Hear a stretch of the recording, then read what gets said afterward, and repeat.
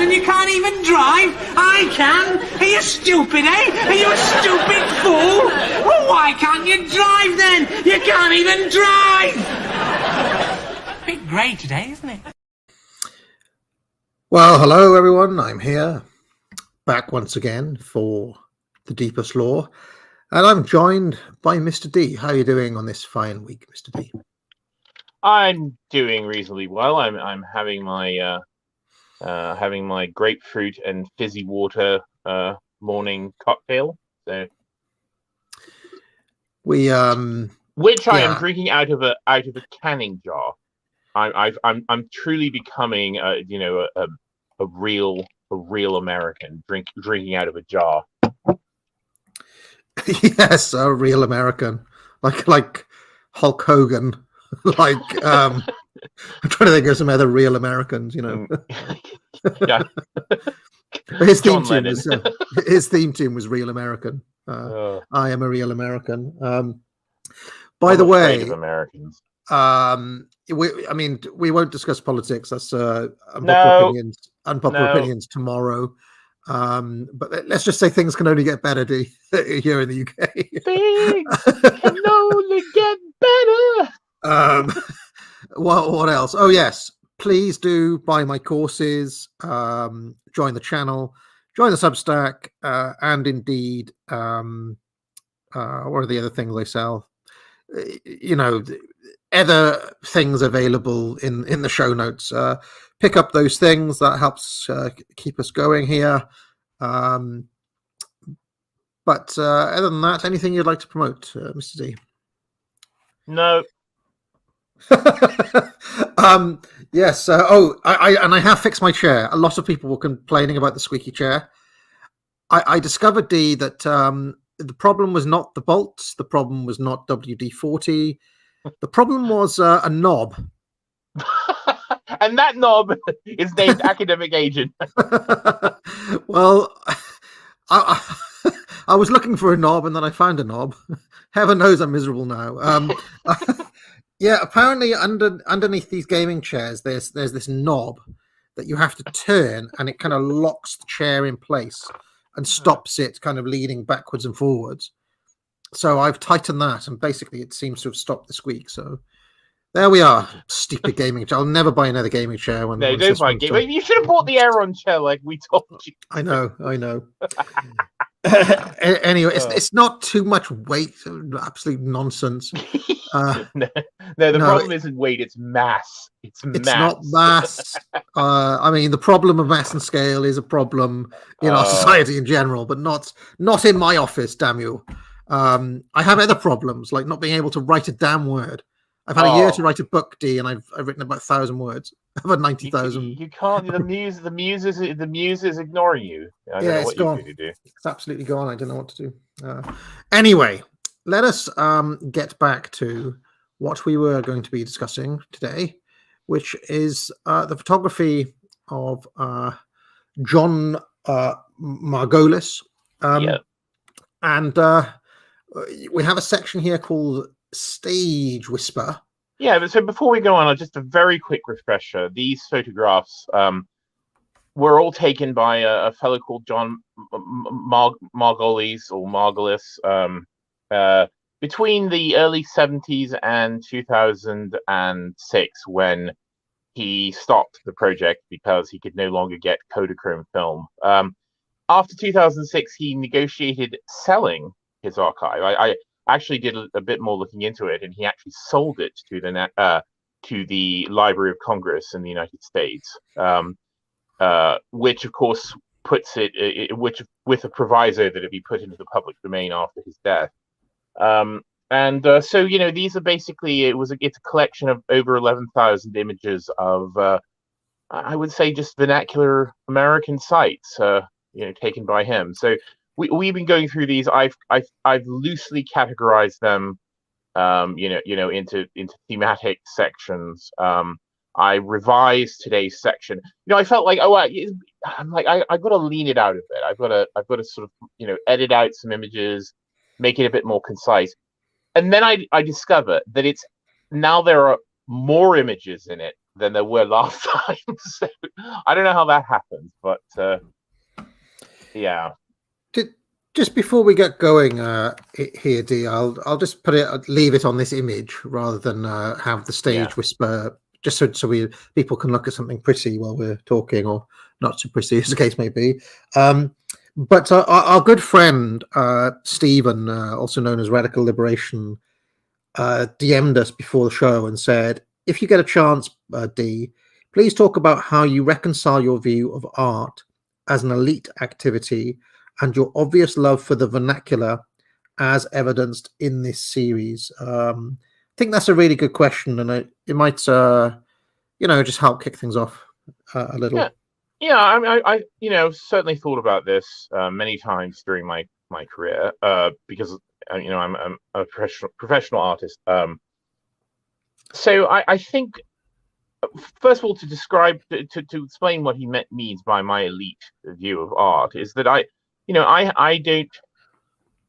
think it's a ridiculous notion that art, whatever that may encompass, or whatever that may mean, should be comprehensible to basically any viewer. In other words, I think a lot of people have this strange democratic idea about art, that they should be able to look at it and understand it, or that they should be able to look at it and it should instantly accord with their view of aesthetics, or their view of morality, or their view of whatever, and that there shouldn't be any sort of difficulties or ambiguities in that question, which is ridiculous. And of course, if you look back through the history of, the specific plastic arts, I mean, even back into the ancient world, where art served different purposes, where it had sort of votive or religious connotations, or it was in praise of a particular emperor or king, or it was a sort of adornment, or it was an explication of some esoteric matter. Art has never been something for the masses, so to speak. And go into the history of European art, that we sort of think of when we think of like a museum or a painting. And of course, those pictures were never meant for the quote unquote masses either. Everything, of course, is going to be specifically for the strata of the society it came from, that can produce it, that can buy it, that can appreciate it, whether that's literature or religion or anything else. There's hierarchies in the church, there's hierarchies in society, and of course there's hierarchies in the ability to sort of engage with art. So I don't think there's any problem with this. I mean, and of course there isn't one art world, there isn't one type of art. I mean, if you're not finding fulfillment, or you're not finding the degree of comprehensibility or aesthetic satisfaction from a particular strain of art, then you can certainly find another and immerse yourself into some pool that is a depth, that is of a depth that is not scary to you, given your ability to swim, so to speak. So that's what's meant by my sort of elite view of art.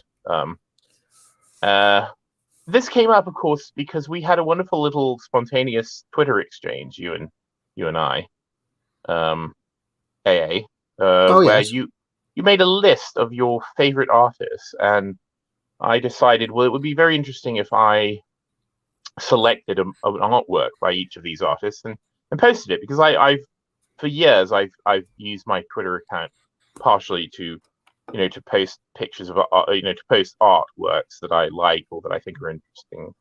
Mm-hmm. So I did this, and it reminded me, some of the replies to certain of the artworks reminded me of how much I hate the average man in the street and his opinions about things.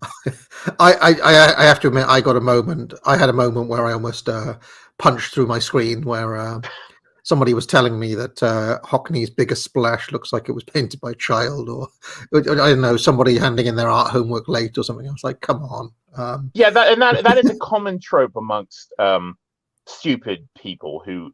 It's funny how art, like when art sort of befuddles someone, they get very angry about it. It's like I've noticed that artwork that kind of confronts people, the sort of limits of people's kind of ability to understand it or to think about it or to appreciate it in some different way.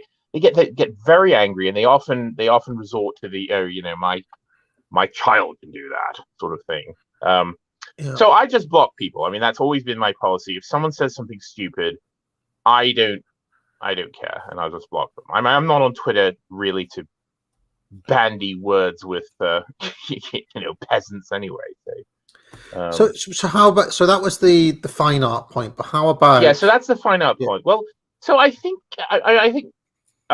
what happens, of course, is that the moment you kind of reframe or recontextualize something from an object in the world or a person or a situation in the world into a kind of aesthetic or artistic or contemplative framework. So in other words, John Margolies going out and seeing this tower that says Fox on it, on atop a theater, and him in the act of taking a photograph of it, framing it in a certain way, his composition, his the time of day, the lighting, the type of film, all of that. I mean, he has taken what I would suppose Radler, and many people would say is a vernacular object, a sign for a theater that everybody can see, that everyone drives by and walks by and has done for years, turning that from the real into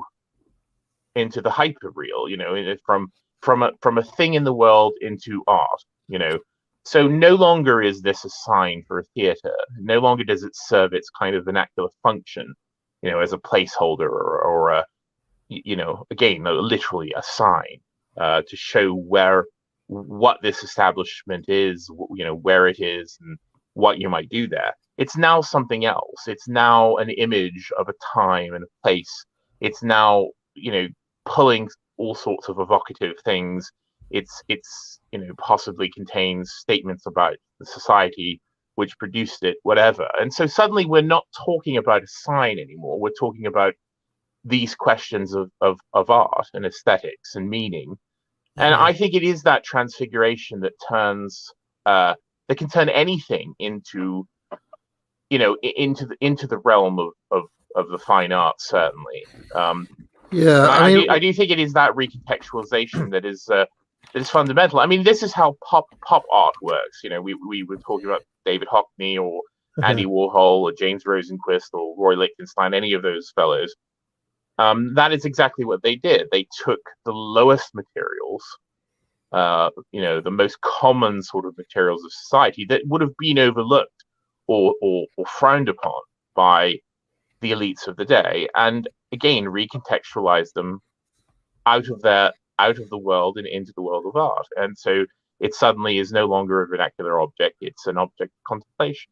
I mean, when Radlib asked that question, I don't know if it's because Nathan Hurd had been obliquely writing Bob Dylan lyrics or whatever, but I was reminded of the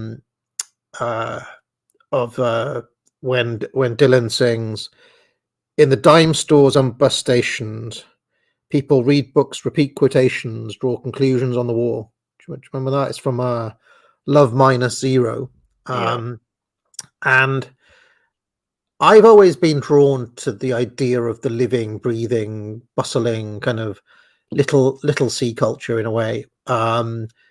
There's a book I reference fairly frequently called Notes Towards a Definition of Culture by T.S. Eliot, where he talks about he's trying to talk about English culture, and he just lists a ton of stuff that the cricket green or Henry Regretta, or strawberries and cream, and all sorts of different things.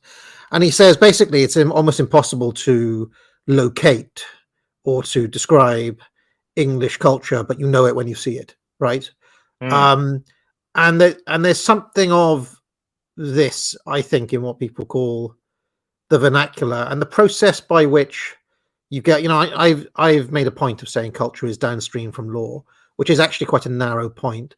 That there is, I would say, aside from that point, a kind of organic, living, breathing, bustling culture underneath that goes on regardless, no matter who's in power, if that makes any sense.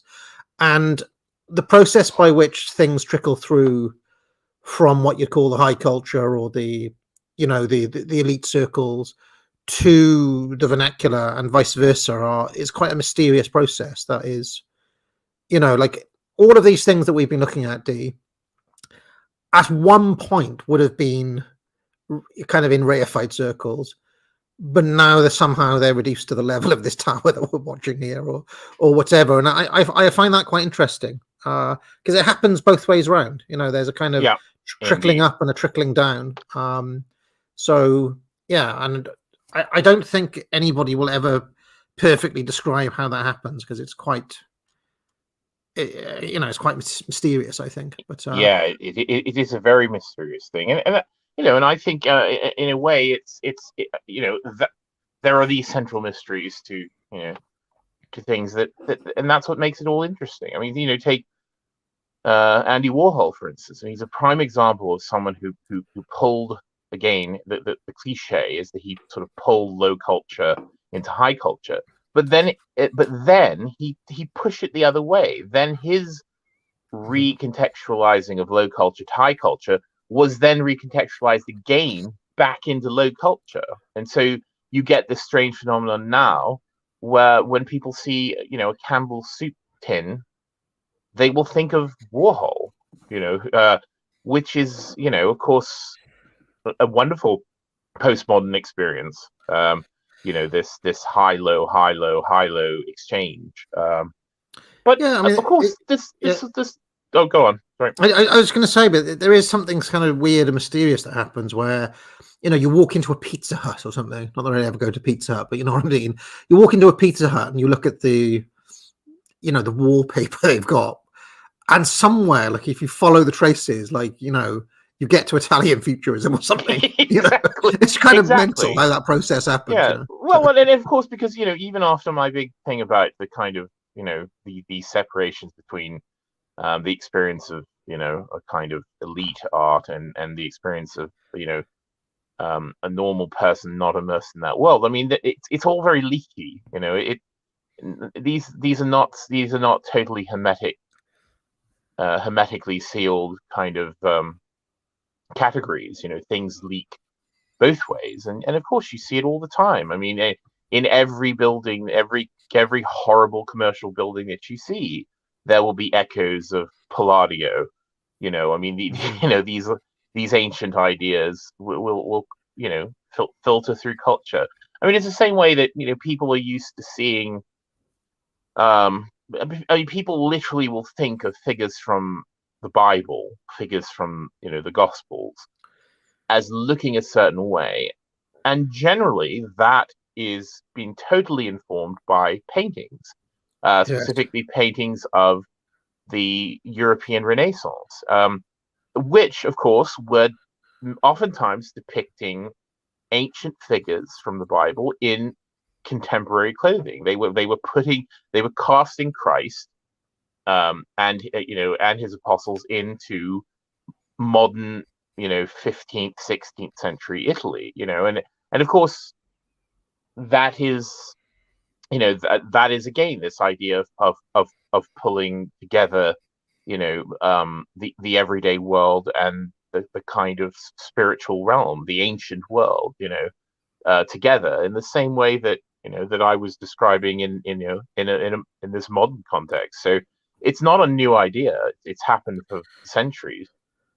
It's kind of weird how that happens as well. When one of my artists was Caravaggio D, Yeah. and you shared his Saint Jerome. Yeah.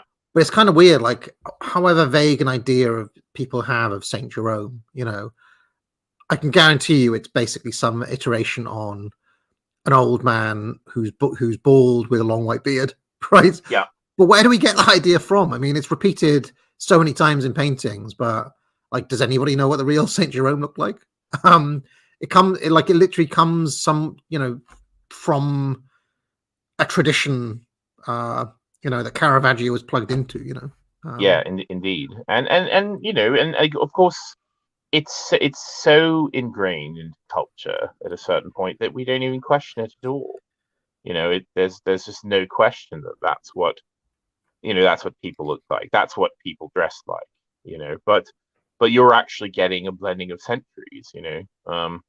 Because of course the European artists that kind of fixed a lot of those images in our minds and in the cultural minds, they had no idea, of course, either. In fact, they were less informed because, of course, archaeological evidence and biblical scholarship were not fully developed then. So, of course, they were just doing what they knew. I don't know. Do you give it a couple of years? There'll be a Hollywood movie, Saint Jerome, starring Halle Berry as Saint Jerome. Yeah, with a full beard. Yeah. All right. Shall we? Right. Shall we continue? So this is the Fox Tower we've been looking at. Yeah. So this section is theaters, and of course the theater and the architecture and the kind of cultural moment around theaters, whether they be theaters for live performances or theaters for a cinema. It's a huge part of Americana. Certainly, and of course, it follows a similar trajectory to what we saw with, the burger shops and the ice cream parlors and all of that. I mean, there was a kind of golden age, and then there was a long, sad decline, and it's now basically an obliterated form. Certainly the movie palace, or the kind of glamorous theater of the 1910s and 20s. That is actually something that it still exists in the UK. I know we were saying that the UK basically doesn't have room for relics and things anymore, but the cinema that I used to go to as a kid, I think, is still there in relic form. It was one of those old Odeons, that was built in the 20s or the 30s that had been there for decades, and it was in its dying. I caught the kind of fag end of it as a young boy in the 80s. A lot of them closed down with the rise of the multiplex, if you remember. There's still a couple, which in fact, I don't live that far away from Richmond upon Thames, but Richmond upon Thames has, to my knowledge, 2 or maybe even 3 of those old cinemas that's still going, and it's such a different feel. The popcorn and the kind of grubby carpet, and the fact that you can't really see if somebody sits in front of you and all that sort of stuff. It's very different, the experience going to those versus the new multiplexes. But yes, yes, even here we have some remnant of that. I don't actually know the story of the Odeon or how those American style cinemas were built here. Do you, or I have no idea. I mean, of course, there's quite famous ones. I mean, as I said, there was a sort of golden age, really in the 1920s and 30s, which were basically called the movie palaces, and certainly in large cities and in smaller towns as well, they would have their own kind of smaller, slightly less grand versions of these. But I mean, they were literal sort of palaces with the most absurd kind of Baroque decorations imaginable inside and out. Absolutely amazing kind of facades and ornamentations and decorations, and the interiors of these were just absolutely sumptuous, with carpets and dressings and statuary and fountains and giant lobbies and things like that. I mean, it was not the experience of the kind of grubby cinema. I mean, this was this was a place for, for people to go and sort of disappear into a dream world for a couple of hours and enjoy the aircon if you're in America. And and of course, this was also the golden age of Hollywood that provided the films, that showed on these silver screens. I mean, everyone knows that sort of, that era of certainly the 1930s, and then they continued on, and then of course, I think when television came along, the beginning of the end, and of course in the 1950s and the 1960s they very quickly started to become neglected, and by the 1970s there was a brutal reckoning where most of them were demolished. I mean, with prejudice. And a few of them survived into the 1980s and beyond. Basically, they made it into the 80s. There was a good chance that, because then there became this kind of nostalgic preservation movement to save them. So some of them were saved, but most of them are gone. There are a few today. That you can go to New York, and there's a few that survive in New York. But for the most part, they're all gone. And as you'll see in these pictures, many of which were taken in the 70s and 80s, they were shut then. I mean, look at this theater. This picture was taken in 1982, and this place was already out. So this was the severe decline that you're seeing. Hot Shots, Spirit of 76, Money Tree starts Friday. I mean, look at it. It's obviously struggling to stay open even there, They haven't been able to repaint it, or. And Hot Shots, of course, this is 1991. This picture was taken, and also again, many of these cinemas were the place to see Art Deco in its grandest form. Strangely enough, that architectural style is a lot of people's exposure to it would have been through either U.S. government buildings, strangely enough, which produced a lot of Art Deco buildings in the 1930s, and theaters, cinemas, and so a lot of these you'll see echoes of that Deco style. This is pure Deco there. Yeah. I see a marijuana leaf in the window. This is 1991, and there's already a poster. 91, yeah. Marijuana there, so yeah. Yeah. I remember Hot Shots, specifically the sequel, Hot Shots Part 2, was heavily promoted. I was in 1991. I had a lot of like VHS tapes, right? Do you remember the video stores, D? I used to get a lot of rentals, and a huge amount of the videos had. I remember trailers for Hot Shots Part 2 at the start of it. So, was there a Saddam Hussein lookalike in that film, or was that a different film? I don't know. Weirdly, I don't actually remember watching Hot Shots Part 2. I remember that one of those films. There's because it was around the time of the first Gulf War, and there was like a Saddam lookalike. Anyway. All right. So. That's a very interesting building. Yeah, and this is a good example of the kind of elaborate facade that some of these theaters had. This is in Portland, Oregon, which of course has had its own story of decline, as we've all seen over the past few years. Yeah. This still exists. This facade is still there. It's like a BLM headquarters now or something. I don't know what it is now. I don't know that if it's theater or not, but this facade survived. Strangely enough, the marquee and such is different, although that is not the original marquee anyway. So, but yeah, there are survival stories amongst a few of these. What I like about this is we can probably work out from the movies they're showing when It's Alive. When did that come out? I don't know. The Bette Midler, The Rose. Yeah, it's 1980. So. I'm pretty sure It's Alive was an older movie. I reckon they were just playing it again, basically, which they could do back in those days. Yeah. Oh yeah.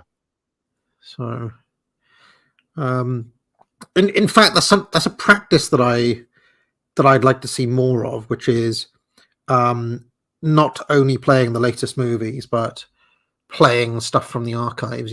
There's only a few cinemas that do it. I remember when I was at Oxford, there was one. Forget the name of it now. It's kind of an art house place, but they'd randomly show whatever. And of course, the Prince Charles in London does it. They'll regularly just play Labyrinth for the fun of it, or whatever else. Scarface, whatever. They'll just do screenings. Indeed. Well, so back then, so this is 1980. Back then, it's slightly before the home video explosion, but that was the only way you could see a film. Either it was run on television, or you went to the cinema to see like a kind of reshowing of it. Otherwise, you wouldn't see it. It wasn't like today where you can watch any film ever made anytime you want. Once a film came and went, it was gone until either it was, as I said, it was shown on television, or it was brought to the cinema again. So there was a real reason to go when they did sort of second run, when they had these second run houses. And of course, the other difficulty today is that we're running out of theaters that have traditional projection. Most of them will have converted over to digital projection. A few of them still have proper projectors that can do film, but of course, we're not really getting new film prints anymore. Do you know what blew me away? Do you know that? A couple of weeks back, I went to see Moon Age Daydream. Yeah. Well, I went in that Odeon in Richmond. That's where I went to see it, and they still had the little projector guy there. Yeah, he was sitting in the booth and everything. I couldn't believe it. I hadn't seen one of those for donkey's years. So, at least one still exists in the UK. It wasn't on film. That Moon Age Daydream was a digital projection. It couldn't have been on film. Maybe they released it on film. I don't know. They do occasionally. He was sitting there, and there was an actual projector there. I almost did a double take because I hadn't, they just kind of leave these things on autopilot these days most of the time, don't they? Many of them will still have a projectionist for the digital stuff, but it's not as. The job of a projectionist in the old days was hard. That was a difficult job. It was certainly in America, it became a unionized job, which you had to have an apprenticeship to do, because it was hard, it was exacting, and it was also quite dangerous, because especially in the era before they changed to safety film, so in the 1920s and 30s, when they were still using nitrate film, it could burst into flames, and that would be the end of you in the projection booth. It was a tough job, but again, there's so few of them left. Occasionally, you get someone like Quentin Tarantino, who I believe still shoots all his films on film. So you will occasionally get actual projection, but it's very rare. I'm trying to remember the movie that was made, at least in part, about someone who works as a movie projectionist. I'm trying to remember if it was just like a sequence of a film where the main character works as one of those for a bit, but it was kind of like really lovingly done by whoever the director was. Is that one of the jobs he gets in Fight Club for a while? He works as a movie projectionist. I can't remember now, but I don't remember. It is Fight Club. It is Fight Club. Yeah. But yeah, that's something else where I think one of the things that's kind of died in our lifetimes is the love of going to the cinema. Absolutely. I hadn't been for ages when I went to see that, but I did get a tiny bit of that kind of buzz again. And it's captured really well in certain films, like Woody Allen's The Purple Rose of Cairo, for example. Yeah. There are many other movies of just the experience of going to the cinema as opposed to watching it on a PC monitor or on your TV or whatever. It's not the same. No. But anyway, let's carry on. I also, I don't want to be a manager type, but there are 262 images, Yeah, and we need to talk less. So, More images, less talk. yeah, well, we'll have to sort of save our stories for one block for each section because, yeah. Anyway, there we go. This is 1980 from Mason City, Iowa. So of course, every town would have their version of the movie palace, the cinema, and next to a soda fountain. I note here, and of course, you can see that neither of them are doing very well in 1980. Iowa had seen better days. Yeah.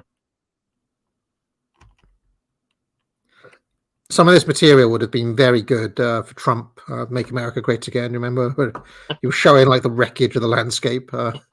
Indeed. The colonial. This is a small looking. This is a small looking theater. Small, yeah. This is at a seaside resort, Seaside Heights, New Jersey, and this you can see the Art Deco. You can see the Art Deco even in this in this degraded state. Sorry to keep on telling personal anecdotes, Dee, but as you know, I grew up by the seaside, and we also had one of these tiny little cinemas. I think it closed down before I was even 10. We closed down within the 80s, but I saw my first ever movie, Flight of the Navigator, in such a tiny little cinema next to the sea. I think back in 1986. Yeah, they were quite common. Yeah, these types of things. I noticed also this one is showing Mel Brooks's High Anxiety, which is what the poster there on the right is. Long forgotten. Long forgotten Mel. Is Mel Brooks being cancelled? By the way, he seems like the sort of person who wouldn't be allowed to. I mean, you're not going to see Blazing Saddles again, I would suspect. Although it's a wonderful film. So I won't quote some of my favorite lines from that. So another Fox. I mean, many of the studios would have their own theater chains. So you would get Warner Theaters, you would get Fox Theaters, and they would show exclusively films from these studios. I mean, this is quite a grandiose one. This is in Bakersfield, California. But again, I mean, the stone and concrete edifice is still doing all right. But you can, again, if you sort of look at it, you can see where the clocks have no more hands on them. The sign is disintegrating. I didn't look whether this was there. I would suspect it is, because again, it's very hard to get rid of buildings made out of stone and concrete. So, but I don't know what state this one is in.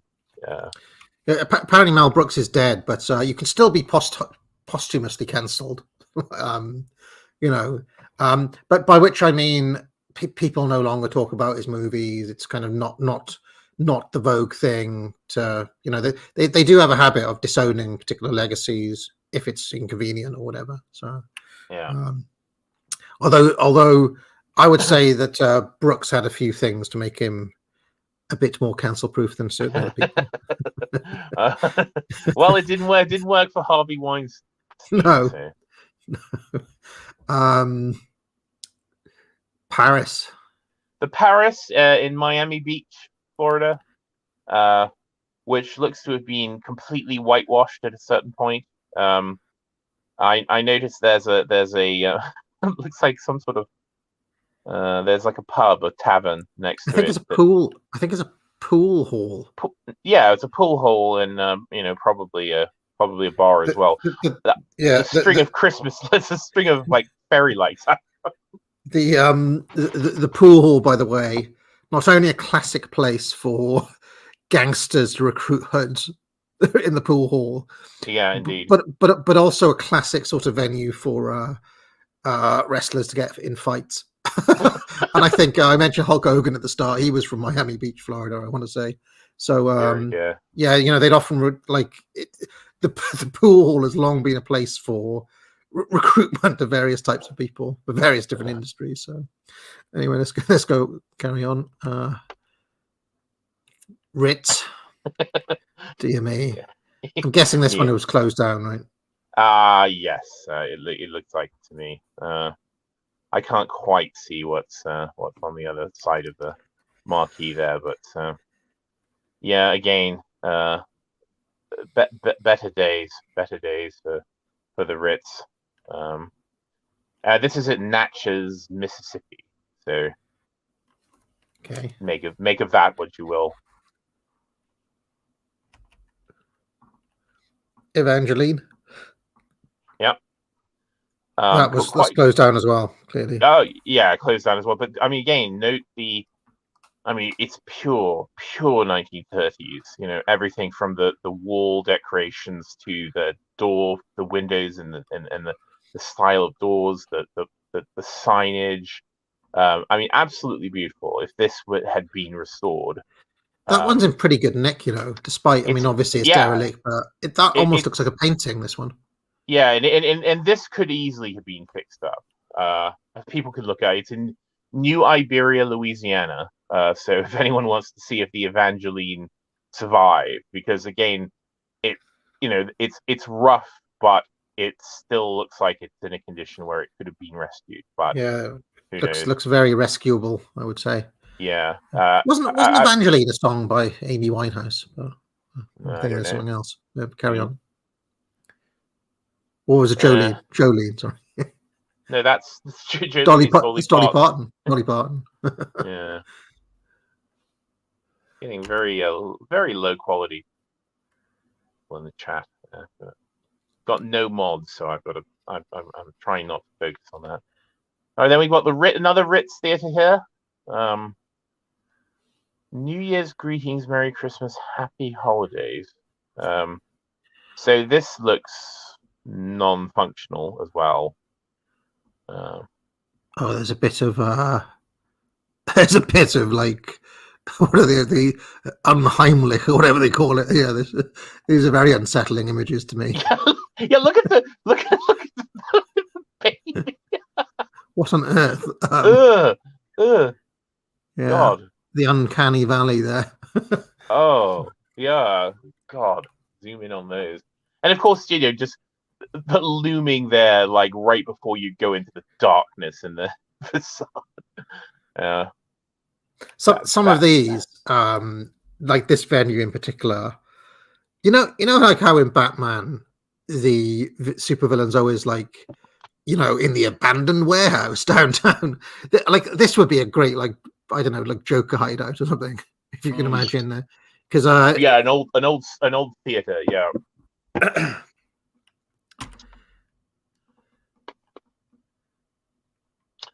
So I looked this one up, and it still exists. It's been rehabbed. It has a slightly different facade, but it still exists in one form or the other. Although I'd note that it has changed hands like 3 times in the past 5 years, which is never a good sign. People have been buying it and trying to do various things with it and haven't been able to do it. This picture, I looked up. Video Time was a video rental store. So literally, literally, the old cinema was gutted and turned into a video rental shop. My gosh! At least they kind of kept it thematically, kind of. Yeah. But of course, Video Time. I mean, strangely enough, of course, the video killed the radio star and the movie star. But the video store is also dead now, basically. So yes, and the music store is dead too. They're all dead. It's just been replaced by one giant apple. Yeah.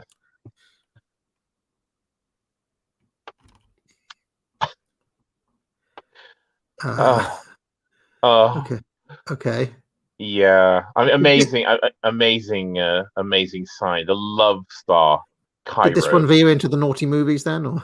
No. This was the town is called Cairo. It's Cairo, New York, and apparently it was a legitimate theater. Well, I believe there were live shows as well. I don't think this one veered into the naughty thing, which is something that we'll come to.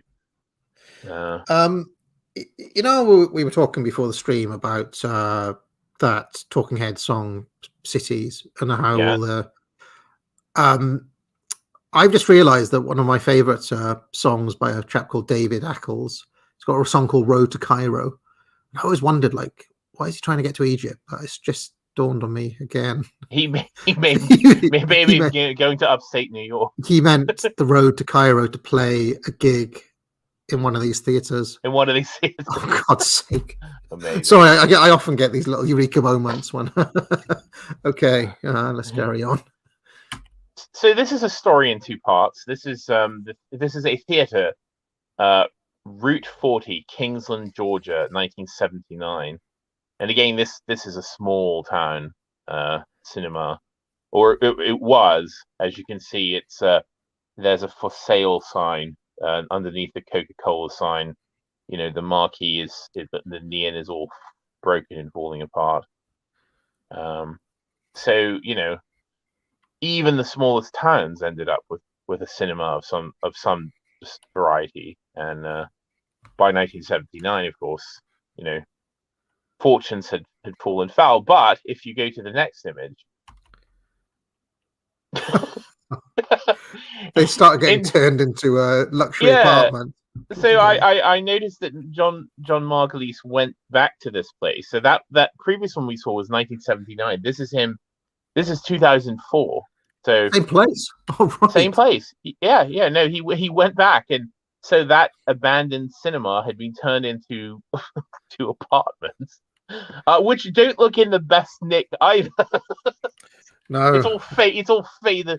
You know, it's all faded. And... Probably turn this into a movie. The story of how Charles Wood and Company thought, we're going to buy a old disused movie playhouse and turn it into apartments.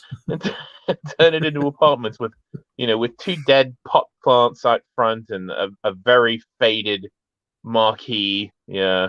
Also notice they put that kind of old fashioned like street lamp next to it to kind of give it a bit of flavor, but it's not really working, you know. No. Well, would you want to live there? No. Yeah, exactly. I mean, unless they knock some windows in it, I don't think they'd be very cheerful apartments. But you know, cinemas aren't known for their windows.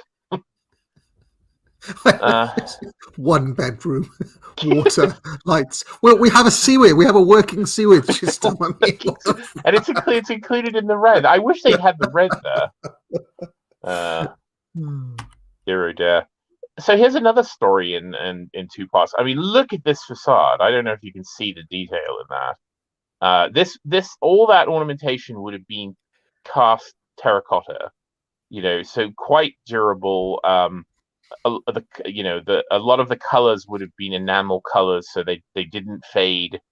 You know, unfortunately, a lot of the grandeur is gone. So this theater was called the Warner Theater, again, named after the Hollywood studio that sponsored it.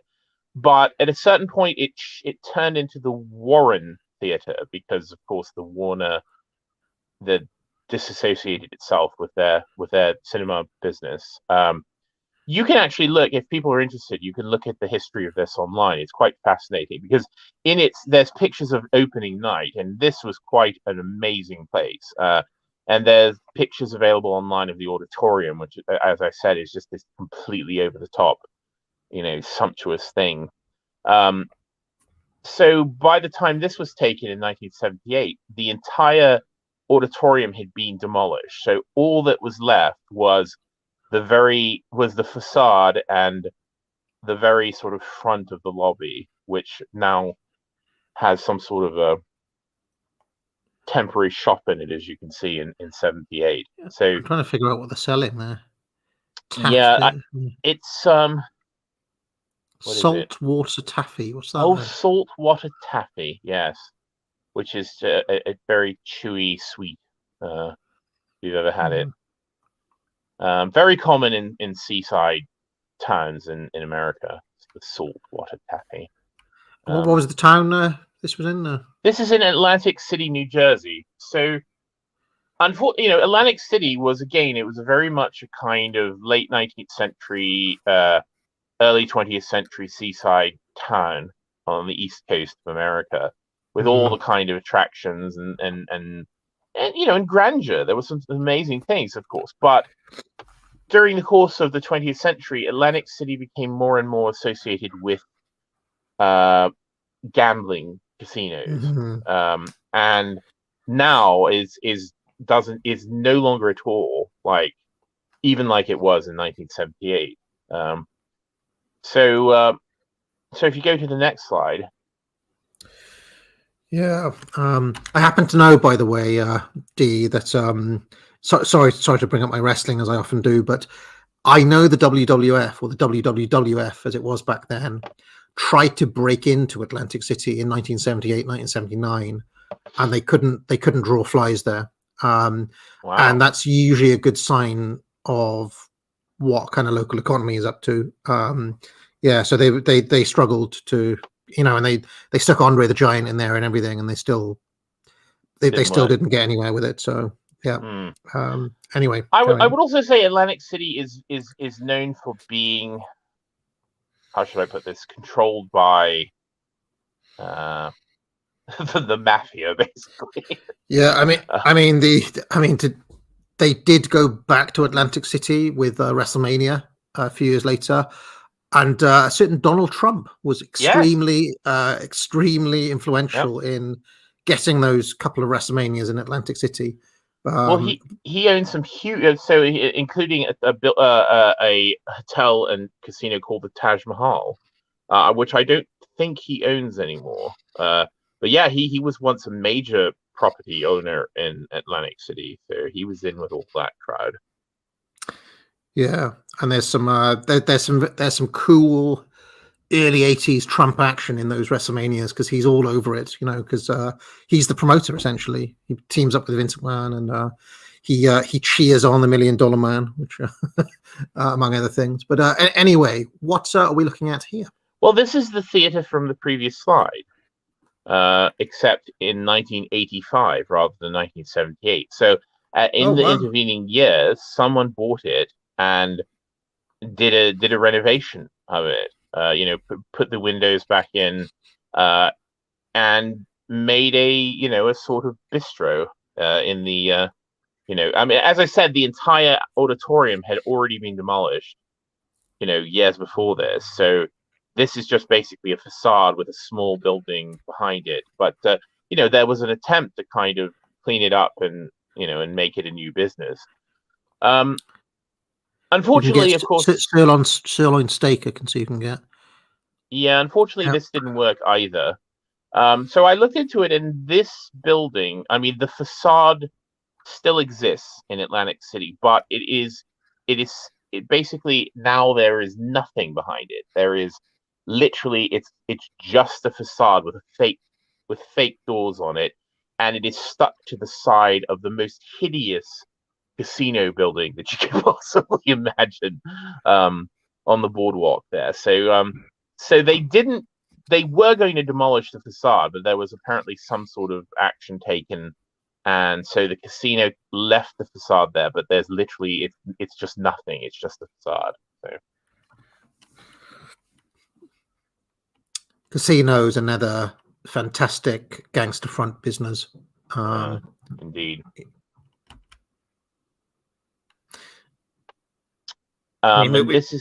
We should probably go into. Sorry, we mentioned the pool halls where the gangsters used to recruit. We mentioned the motels last time.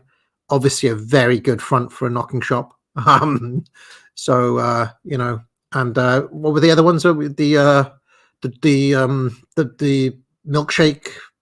milkshakes. They used to put the moonshine in the basement. Right. Yeah, the milk bars. Yeah. All right, what are we looking at here? This is another picture from Atlantic City. Again, a completely vanished world. But the Virginia cinema, which of course is completely sealed up in this picture. And this is 1978. It's gone. But have a happy day, it says. I'm also quite you can get your interested portrait by done. Lewis Artist Village there. Another staple of the seaside, having your caricature drawn. Yeah, or get your face done as a tiger or something. It's the other classic. Exactly. Yeah, then we got souvenir beach accessories. We've got the classic Coca-Cola disc, some pizza, and of course, in the day it would have been. I mean, if you look at the upper floor, the flats up there had a nice little balcony overlooking the boardwalk, probably looking out at the sea. So at some point this would have been quite nice, but by 1978, of course, like most of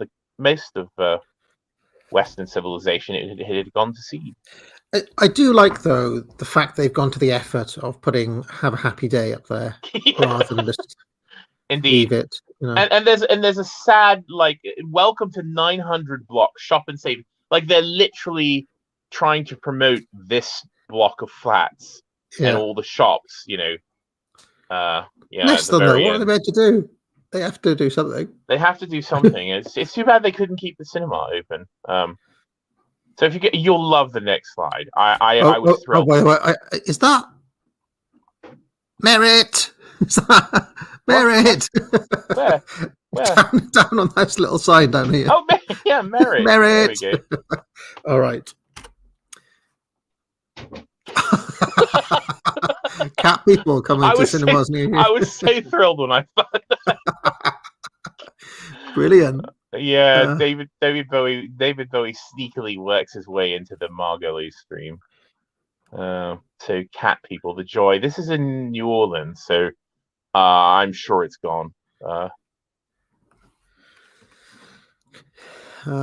hanging on into the 80s. I'd imagine that New Orleans, having been there, may hold on to some of these businesses longer because it's got pretty thriving entertainment industry. Yeah. Possibly. I mean, obviously they can't defy gravity forever, but you'd imagine there are certain places like, I don't know, in New York City itself, I'd imagine managed to keep them going for longer as well. Well, and that's why some of them survived to this day. Just because of the nature of New York, they were able to hang on. They go to them in Seinfeld, don't they? A lot, like those sorts of old picture houses. Yeah, I don't know. Yeah, I thought they would go to like the multiplex type, but where do they go? Always go see from what is that film? Oh, it's called Rochelle. That's one they're always going to see. Yeah, starring Art Vandelay. Yeah, or the English Patient, if you remember that little saga. That's the only film I've ever fallen asleep during. Well, yeah, I love the Seinfeld, of course, because the whole episode is how everyone loves the English Patient except Elaine, who hates it. Yeah, I'm Elaine, and she gets sacked by Peterman for hating it. That's so funny. This is a nice one. I quite like this one. It's very nice. Look at that. Deep. Yeah, I mean, look at this place, the Loyola. A classic, really, really fancy movie palace. This is near Los Angeles, Westchester, California, I would suspect. What's on? Candle Shoe with David Niven, Helen Hayes, Jodie Foster. What year is this with David Niven still knocking around? 1977. So a late David Niven vehicle. A late David Niven vehicle. In a Disney movie. Yeah, well. yeah, and actually he took a couple of pictures. Margolies took a couple of pictures of this cinema, and they appear to by the end of the 70s to have shown only Disney films for some reason. So, but if you go to the next slide, it had a very unhappy end. Oh no. Oh. It became the Loyola Professional Building. Oh, we need Aaron McIntyre to tweet this out. They'll wear your building like a skin suit. Suit. Yeah, I mean the worst quote unquote renovation that I've ever seen I mean, they completely destroyed the facade of this building. So That's sad. That really is sad. yeah, and then it as far as I know still exists as the Loyola Professional Building. And also, what year is this? This is the 90s. This is one of the few that didn't have an exact date. Although I note there's an advert on one of those benches for PC specialists. So Yeah. yeah. Well, maybe I'll give them a call to try to fix my roboting problems Call PC specialists, yeah. And in see if Loyola. Yeah. see if they're still operational from 1996. Professional building, for people who are asking, it was just rental offices. So you could rent an office in there. Oh, this one's seen better days. Yeah. Village. Quite nice. Look at the stonework on the facade. The enameled red. The Art Deco, modern, streamlined look. But yeah, all for naught. Wonder what some of the last films each of these.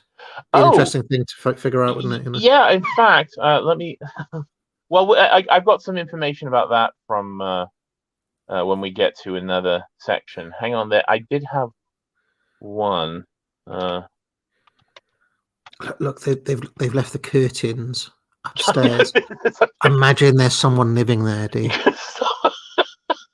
Stop it. The guy from Human Centipede 2 lives up there. Stop it. I've never seen that. I don't know what that means. Let's see. So there's a website called Cinema Treasures that documents all of these. So does it say?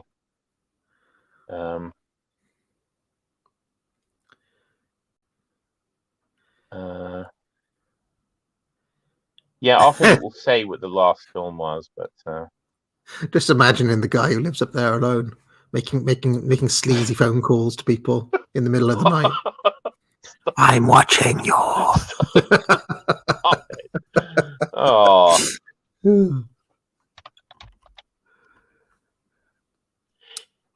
Jackson's Grocery Meats and Veg. This was once a theatre, was it? This was once the Woodbine Theatre, as you can see on the left. Very difficult to, very difficult to see. Wood something theatre. It was called the Voodoo Cinema. Woodran, is it? Yeah. Woodbine. It's the Woodbine Theatre. Woodbine. Like the old cigarette. Well, they didn't save that one, clearly. No. Jackson's Groceries Meats and Veg didn't work out either. Indeed not. This is another picture from Georgia. What's this one? Is that made out of metal? It's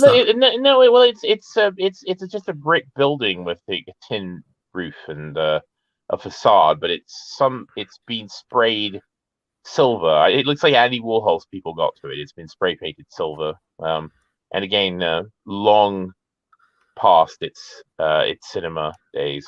But I thought it was a good one to end with. I reckon that could be used. The theater is the mute. Well, it doesn't appear to be.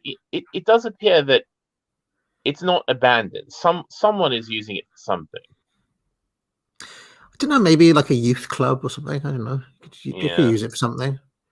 Like a shitty disco venue for teenagers, something like that. I don't know. All right, so more pictures about buildings and food. Your talking heads playing earlier is now revealed. Indeed, and these are sort of the intersection of architecture and food. I would say these next images. Randy's Donuts. Yeah. One thing you'll note about a lot of this Americana is that the Americans were fascinated by the idea of a giant, of giants, giant people, giant donuts, giant oranges, giant whatever. I mean, I hate to quote Julius Evola on bigness, D, but No, did he no, not? Did he not point this out? No, no. He was just jealous because Italy would never have had a giant donut. Also, they built colosseums, but not giant donuts. yeah. Speaking of Randy's donuts, also if you look in the window they're doing merch. They're like buy a mug. Yeah, they're selling shirts. They're big enough for merch. Yes. The donut. This place may still be operational. This picture was 1991. And it's in California, so a lot of these type of places they survived, they lived on. So it could still be there. I mean, it's probably called L Randy's Donuts now, right? And the next one is the weird doppelganger. in a universe where things didn't go so well. Is that election posters on here? Yeah, it's local election posters. Willie Duhon, City Council. Elect Willard D. Johnson. Willard, there they are. There they are. I'll just make a prediction, right? Yeah. If Willie Duhon gets elected to the City Council, he will do nothing to turn around the fortunes of this place. That's my... Well, and he didn't, because this is Compton, California, straight out of Compton again. Yes. So I also like that the donut isn't really a donut anymore. It's just like this weird beige colored Taurus floating above Rerun's thrift shop, whose sign seems to have been drawn with a set of crayons. Yes, he's not even selling donuts anymore, or is he? Well, he I is don't Mr. know. Good. Mr. Good. Mr. Good's donut house. That sign looks in decent nick. So who knows? I don't think anything is being sold there. To be honest, considering it's all boarded up. But I bet you could buy some if you went there at the right time. I reckon you could get certain goods there. All right. Or maybe in that schoolyard next to it. Do you see the little playground? It's probably a better venue. There's the curious orange. Yeah, the orange. So, yeah, I think we noted last time, the orange juice stand was a staple of a lot of venues in the US in the 20s, the 20s and 30s and 40s. I mean, the idea of getting fresh orange juice, which most people couldn't have, certainly not the way that we can have it regularly. It was quite a treat. So they had these places where literally they would sell orange juice and orange milkshakes and orange floats and such. This place is called the Orange Julep. There is a chain called Orange Julius, which apparently still exists in some form or the other.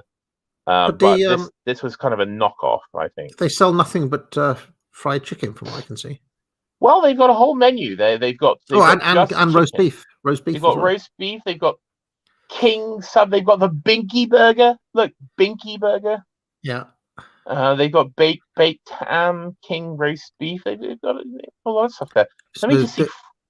40 pieces. Orange Julius, the place where brands go to die. Binky Burger, King Roast Beef. I mean, these are all failed businesses that have been squeezed into this orange. They have on the menu is a 40-piece fried chicken. 40 pieces. Well, it'll be a family, I reckon. 5 whole chickens, it says, and it's $14.50 for 40 pieces of chicken. That's amazing. A whole chicken is $3.50. So. It's pretty good. The wonders of capitalism, I suppose. I mean, they could have spent a bit of money on doing the up the orange, though. Do you reckon? Yeah, the orange needed a lick of paint, as they say. I saw a good number of those when I went to Florida. By the way, they're still around. Those The oranges. big orange, yeah. Yeah. Also, Nathan Hood has found the website for Randy's Donuts, so they're still in business. Oh, they're still going. Good. Yeah. I thought so. God. Here's another one. Another one, and this one is literally called the Giant Orange. Real orange juice, it says. Is that pro FIFA graffiti I see there? Are they promoting the international football body? That's a bit of a strange bit of graffiti. In Banta, California, in 1987. I don't know. Banta, California. Yeah, Banta, California. Sorry, whenever I hear that word, I'm always reminded of the people I heard on the train that one time who were so thrilled with themselves being banter assassins. We're the banter assassins. I don't remember that story. Yeah, all the banter in Banta, California. So yeah, that'd be another good place to do a deal, I would say. And then until the giant orange falls on your head. Oh, can see straight through to the rusted skip on the other side. And also, it's like in a yard surrounded by like barbed wire. Like what's gone wrong. Oh, do you remember in that Joe Autumn play, Entertaining Mr. Sloan, where they're just like surrounded by like a rubbish tip, Some of these. This orange here looks like it's surrounded by a rubbish tip, doesn't it? It does that in there, yeah. Oh, I like a grapefruit juice or a limeade. Okay, this is a bit of a naughty one. This is the Peach Water Tower in Gaffney, South Carolina. I can imagine some of the more subversive elements, and Amy from Women's Hour will be posting this, I reckon. Oh dear, yeah. So that's a giant peach. It's a giant peach. Yeah. It doesn't look real. It doesn't look real. This is another one that looks a bit like a painting or something. Yeah, it's very strange, very very strange. I mean, that thing is massive as well. I sort of see the scale of it. It's huge, absolutely huge. That may still be there as well, I would suspect. Look at the trees; they're absolutely dwarfed by this thing. Yeah. Oh, that thing is huge, massive. I mean, all the water for the town probably is stored in there. There's a water tower. Yeah. That's the town of Gaffney. Gaffney. Yeah. So Gaffney, South Carolina, 1988.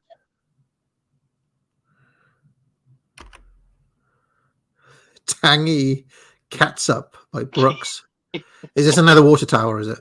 No. Yes. Well, I don't know. It's just described by Margolies as the Brooks Food Catsup Tower. So maybe it contains catsup. Who knows? I saw tons of these, by the way, again on Route 66, either water towers or grain silos and various other, I like to think it's filled with catsup. We'll have to do a whole episode over the catsup thing because, yeah. Also, if you notice, there's a lot of graffiti. So people have scaled the catsup tower. Just to paint low quality. Maybe they're trying to give it a sauce for their chips, D. Look, Lord help me. Oh dear, has someone ended their life leaping from the brooks? Lord help me. Yeah. Well, I've had enough of life here. I'm gonna jump. Hang on, I have the. Let me see the original. And see if I can read what that says. The Brooks Catsup Tower. All right, here we go. Can I read it? Is that a bit of pro monarchy? Is that somebody just gone OBE? It's like kind of No, I think it's OBIE. Yeah, I can't read what that says. Lord help me, something. I hope no one leapt from the ketchup tower. Catsup tower. All right. It could have been the world's most elaborate stunt where, like, they jumped and people went and they saw the body there all covered with blood and it was really ketchup. Prank, got you all. Oh dear, oh dear. Oh, look at this one, the cheese house. So I looked into this, and this was actually a chain. So there was in New England, there was a chain of shops called the Cheese House, and they were all like this. They were built like a wheel of cheese with a wedge taken out, and they sold cheese. It started in the early 1960s, I believe, and it hung on for 10 years or so, and then the whole brand went bust. Also, a little bit of Cheese House lore is each of these buildings had a big rat or a big mouse statue on the top of them, which was frequently stolen by. It became like a popular thing for like teenagers to like the football team to steal the mouse from atop the cheese house, steal the rat from the cheese house. So they many of them lost their mouse. But yes, the brand, the chain did not hang on, and this is 1984, and they were all gone. Two things on this, D. One, our erstwhile Prime Minister, after she steps down later today or next week or whenever, could maybe that's what she could do with the rest of her life. Try to reignite the cheese house. The other thing is that I was in Chesington World of Adventures with AAA a couple of days ago, and I couldn't believe it. They've got a display, right, in their kind of piratey sea section, of like, I don't know, some like buried treasure, and, you know, they've done it all up with actual real rats in there. They've just got loads of real rats. Yeah, so you look in and you're like, oh, don't disturb the rats. And there are real rats in there, all like kind of teeming around. I was like, I cannot believe it. Oh, I couldn't believe it. So if you're in Chesington, look out for that, because it took me aback. No, that's horrible. AAA loved it, of course, but I was appalled by it. So, you know. No, that's terrible. No, that's disgusting. Yeah. I figured it's because Chesington have a zoo license, so they can probably get away with stuff like that. But having rat, what a wonderful zoo! Here's our rat display. Yeah, it was gross though. It really was gross because they were like proper, like full on. You know, you could see their horrible little tails and all the rest of it. So. Rattus norvegicus. Oh, the Georgia Pecan Shop. Yeah, and there's a number of pecan shops amongst the Margolies images, and they're all in this condition. So I get the feeling that a pecan shop had its heyday and then faded, because they all seem to be ruined. I wonder if this is over specialization. You know, can't really get away with a shop that only sells pecans. They need to diversify a little bit more. You know. Yeah, I mean, certainly, I mean, they're known in places like Georgia for their pecans, but yeah. Well, we'll see the next shop, which is also a pecan shop. You can see they branched out. They also sold decorative pillows, tapestries, pecan syrup, but it didn't work either. I mean, you know, call me old-fashioned, but there's diversification, and then there's just kind of randomness. You know, I want to get a pecan. I want to get a tapestry. I want to get a pillow. I want to get some syrup. Where shall I go? Oh, I'll go to the I'll go to the pecan pillow tapestry and syrup shop. You know, 2 of your finest tapestries and a bag of pecans, sir. Those days. Ridiculous. Okay. Oh God. Maybe My Pillow guy could do a mean sideline in pecans. What do you reckon? Oh my God! This is giving me flashbacks to that bloody place I went to in Tucumari. It isn't that place I went to, is it? Because it looked very similar to this. This is in Colorado Springs, Colorado. Oh, I can only imagine how grim it was in there. Can you imagine? Can you imagine the El Sombrero? What do they have? Tamales, nachos, taco salad, chicken tacos. Dear, oh dear. You know when the air's a bit humid and you go in and you're hoping for air conditioning, and there's just that one lone fan with a fly.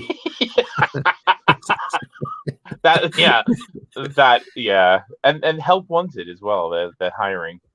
Grim, so grim. You know, the guacamole's been there for a week. You know. Ooh, the state of it. The state of it. Don't order the fish tacos. Pollock Johnny's Unburger. The Unburger. Yeah, I think Pollock is like a term for Polish.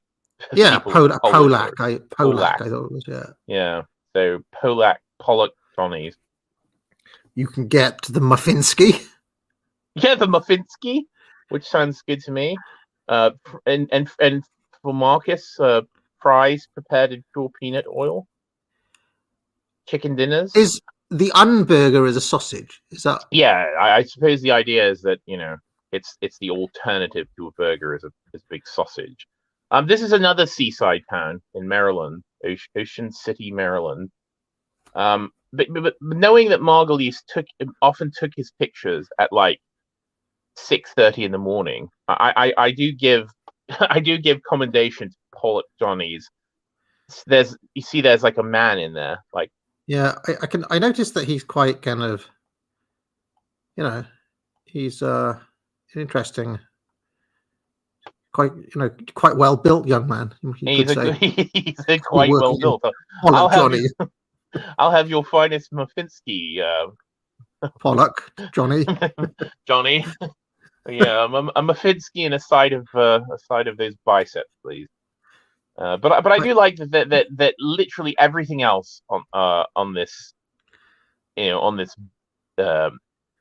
seafront place would have been closed up until probably 11 a.m. But Pollock Johnny's was already open. Oh, who is this perfidious character up here? I noticed that. Very suspicious. Very, very suspicious. Irv Finister's Face Place 2. I reckon there may be the touch of the Irish in there. If I had to guess, I would say that's an Irish establishment. Anyway, there'll be young women going to ask Johnny for his Unburger very soon. So let's carry on. Oh, give me your big Polish sausage. All right, next. I like this place because you remember that picture, that Edward Hopper painting? Yes, the chop suey. Yes. Yeah, I mean, this is exactly the kind of place. This is obviously a remnant of the 1920s, which is when this sort of Chinese restaurant, American Chinese restaurant aesthetic kind of formed itself. But I like that this place was still there in 1980s.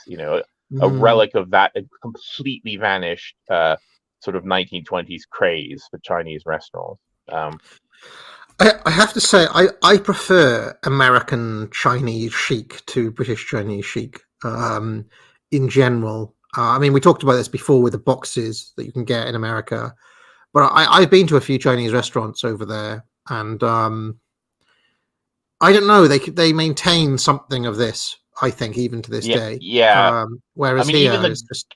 Yeah, exactly. Even the grottiest ones will have like little like paper lanterns or something, I like the kind of remnants of the remnants of like the pre-communist sort of.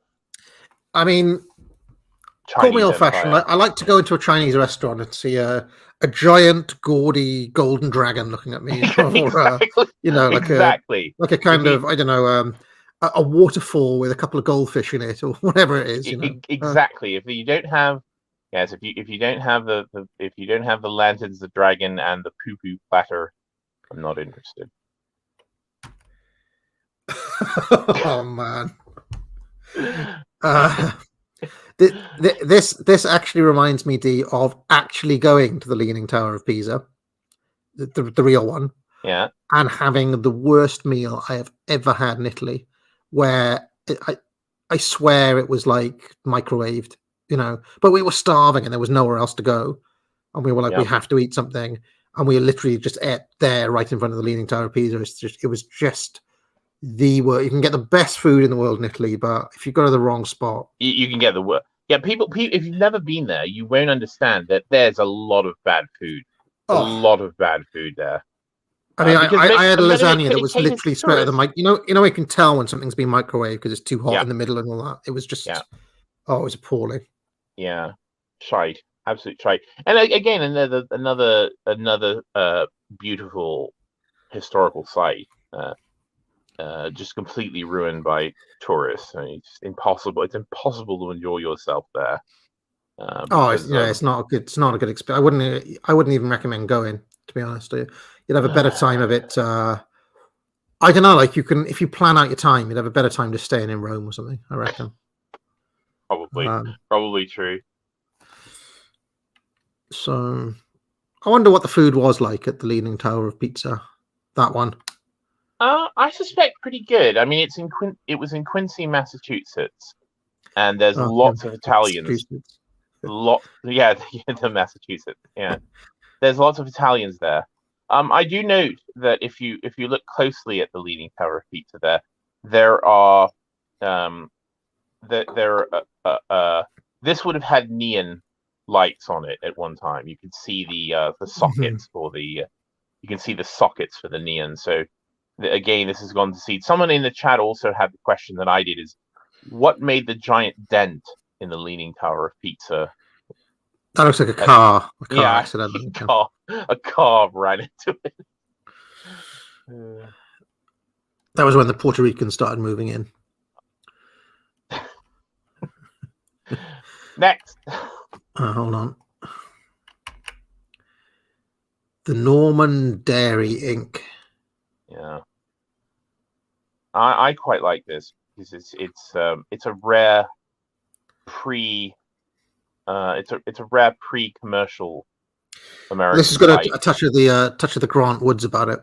Yeah, indeed. And look at the little on the left, the little water cistern there built into the side of the building, and on the right, you've got the icebox hatch. So yeah, that could surely be bought and souped up as a kind of what's that ice cream company they got in America, the Cold Stone Creamery or something like that. It'd make it good. Yeah, I mean, let's be honest, that's what they'd put in there these days, but still, it would be. I mean, I would turn it. I would turn it into my. I would have my studio. This would be a good art studio, I think. Also, I would note that this is in New Canaan, Connecticut, which was John Margolies' hometown. This is where he was born and grew up. So he would have known. He would have known this probably quite well. Thinking back on the pecan store, I was thinking of certain items that have never had a dedicated store. Like, why couldn't the Norman Dairy be turned into, I don't know, World of Oats? You can just buy like different porridges there. There's never been like a porridge shop. There's probably a good reason for that. Yeah, it's kind of weird though. You get like a milkshake shop or an ice cream shop or but never get the porridge shop. No, you don't hang around on Saturday night eating cups of porridge. Oh, maybe the Scots. Maybe the Scots do that. I don't know. I'll take that to my. That'll be like George Costanza's toe captain idea. It'll be my I was thinking. Remember when they opened the shop called Top of the Muffin? Oh yeah. Where they just sold the muffin tops, and yeah, it's a little slightly over specialized business model, I would assume. I saw a mayonnaise shop in Brooklyn once. Well, there we go. You see that artisanal hipster mayonnaise. You see, if you got vision, you can make it happen. I'll have a glass of your best mayonnaise, sir. Oh. Well, I mean, if you had everybody LARP as Quakers, something like that, you know, it could be Oh, almost like I wonder if Quaker Oats has a porridge shop. yeah, see. And I'm saying this could be a good setting for it, this Norman Dairy. So, Did you know the Quaker from the American Quaker Oats packet?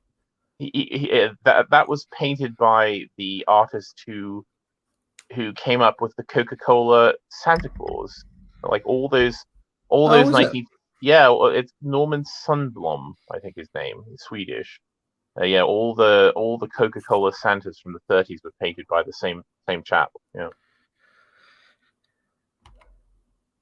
Oh my gosh, D. I had to put this in just because. It looks nice too. I'd go there. Sample these big hot dogs. And we'll round this out with with all this food you need a drink. So we've got the big Coke. Speaking of a drink, D, I'm gonna have to refill. So I'm gonna get my own Coca-Cola Zero, and I'll be back in a second. All right. I should get one as well. I'll get one after you do. Yeah. So this is the big Coke. This is actually at a Coca-Cola bottling company in. Let's see, where is it? Someone can look it up and see if it's still there. It's 14th and Central Avenue. Oh, it's in Los Angeles, so it's probably not there. But again, this is the kind of thing that I would like to buy. I would like to have a giant 20-foot tall, well, maybe not 20, 14-foot Coca-Cola bottle. That's what I want. Yeah, it's become the soda stream. I've been trying to convince AA to let me have a deeper store about fizzy drinks and call it the soda stream.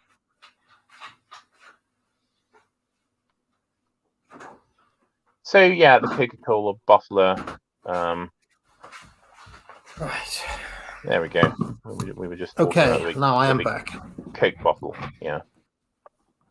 Did you see that guy accusing me of being a faux ice cream connoisseur in the chat? How dare you? Sir? How dare you? I grew up next to the seaside, so we had a good number of Italian ice cream places near us, and I've always loved the ice cream. So I refute that claim.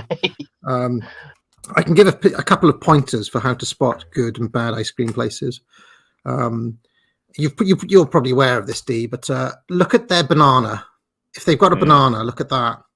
If it's like bright yellow, you probably should avoid going there. I would also avoid anywhere that has like a bright blue bubblegum flavor or whatever. I wouldn't go there either. It's funny that you should mention both of those, because I have a perverse fondness for the artificial banana flavor. Which is a chemical called amyl acetate, but I really like sweets that those banana flavored foam sweets. Luminous yellow kind of banana. Exactly. and of course, I love bubblegum ice cream. Well, there we are. Yeah. So, or ignore that and go to the most luminous, brightly coloured ice cream you can find. But speaking of hipster, I remember going to an ice cream shop and they had Dom Perignon gelato. Wow. It was like $30 a scoop. I will say that is one thing where I'm blessed with where I live at the moment is there's a good number of very good ice cream places within striking distance of where I live. And if you're ever in London, there's a place called Snowflake that I would recommend checking out. I like that one. But no, I do not. I'm not that into the Ben and Jerry's. That's another thing. Where if the ice cream place is just like sticking Mars bars in there or whatever, No, I don't like messy. So I don't. I don't. I prefer kind of fantasy and sort of fruity flavors. I don't like when it's just like a big blob of fudge and I don't know. I don't like that sloppy chocolate sort of ice cream. I'm not crazy about chocolate ice cream. rather have vanilla or strawberry or something like that. Yeah. Banana ice cream is very good. Also, I don't know if anyone knows this trick, but if you take some bananas and you put them in a food processor and you grind them up into a paste, and then you put them in a dish and put them in the freezer, it will freeze into something that is almost indistinguishable from ice cream. It just mushed up bananas. That's like a Heston Blumenthal thing, that he would do. But yeah, it works very well. All right, let's. All right, go on. Yeah, I mean, what I do in a lot of places is that I will just have the plain vanilla to benchmark. Basically, you can benchmark, or sometimes you can use a pistachio to benchmark a place. And with the burgers, I'll just have their standard cheeseburger just to benchmark, and then you can start messing about after that. But I don't like pistachio unless it is dyed green. Oh my gosh. Okay. I mean, if I'm going to eat ice cream, I want the full nasty truth of it, you know. Now we talked about this before, didn't we? Didn't this come up before this 7-Up? Well, this was the image which introduced me to John Margolies, because I was looking. Yes. It's completely unrelated, but I was looking for an old 7-Up advert, and I just Googled, 7-Up sign, and I got this picture, which is a glorious looking picture of the Portland 7-Up bottling company, a fabulous Art Deco building with an amazing 7-Up sign and bottle plonked on top, and then I noticed that it was part of this massive collection of images. So, that architecture there reminds me a good deal of the factory that's not too far away from here, the Gillette factory that's near Isleworth. If you ever go there, that's not a million miles away from this sort of architecture. Well, there's a lot. Yeah, there's a lot in Britain as well. There was a lot of Art Deco factories and company headquarters. I mean, again, the idea of making an aesthetically pleasing factory building is almost unheard of today. But I mean, this was a concern. Your factory was an extension of your brand, and you wanted to be thought of, as looking tip top. So, yeah, and then as someone mentions there, Robert Verlinden says, yeah, the typeface for that Portland bottling, amazing, not pure 1930s. That one of the few places where you could genuinely sing that song. There were 10 green bottles hanging on the wall. You know that one? Because look, there's yeah. And I'm afraid I don't have that information. Someone asked which one, because apparently there are two, and I know there are two because if you go to the next picture, it's another one in Portland. Yeah, this is the one at Northwest 37th and Sandy Boulevard in Portland. So the previous one is the other one. Yeah, but this one isn't quite as grand, although still nice. An excellent sign, an excellent neon and enamel 7-Up sign. I also quite like June's Motel sign, which you can see. Yeah. Well, I've been looking at the Arabian Room because I'm wondering how many people went in there and played. Literally, rock the Casbah, rock the Casbah. Live music at the Arabian Room in the 7-Up building. Yeah, I like this. I mean, Portland would have been nice, before it became a shithole. Yeah. Also, another good wrestling town, by the way. D, sorry to in-room coffee, 10th night free. Anyway, another wrestling town, eh? No, Portland was another big wrestling town. It was run by a guy called Don Owens. Buddy Rose was the big star there. People like Roddy Piper came out of Portland wrestling, so it was a staple back in the day. Like everything else, it's died now. Kick ass and chew bubblegum, and I'm all out of bubblegum. And then finally, just for you, I feel like I had one of these the other day. Is Bob still going? No, but I posted this picture on Twitter. Maybe you're having some weird memory of that. I don't think Bob's is going. No. I had a root beer the other day that really did look like this. I'm trying to remember what the brand was now. Can some autist in the chat look up and see if Bob's root beer is Yeah, still current root beers. Yeah, you know the corner store which I wiped out of root beers. Yes. They've started restocking another brand, and it's something like this. Ooh. You know, so I've gone back to slowly but surely wiping them out of this brand as well now. But Amazing. This is a beautiful sign and in very good shape. Someone was caring for the Bob's root beer sign. And yes, people have noted the ubiquitous American telephone booth of that era, which you can see in many of these pictures.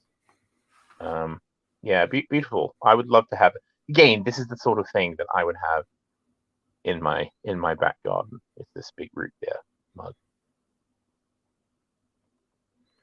it'd make you fancy a root beer. Makes me fancy a root beer. So. Yeah, it does. Exactly, it does. It really works. It's appealing. It's it's simple. It has that. There was a name for. I can't remember what it was. Steve Jobs had this philosophy for Apple, for the iPhone, where he liked. Was it called skeuomorphism? Where he thought the icons should look like sort of like real objects. Like he didn't like flat icons. He liked icons that looked like they had sort of three-dimensionality, and this is a good example of that. It's not just a sign, it's like a real tangible, sharp-looking thing. Skeuomorphism. I wonder if that word will evoke the ire of Oliver. Got to be careful with the word. No, because it's related to morphology, so that's perfectly good correct usage. Yeah. Oh, Scrump! Oh no! After 46 years of serving Fallon and Churchill County, Bob's Root Beer is closing in 2006. 15 years ago. All right, and so now we enter a huge category of Roadside America, which is petrol or gas. It'd be amazing, Dee, if you'd managed to have a little animated Brandon. I did that coming out the corner. Indeed. Well, again, these are sites that you may not see much longer. Certainly, if they start really going through with phasing out of petrol. Yeah, F's in the chat for Bob's root beer, by the way. I can't see the chat anymore because my phone has run out of battery, unfortunately. All right. So But look at this. This is a gorgeous, glorious, beautiful. Yeah, absolutely beautiful. Again, everything it should be. Right down to the building. I mean, even just the brickwork of that building and the collimation and the amazing typeface used in the sign. Everything about this is good. There's another photograph of this later on that is one of the best. I know it's a point that's been made so often, and I mentioned a couple of days back, I went to Legoland and to Chesington with AAA, and I think it was in Legoland they've got an area where they've got like a kind of fire station and like a kind of fake garage and all that sort of stuff, but the aesthetic is this, right? So clearly it endures in the public imagination, and then people think, well, what's an American gas station look like? And it's something like this, right? Oh, and I remember having toys that look like this. Why don't they make things that look so nice anymore? Really, like, surely it can't be that much more expensive to build something like this. They can't do it. They can't do it anymore. The construction of cost of this would be higher, but I can't imagine it would be significantly higher. So you think it's just the skill, like the people with the skills necessary to make this don't exist? You think? No, I just think it's a question of both will and they just think people, they don't care. They just don't care.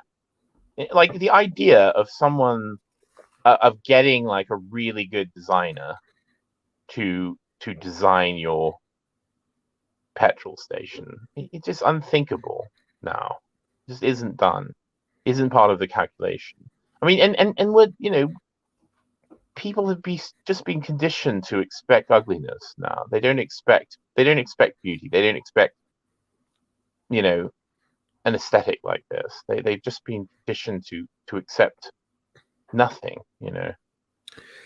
I would like to go on record to say this is one of the nicest things we've looked at so far. This particular garage here.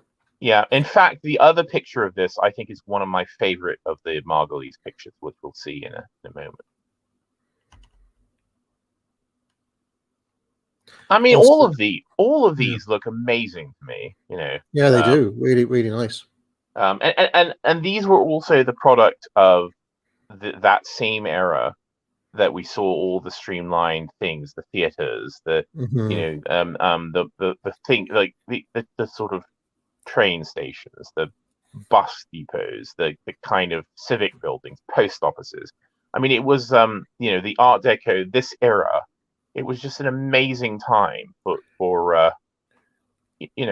just everyday sort of well designed beauty, in the most unlikely places.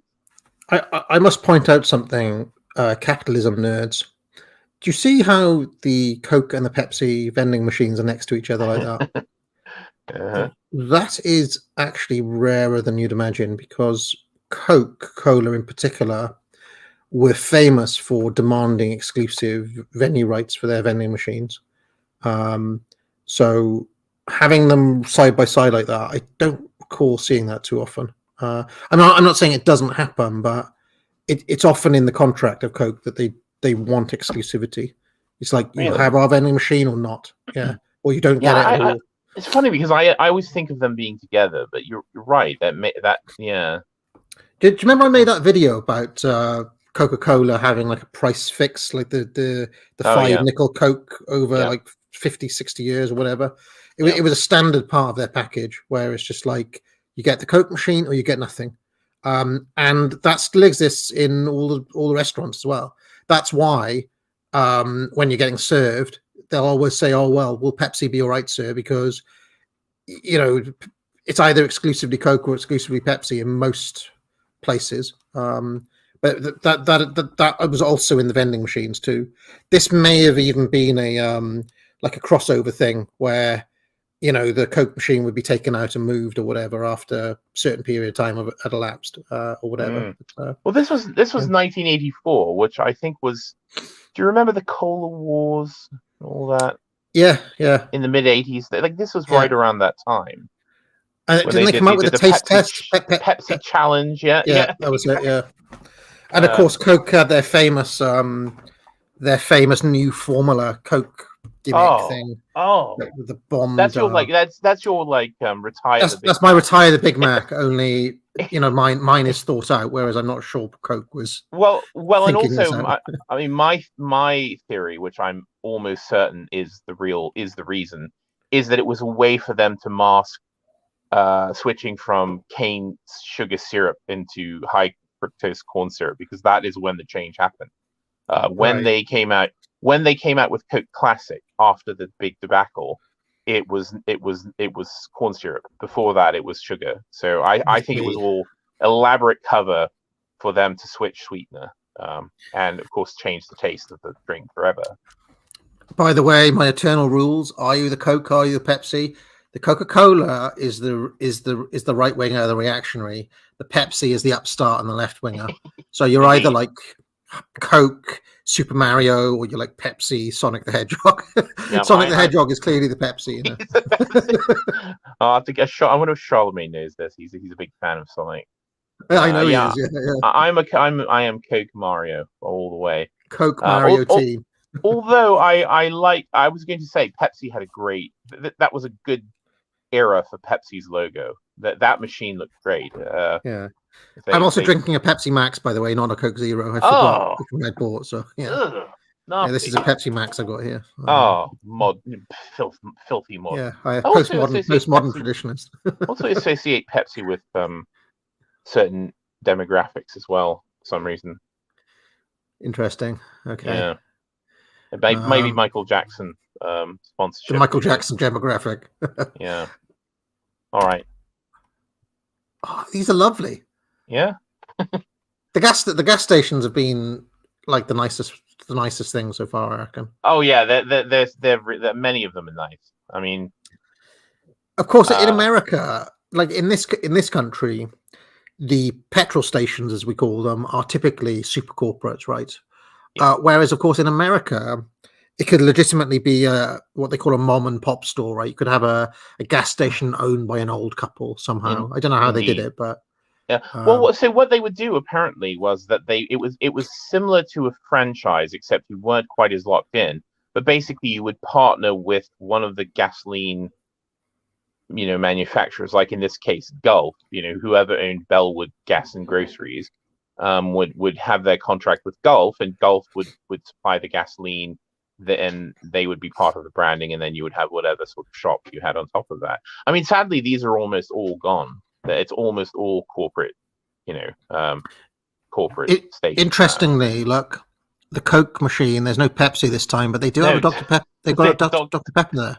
Dr. Pepper, which at the time, Dr. Pepper, I believe, was its own corporation. I don't think they had been bought up. But it's perfectly possible, by the way, that Coke just said you can't have Pepsi here. It's all right to have Dr. Pepper or whatever, but don't have Pepsi. So it's possible. It's possible. This is also the era of the weird when they would put wood grain plastic prints on everything. Like you would buy like a cassette player, and it would be like wood. Yes, it would be sort of faux wood. Notice both of those machines have wood. This is 1982, so. Fantastic era in the history of the world, I would say.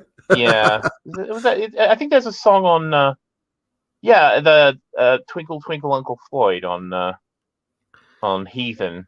There's a line. It's always 1982. Yeah. Anyway, all right, you'll like this one.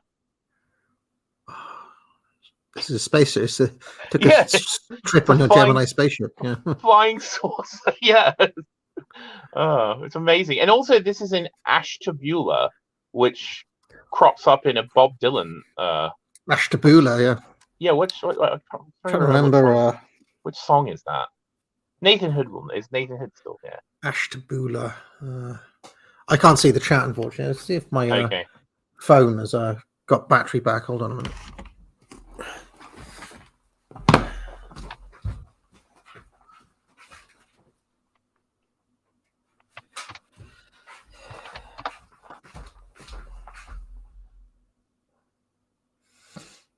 Oh, you're gonna make me lonesome. You're gonna make me lonesome when you go. Yeah, okay. You're gonna make me lonesome when you go. Very interesting song. That's one of the songs that has one of the most complex kind of. It's got lots of different versions and drafts and things. It exists in lots of different versions. That song. Anyway, let us carry on. So I'll look for you in old Honolulu.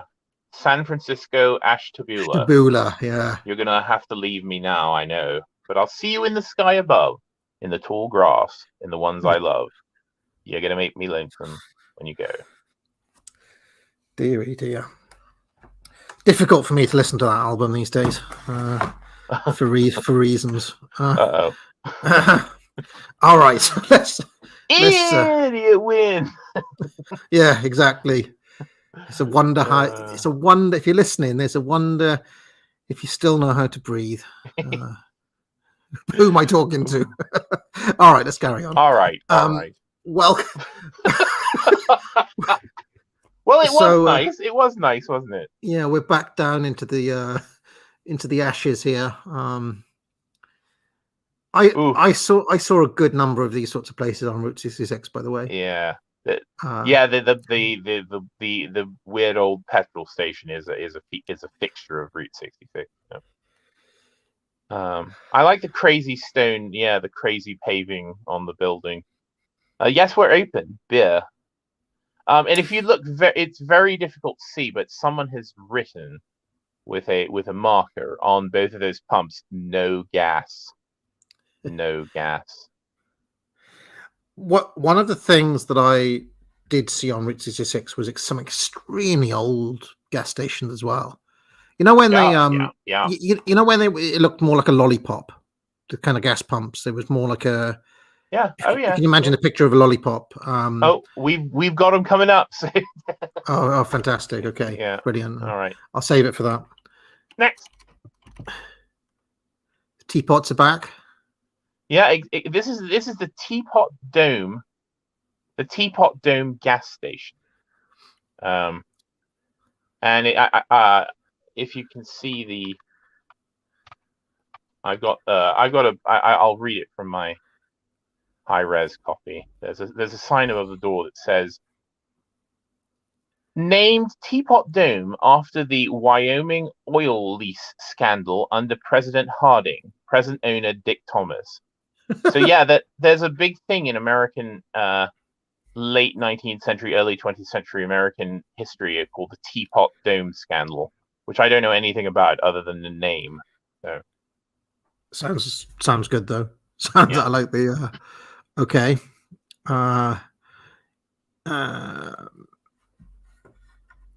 He had a cool name, Warren G. Harding. Warren G. Harding, one of my favorite presidents, along with Coolidge. And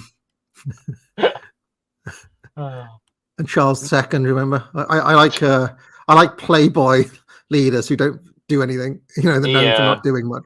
Yeah, certainly Warren Harding. Yeah. Well, I think he was sort of corrupt, wasn't I? I don't know. Anyway, this is amazing. Look at this place. This is the Bomber gas station in Milwaukee, Oregon. That is cool. Is that still there? I don't know. I didn't look. And that is a real. That is a real. That is cool. Bomber. Someone will know which bomber it is. But yeah, that's an actual real one. That has to still be there. I can't imagine them removing it. How are they ever going to get it down? I mean, look at the and of course that really, really well engineered supports. If you look at how the bomber's sort of resting on that frame, there a lot of engineering went into making this nice. So I would hope that it's still there.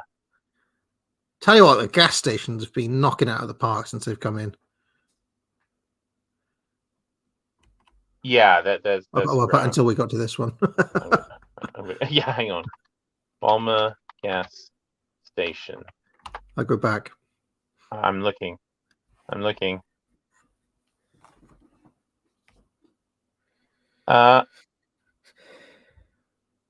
It is still there. Brilliant. I had a feeling it'd still be there. Hang on.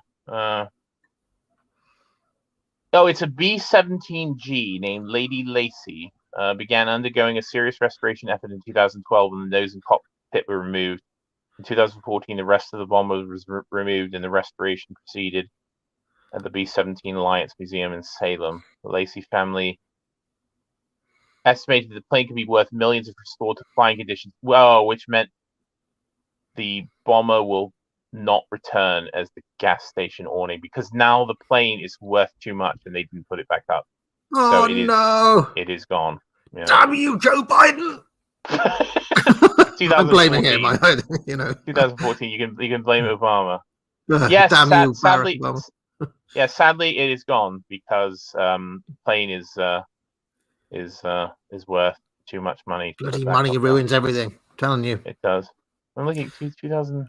Yeah, it's being restored. But anyway, F for the awesome gas station in where was it again? Mississippi?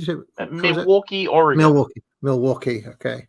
Yeah. Anyway, so this is a very old gas station. When you're talking about old gas stations, these amongst the first gas stations built in the 1910s, maybe even earlier than that.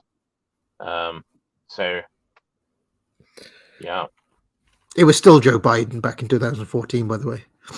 Obama was just the figurehead, the shadow leader, the secret, this Svengali behind the throne was Biden all along. Okay, I mean he was behind the throne, but I don't think he was doing anything good back there. Just leading, probably. Yeah, trying to sniff Obama's daughters. Yeah, trying to sniff Obama. Yeah. There's like a new video of him sniffing like a girl. I know. It was like niece or something. I about it. All right. Oh, this is a classic. Yeah. And this is pure mid-century. This is pure like 1950s thrusting up towards the sky, you know.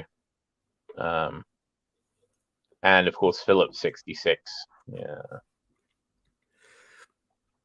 I like that one, class. Just see, the thing is that I was thinking about why these are all so familiar, and of course, for me, it was a lot of my toys just looked like this. You know, I have those little toy cars, and then like little fake road, and the little petrol stations you put it. They all look like this. So Indeed. kind of weird the way things insinuate in your imagination. Exactly, you know, and of course these have become the kind of dream image of kind of petrol and the American road.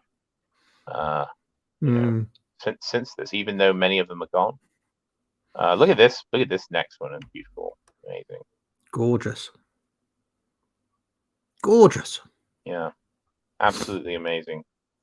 You see, our associate Paul Fahrenheit, he should be using these as his propaganda for like kind of visions of what America could be or whatever, you know. Well, I'm hoping people will watch this stream and take some inspiration from these. It's not all derelict, you know. You can see, you know, it was possible. It was possible to kind of incorporate both the kind of mercantile spirit and aesthetic order. What's the full service that they provided? Do you know? That would have been that they pump the petrol for you, so you pull up, and then they would probably wash your windscreen and, you know, polish the mirrors and maybe check the tires. You know, back then it would have been, you know, they may have even checked your oil, check the oil level. So, but full service now means that someone will pump the gas for you. Right. Which in America, most things will be self-service. There's certain states where it's illegal. They don't have self-service petrol stations. They're all full service. But I don't remember. Maybe New Jersey is one of them. Oregon may be one of them as well. I know there's a couple of states where you can't have self-service petrol. So. It depends on where you go, of course. Like full service in a Thai massage parlor means something quite different. Colonial. Yeah. This looks quite old as well. Yeah, this is an old one, and you know, Waverly, Georgia. I mean, this probably would have been quite rural. So diesel, yeah. I mean, you know, but again, it's hard to tell. It could still be operational in this picture. I mean, you can't tell because, of course, some things were rougher around the edges in the past.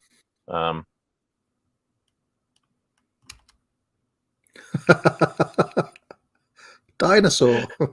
Yeah, the dinosaur. Yeah. There is a reason why it's a dinosaur, which we will see in a few images. There was a brand of petrol called Sinclair, whose logo was a dinosaur because of the association with petroleum reserve, with petroleum discovery and sort of not Paleolithic, you know, sort of dinosaur sites. You know, there's a sort of association with petroleum and dinosaurs. So tar pits and things like that. The old dinosaur nerd in me is trying to figure out what specific dinosaur that is. Which dinosaur is I would suggest it's a brachiosaur, but it's hard to tell because it could also be another one. But I would say that's a brachiosaur if I had to guess. No, Ashen Duke says it's a diplodocus, but no, Diplodocus has a very long tail and neck, whereas the brachiosaur kind of was a bit. I don't know. Its neck is more erect and upright, more right. It's like a giraffe or something, you know. Well, then there's the deprecated brontosaur. Yeah, that's the apatosaur, of course. Yeah, which was my of the Flintstone. The Flintstones, I think, made the Brontosaur quite well known. Yeah, well, they thought it for years. They thought it was two different species, the Apatosaur and the Brontosaurus. But well, when I was a kid, the new thing was saying actually they're the same. They're the same dinosaur. So you know, of course, as Delling-Pole will tell us, dinosaurs aren't real. So no, they're not real. And Edward de Vere most certainly wrote Shakespeare. Yeah, and David Bowie's still alive. Yeah. So this is on Route 66. This is in Cucamonga, California. I love the this gas station with those mountains in the background. It's quite amazing. For some reason, this reminds me of that N.F. Simpson play where he trains the Speak Your Weight machines to sing the Hallelujah chorus. I just these gas pumps look like they're about to burst into song to me for some reason. Kind of chorus. The chorus of gas pumps. Yeah. And since it's in California, it's got an Adobe theme to it. Gorgeous scenery, though. Yeah, really amazing. Nice. Amazing. What are those? Do you know, it looks like the Alps or something. I'd never know that was in California. In California, yeah. Yeah. It's weird though. This is another case where it looks like it's out of service, but those pumps look operational. Those hoses are new. Those hoses and handles are new. You know, it's hard to say, isn't it? Yeah, it's very, very hard to say whether it's open or shut. Also, quite like the cactus in between there. Yeah, it's in New Mexico, so this is a Roadrunner, Wile E. Coyote sort of country. It is Apache Canyon. Yeah. White City Motor Court. I wonder if Yiz lives there. You have been there, Yiz? 100 octane gasoline premium triangle. Hard to say. Again, it could be shut. Those pumps, though, they look like they're operational. I feel like if they've shut down, somebody would nick the pumps. Yeah, or they would take the hoses off of them. Or they would take the hoses off or something like that. Yeah. Yiz is just posting white heart, so that's just. She's like, she grew up in that house there, you know. Indeed. Another nice one, Saveway. Saveway with a missile, which was a very popular motif in Americana of that era. Again, you can see that this was probably had slightly better days because it's got again the sockets for neon, which there's no neon on the sign anymore. So you're just saying I grew up in a much shittier and more remote area. Wow. I mean, dear. More remote than that. I mean, that looks like. Anyway, here's a question I have for our American fans before we move on: is that in a number of these pictures, including ones that we've seen already, many of these old stations have an old washer with literal if you could see it sitting in front of the door there that says STP on the side. It's literally a ringer washing machine. This is the old-fashioned sort of washing machine. Why were they outside of petrol station? What were they used for? Because as I said, I've seen at least 3 or 4 photographs of different stations that have old ringer washing machines outside. What did they do with them? My only educated guess is that they could, if they were doing washing of the cars, they could wash their cloths in them. I don't know. Maybe. It seems quite elaborate though. Odd though, isn't it? Yeah. Very, very strange. I wondered about that.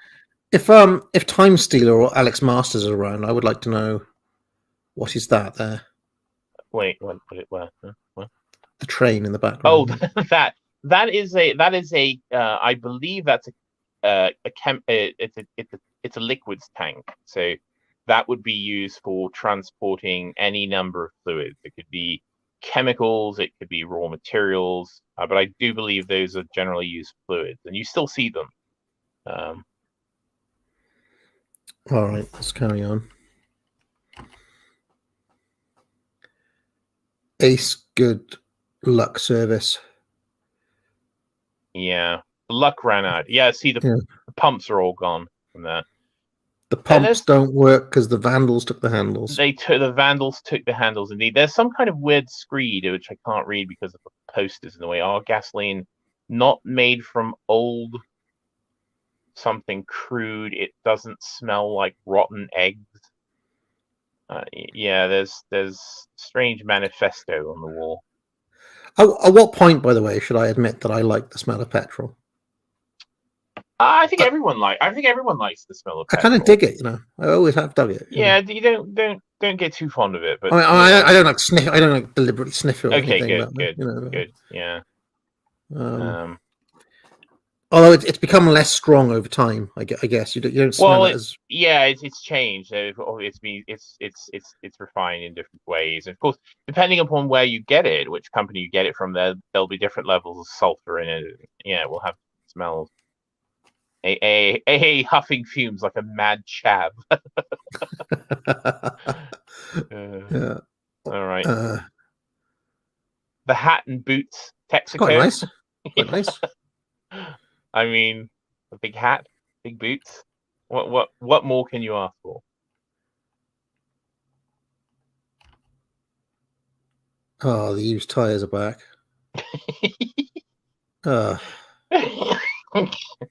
Yeah, this is an old gas station being repurposed. I like the sofa. I like the sofa. There's like a tire resting on the sofa in front of the place. What does it say there? Is it to say open flea? Yeah, maybe it was a flea market at some point. Maybe you could buy used tires and like old vases or something there. And yeah, also it says buy sell furniture on the side. So yeah, you could buy an old damp sofa that's been out in the rain. Damp sofa that's been in the rain with a tire on it. Yeah. It's Oklahoma. Yeah, amazing. Again, this would have had brilliant neon on it. All the neon is gone, as you can see. The Turnip's neck of the woods, of course. Turnip's neck of the woods. I like that tire that's just sort of stood there. Quite odd. Yeah, this is 1986. So this place is clearly open, but that pump there is in much worse nick than some of the other ones we've seen. It is, even though it's a digital pump, it has LCD readouts on it, so it would have been at least from the late 70s, 80s. This is 1986, but yeah, it's in horrible shape. I like there's a sign on the window that says "Stay outside, please. Don't come in here." It's almost like COVID restrictions. Yeah, just stay out there. If you need antifreeze or STP, we'll bring it to you, but don't come in. But yeah, amazing streamlined architecture. Yeah. Oof. I mean, this is the most minimal. This is the minimum needed for yourself a gas station. I reckon this is one of the Margolies' better shots. By the way, it's really nice framing and all the rest of it. Yeah, I like it. So here's next one is a story in two parts. This is a Shell station, Winston-Salem, North Carolina, 1979. So Shell would be, a popular brand of petrol, and they literally built an amazing cast concrete shell for the for the attendant to stay in, but of course had seen better days. But if you jump to 2001, wow, they did it up. Back. What, Yeah. Shell themselves did it up, or No, somebody? I suspect whoever owned it. I mean, it looks like it's right in front of someone's house. Like it's Luxury apartments, come and live in a shell. you come and live in the big shell. Yeah. So they redid it. Yeah, which is amazing. They put old visible petrol pumps with the glass shells on the top. Yeah, someone did a decent job. That's quite nice. So Nice. that's a rare happy ending for this stream. More Shell. More Shell. They're a Dutch company, aren't they? Shell. They're a Yeah, Dutch. I don't know if they always were. But yeah, they are now, I think. Just something that I like about the whole aesthetic of these old stations. Nice.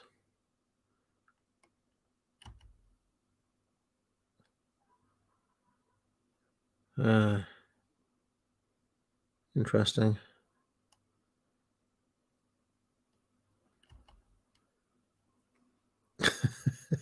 This one's this could be the front cover, like that Oh dear, oh dear. What is going on in there? Oh, what did that say? It says American, yeah. Yeah, American. Welcome.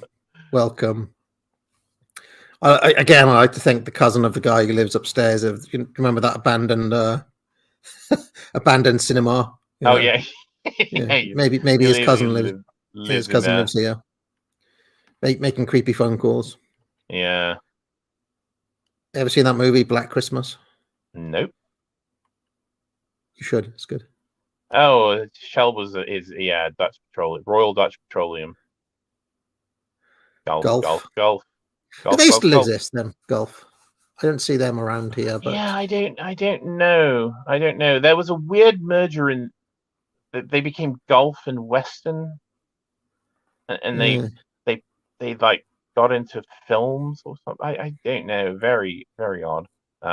This is a strange mashup of the kind of neon aesthetic and like colonial whole. Not sure what's happening there, but and this is one of my favorite photographs. This is gorgeous. Isn't that's the one from earlier? Yeah, that's the one from this is the second one from the beginning of the stream. So yeah, amazing. They had unleaded petrol all the way back then. It says no lead. Oh yeah, they had unleaded petrol. I think probably in the early 70s was when they started it. What happened to Pontiac then? Were they merged into some other massive company? Probably were they? I think Pontiac is still. Are they still make? Let's see. I reckon they were bought by some mega corp. I remember Patrick Stewart did Pontiac adverts in the 90s. One of the great WrestleManias was in the Pontiac Silverdome, of course, but Pontiac, or formerly the Pontiac Motor Division of General Motors, was an automobile brand owned, manufactured, and commercialized by General Motors. Right. Introduced as a companion make for GM's more expensive line of Oakland automobiles, Pontiac overtook Oakland in popularity and supplanted its parent brand entirely by 1933.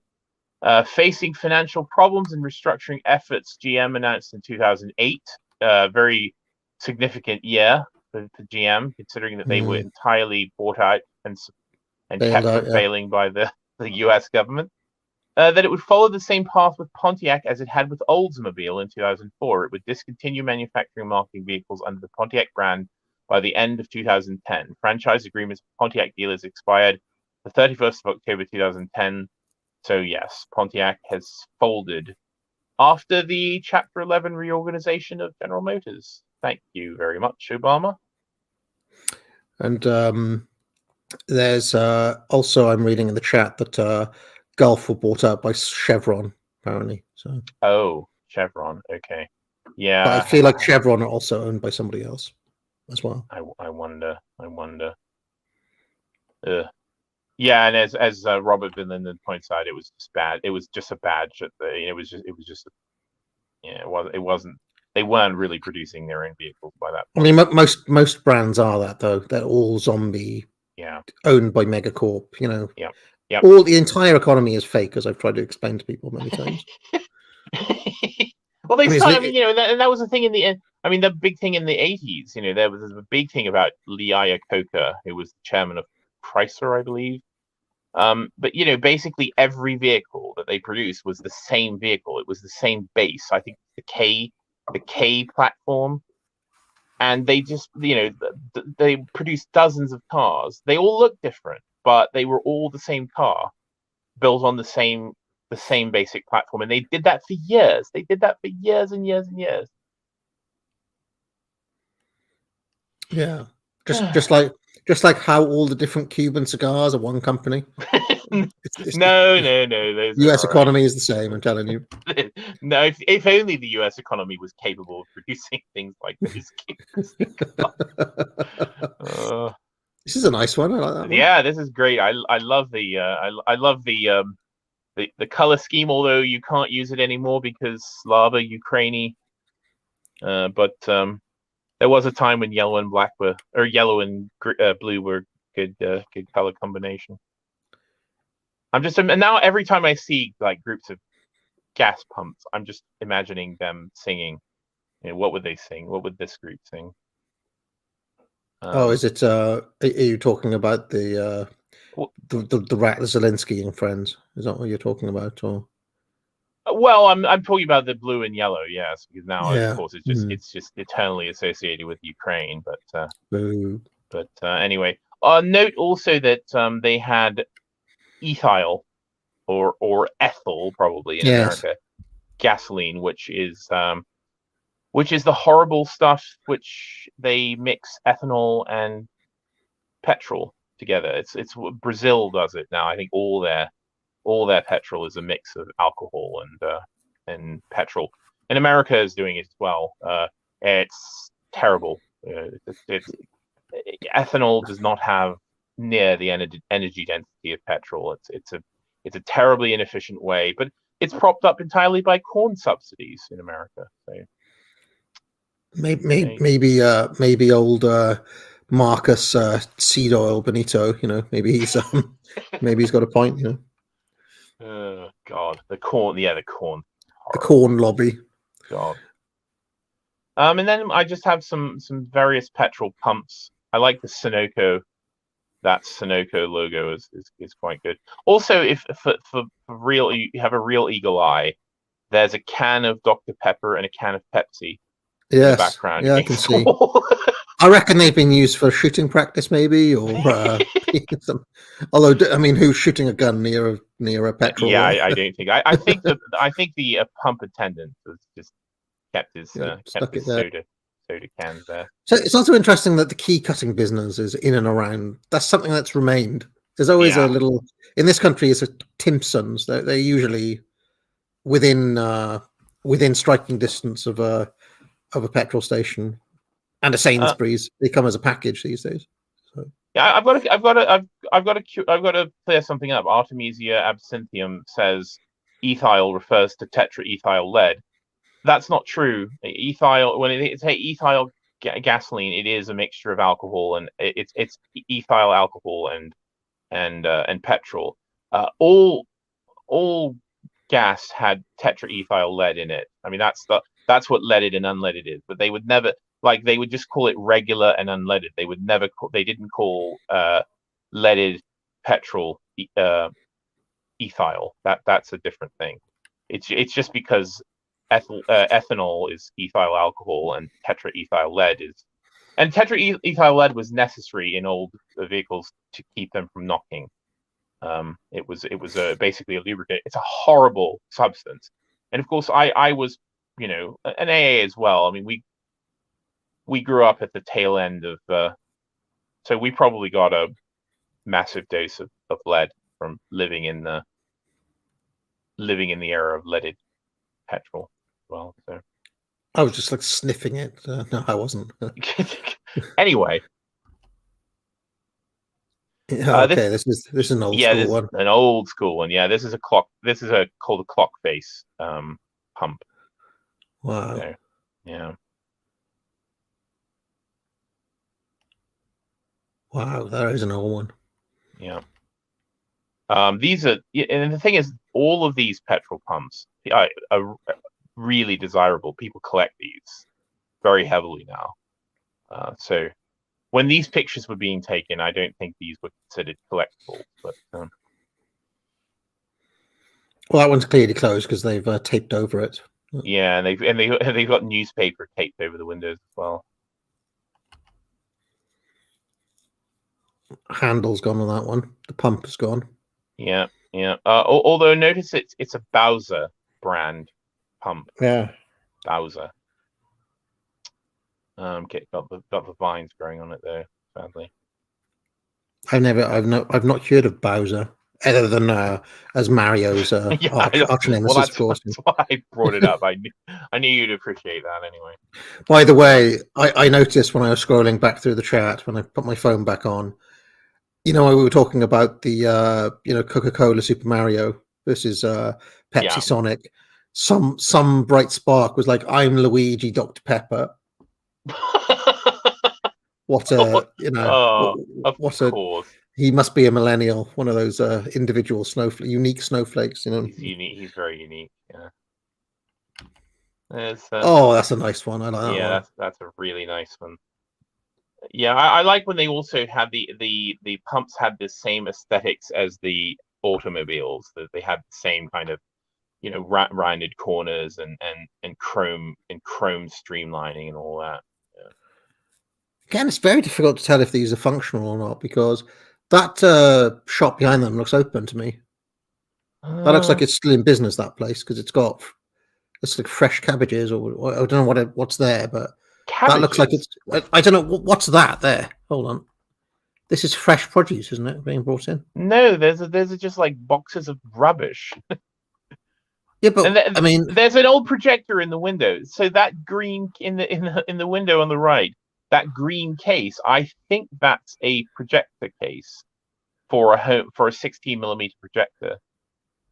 No, there's just like rubbish in that shop. Oh, right, okay. I don't think this one. I don't think this one is operational. Yeah. Not a cabbage. Not a cabbage. Not a cabbage. Just rubbish.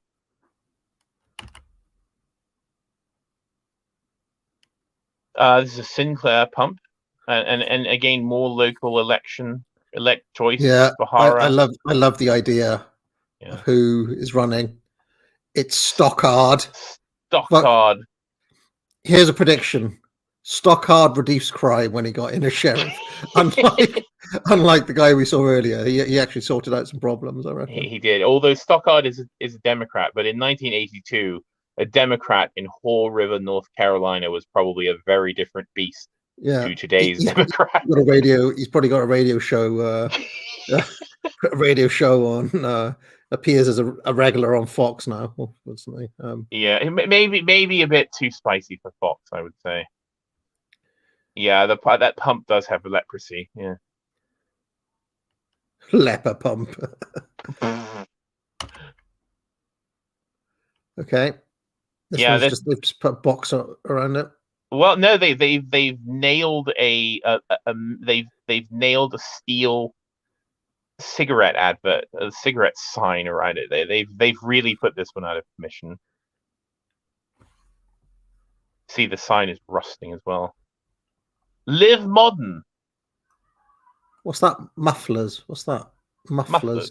Yeah, for your exhaust. A muffler. Never mind. There's a nice trio, and these have the glass domes on the top, which again are very collectible. Yes. Because many of those didn't survive. I mean, imagine a world where you could have a glass dome just sitting out like that, and no one just broke it for fun. I saw a number of these on Route 66, but they were a lot skinnier. If you can imagine, like it was like a long neck, and the body of the thing was down there, and there was a kind of long neck with this on top. There's all different styles, but yeah, this is what you meant when you said lollipop right there. Yeah, exactly Yeah, like yeah, this. Yeah. yeah. And as I said, these are very collectible. A lot of Americans. In fact, I met someone locally who has seems to have spent millions of dollars collecting old petrol pumps. Yes, I do not know what a muffler is. I'm afraid to say, people in the chat. I thought it was like like mittens that you put on your hands or something, Well, like a little it hat. is, but these are different mufflers. This is basically a metal it's a metal cylinder filled with channels and baffles and sound dampening materials and such, which your exhaust goes through right before it comes out the tailpipe of the car. I mean, this, Right. and it reduces the sound of the exhaust. There will be young men who will, in certain places, remove the muffler so that their Right. vehicle is much louder. But yeah, Yeah, I've heard of people making their cars louder, but yeah, not quieter. they'll put weird specialist exhaust and mufflers on them. Certainly in America, they do. You hear lots of that.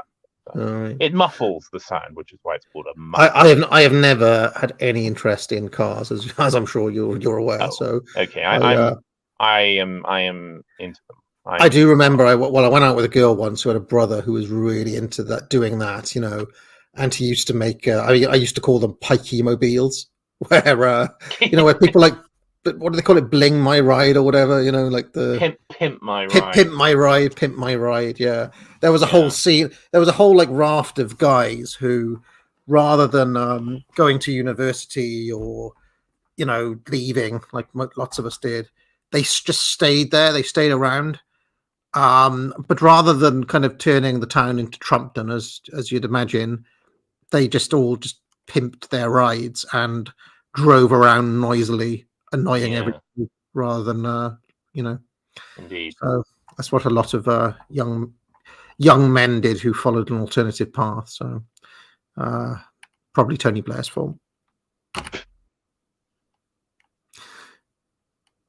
And these are just a collection of the amazing signage for the various petrol brands. This is the mobile flying horse, the Pegasus. Yeah. Somebody in the chat said it. Somebody in the chat talking about. I can imagine there being a lot of boy races in South Wales. I'm just getting flashbacks to when I was 18 and having various friends. There's this little dual carriageway just outside the town where I grew up, and people used to just go like 120 down there. Including me. Yeah, and I'd be like, you're gonna fucking kill it. Like, you could easily be, because around there's a lot of old people who drive really slowly. So all it would take is one of those Sunday driver types to be on the road, and you could have had a fatal car accident. But yes, I recall being many a time where I was in such a situation. But anyway, this is Pegasus. You said, D. Is Pegasus right? Now? Someone is causing me to doubt myself. I think that maybe it's not a Pegasus. No, is it not a Pegasus? I don't know. What else would you call a flying horse? It's a flying horse, the mobile flying horse, which is such a famous logo that Andy Warhol did a print of the mobile horse in the 80s. So. Golf again, a wonderful sign, and this has got all the things that you need for America at this era. The Gulf sign has shotgun. Someone has shot it with a shotgun. It's got little pellet holes in it. Well, why do people get so angry about things when it's going? It's an effing Pegasus. I mean, it's like, all right, but chill out. It's not that important. It's not like it took me like 4 seconds to remember Pegasus. Is it? Am I not allowed to think for 4 seconds? Anyway, a flying horse is a Pegasus. Everybody knows that, but is that the name of the brand? Maybe not. No, it's called the Mobile Flying Horse. It's called Mobile, Mobil. Mobile is the brand. stuck inside a mobile with the Memphis Blues again. No, that's a different mobile. It's a different mobile, yeah, exactly, and a different Memphis. And also, I love the mysterious phone booth, like not next to a building, just sort of like just mysteriously out in a, just at a corner, just like a phone booth. Yeah. Again, I can't help but imagine who lives there. Look at the shed. Yeah, look at the who shed. lives in this place here. Well, I suspect it's the shed for the house in front of it, but who knows? Hello, is that Sandra? He goes to the phone booth every night at midnight and makes calls. I'm watching you. All right, Sinclair. There we go. Sinclair, there's the dinosaur. Now is that it? Was that the reason they made the dinosaur? Because yes, that is the reason that service station was a dinosaur, because it was a Sinclair station. I love the dino. I love that logo. Yeah, it's a nice one. It's classic. The oblique typeface and the dinosaur. Now that I can see it like this rather than as a building, I would say the chap who said it's a Diplodocus, or the people who were saying Brontosaurus, I would suggest that is the Brontosaurus / Apatosaur, because the Brachiosaur is a lot more upright. It's got its neck goes up like that, and the Diplodocus is longer, I would say. So I reckon that's the old Brontosaurus / Apatosaur, personally.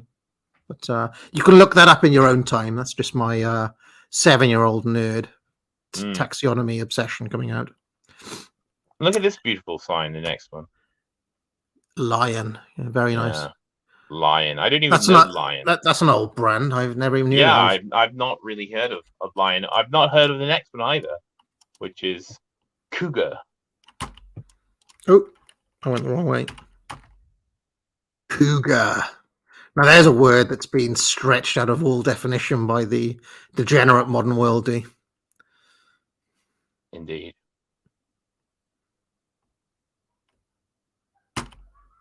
Then we've got Standard Oil. Any economics fan will be aware of Standard Oil, because Standard Oil and the massive trust bust that took place. Yeah. So one of the Murray Rothbard specials.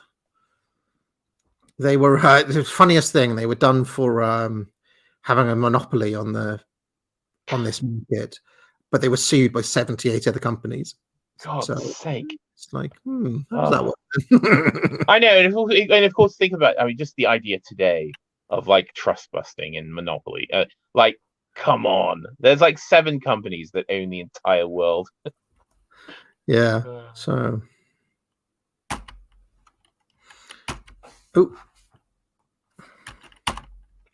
Traveler's gas. Yeah, nice old combination. Banks. Those lights are in good nick, D. Incandescent. They're not smashed. Not smashed. And actually, looking at this closely, the neon is also in good nick. In fact, I would bet that this still works. None of the neon tubes still connected to the electricity, though. It just needs painted. They just needed a paint job. But I would suspect that at the time of this picture, it was still lighted, still worked. The thing is, though, is that how many of these places from the roadside, right? If that was lit up by the roadside, would you notice that the paint was peeling off? It's like not at night. You would notice a little bit, but not really, because it would gain. And they're difficult to paint because, of course, you have to mask the neon to be able to paint the sign underneath. So it's quite difficult.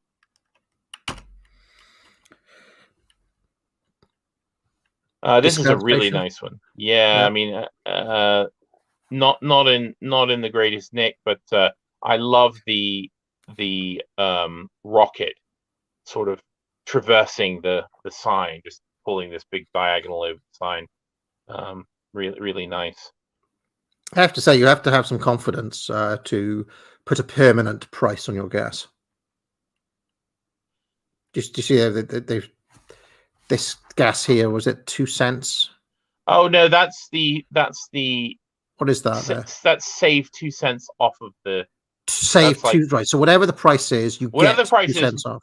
we take 2 cents off. Yeah, exactly. Gallon. I see. Yeah, That makes more sense. yeah, because they've got the changeable signs up there, but Yes, they're not that makes sense. not operational, I'm afraid.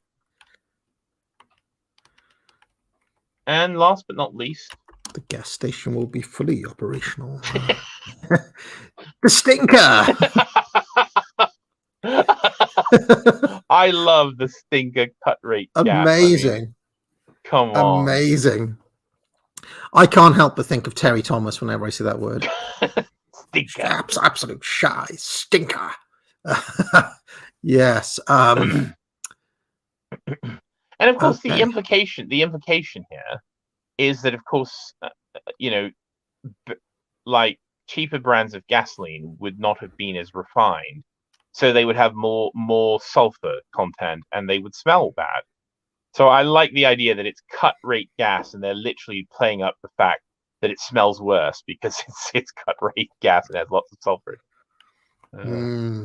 Also, the skunk has boxing gloves on for some reason. I remember about a month ago I got the Warner Brothers cartoons, the Looney Tunes for AAA. Yeah. I forgot about the long since cancelled Pepe Le Pew. Pepe Le Pew. I love those. I have to say, watching some of those old cartoons, the Pepe Le Pew ones, he was forward. Let's just say he was forward. He was very forward. In fact, I think that would be called probably rape. Yeah, by today's standards, it's rapey, but And I love that, like, half of them had to find a way in each of the cartoons to get the cat to get a stripe painted on the cat. Yes. It's I tell you, I mean, a lot of them end up with him turning into a cat and her chasing after him and him hating it. That happens in a lot of them. I didn't remember where he gets a taste of his own medicine by the end of it, and he's trying whatever he can to get out of it. He doesn't want to be married to her, etc., etc. So it's kind of quite funny how often it turns back on old Pepe Le Pew. So indeed. And also for Neon fans, you see how there's like another tail sort of above the tail on the bottom. At night, the tail would have swished. Those lights would have blinked back and forth to make it seem like his tail was swishing. So. They might be giants. Like, I know what's coming up now. You know what's coming. Yeah, I know what this is going to be. And again, Route 66 chock full of these characters. So. Indeed. If you can excuse me for one moment, I've got to get a Coke Zero. Yeah, let me berate the chat while you're gone. I'm just going to have a go at random people while you're gone. Let's have a look to see what's going on in the chat. I don't have a go at you. She's a friend.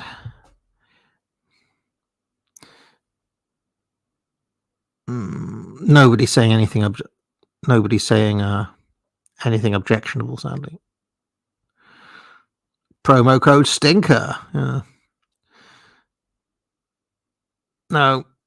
There's nothing objectionable being said. My truck knowledge is lacking. Well, I mean, I can't be a nerd of all things, Time Stealer. My brain isn't big enough for, once you've filled half your brain with the basic statistics of 1990s footballers, if I learnt about trucks, I'd have to forget that Des Walker had 59 caps for England and that Paul Parker had 19 caps for England, for example. Am I shadow banned, says RCW. No, I can see you. These are all lurid and vomit inducing. Merit! I have decided, by the way, that because there's going to be my the seasonal sale on the academic agency. We do 4 sales a year, and I was trying to think, like, what should the promo code be? Shocker, Screamer, thinking of Halloween, or Autism 25, but I have been sold on the idea of it being Merit, because I think it's going to be a fun advert. So there we go. I demand you go and see an indie show at the Cow Palace. Brian, is the Cow Palace still there? Is a question. You know, you can't just turn up and see Ray Stevens in this day and age. Do they still run it? Do they still run the Cow Palace? They're still going in San Francisco? How many one-cap wonders can you name? That's a good one. Earl Barrett, was he ever capped? Earl Barrett. I'm going to say Earl Barrett. I'm going to say the Derby County defender. What was his name? Oh, you're not talking about wrestling, are you? No, we were talking about footballers. Anyway, even worse. I was being berated by Time Stealer for not knowing more about obscure steam trucks. But it's like, well, there's only so much space in one brain for random and useless information, And, Exactly. Bugger off, Time Stealer. Oh, he's not.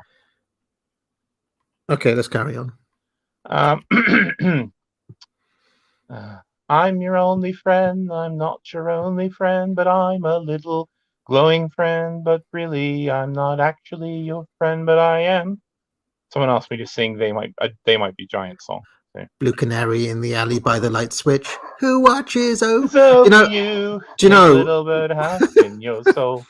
When I put that song on in the car before, Mrs. AA said, "Can you turn off this nerd shit, please?" Oh God! Oh, but then she was singing it the next day because it's such a catchy and annoying. Yeah. Well, it's such an annoying tune, It is. Okay, so that flood is good. I'm quite sad though because someone called attention to the fact that that They Might Be Giants. They're giving concerts, but they require all their audience to be masked still. So I mean, come on, They Might Be the Giants are obviously leftist douchebags. You can just hear them, see them. Trust the science. Yeah, they're obviously they've obviously gone down the amazing atheist route more than they have. But I quite liked them back in the day. All right. I'll just mention really quickly the most random thing about They Might Be Giants is their covers of Resident songs, like Constantinople, for example. That's a Resident. It's not a Residence. It's an old song. But they did it. They did it because of the Residents, is what I'm saying. Oh, probably did. Yeah. Did. All right. Tell me about this man. Minimum wage. Yeah. That is, I don't know. Margolies calls him the Gas Guy statue, Clarksville, Arkansas, 1987. So he was obviously, he's dressed like a gas station attendant. So when you would go to your full service station, this is the man, the classic sort of man in this uniform who would come out. In fact, there would sometimes be several of them, and one would pump the petrol, one would wash your mirrors, and one would check the oil. And yeah, he looks like somebody who's made peace with the great chain of being to me. Indeed, just kind of knows where he is in society. He knows happy about it. Massive as well. This is a bit more nightmare fuely, I would say. Yeah. I can't figure out what there's like a random wire. He's got like wire around him, and I don't know why. He looks like the Joker. He really looks like the Joker. This Uncle Sam. The Joker got his terrifying mouth. Yeah, you don't want to look at him. Toledo, Ohio. Somebody's saying he's got an erection. Oh. There you go. Is that the green giant? That's the green giant. The jolly green giant. Ho ho ho. Yes, the and Welcome I believe to the valley. The valley.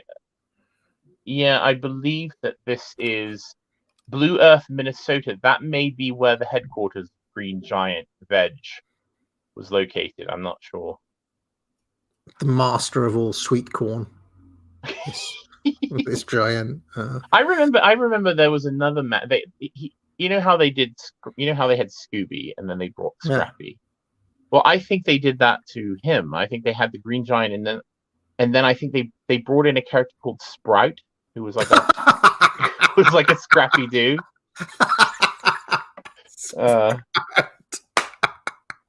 What was he like? The mascot for?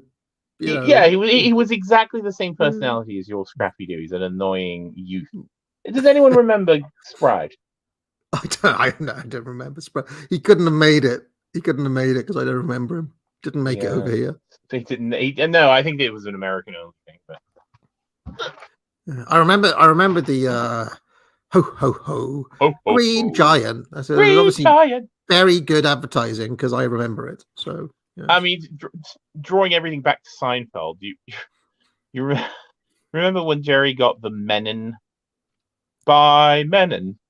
Yeah.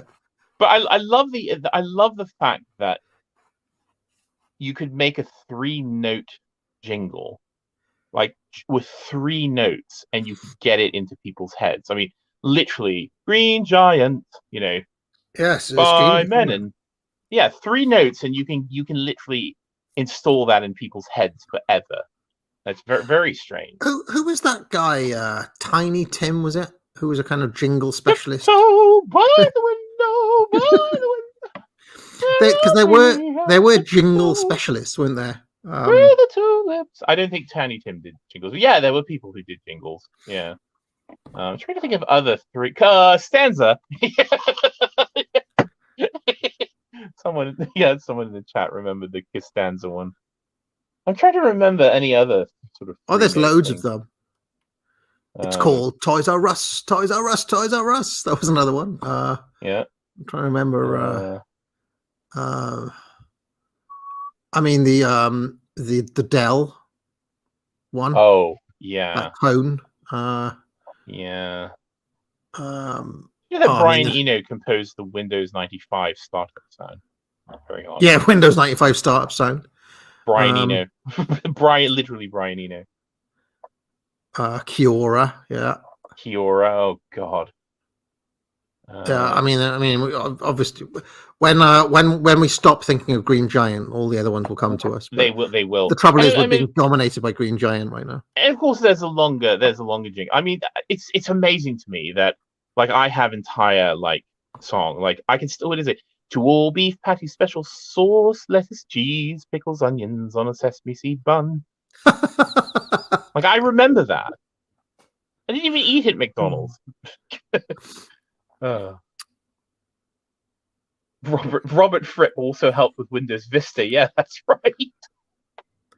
I remember that Windows XP seemed to come packaged with a Weezer single or a Weezer video.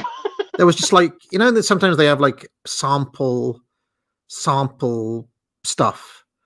For some reason, I remember computers came packaged with a video of Weezer doing that song, the Buddy Holly song, Weird. No, I don't remember. Yeah, that was odd. That was odd. I'm a Mac person, so I didn't have those. All right. You're not rushing. You don't have to rush off, do you? Because I'm going to see if we can burn through all of them. We'll do our best. We're going to have to pick up the pace. Let's talk more. All right. More images. Yeah, we'll just check out the Giants here. Oh, it did come with a David Byrne song. You're right. It did come with a David Byrne song. Windows Vista XP. Did. Oh, XP. Yeah. I think you're right.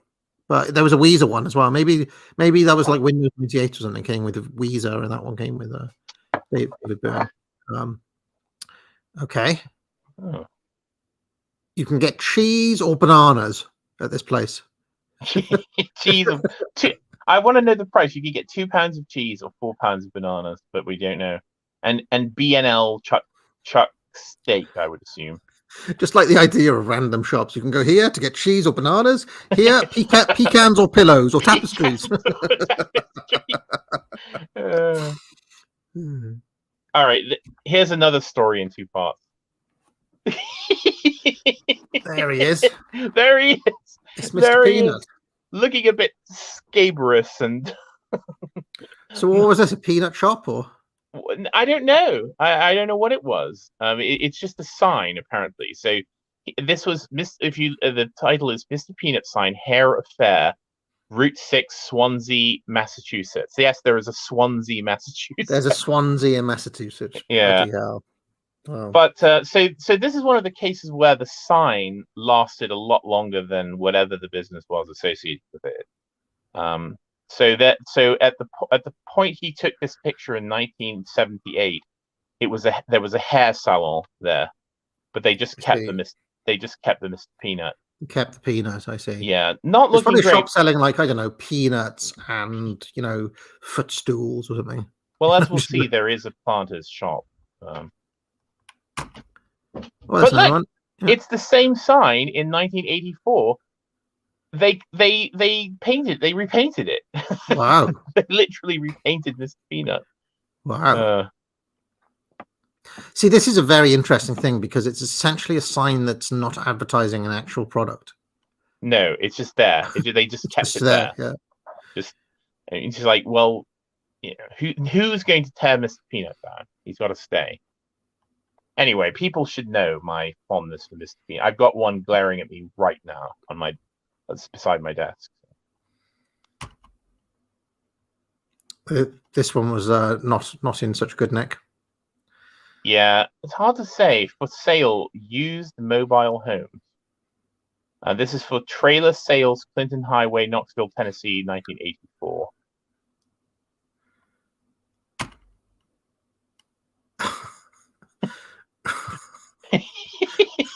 This one's got such sadness and I know about it.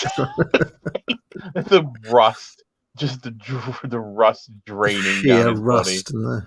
And just the idea of this man with his nice homely attitudes and his the paper, the groceries in the paper bag.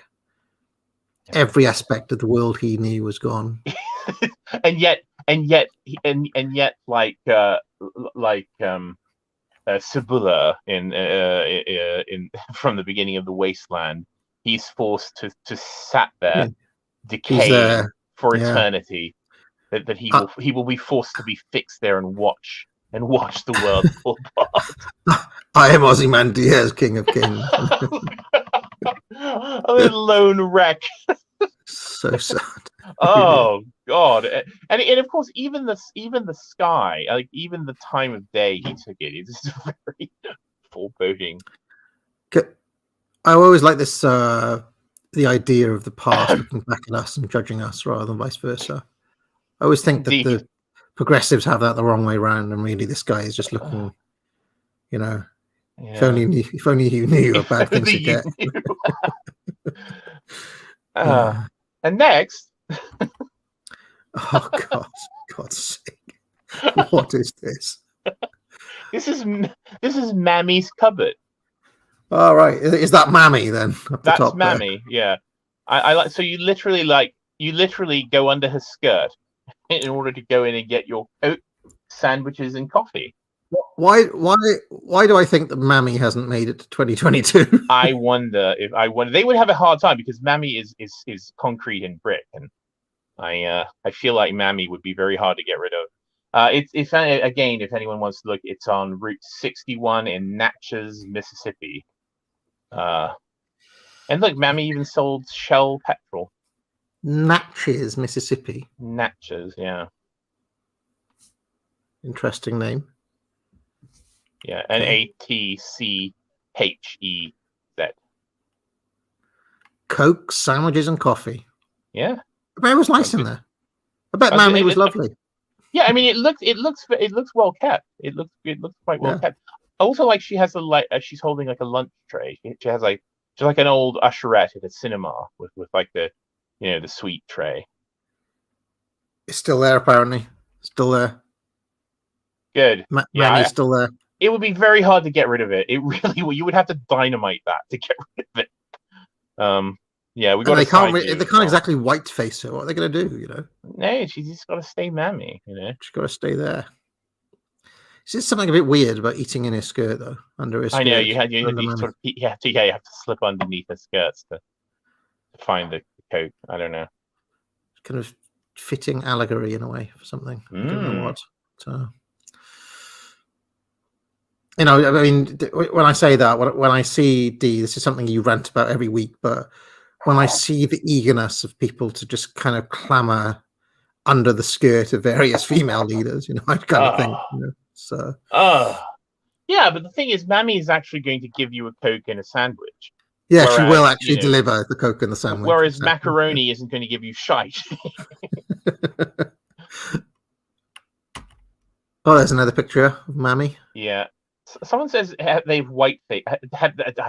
Don't tell me they white-faced her. They have not white-faced her. Come on.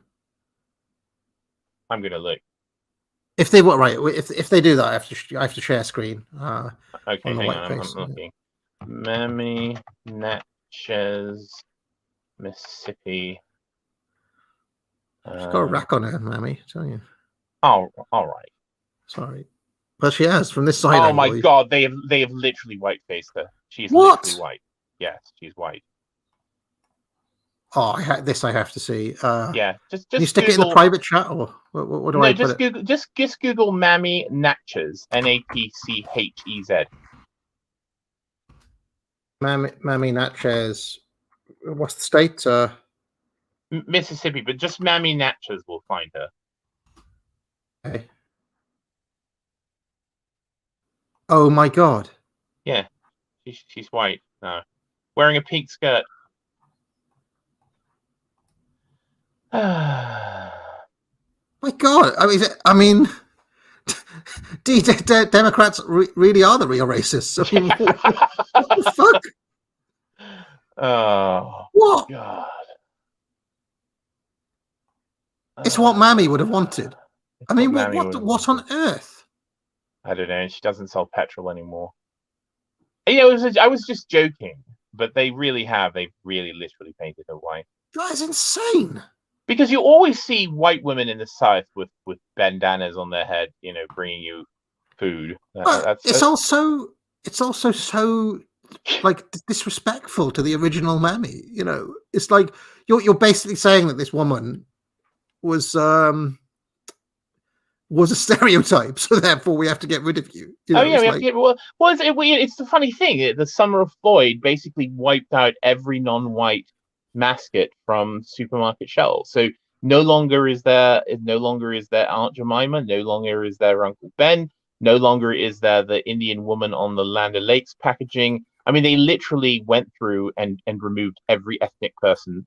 So is that based or cringe? I can't tell. It's weird because I now feel weirdly protective towards Mammy here because it's just like, I mean, I don't know anything about this business. Maybe she really was like a racist mascot or something, but something tells me the not. The Mammy image. I mean, Mammy is that is a stereotype sort of image of the. I mean, you can find Mammy. I mean, Aunt Jemima was a kind of a Mammy figure. There was a Mammy in Gone with the Wind, played by Hattie McDaniel. Yeah. I mean, and of course, the famous one, Thomas in Tom and Jerry.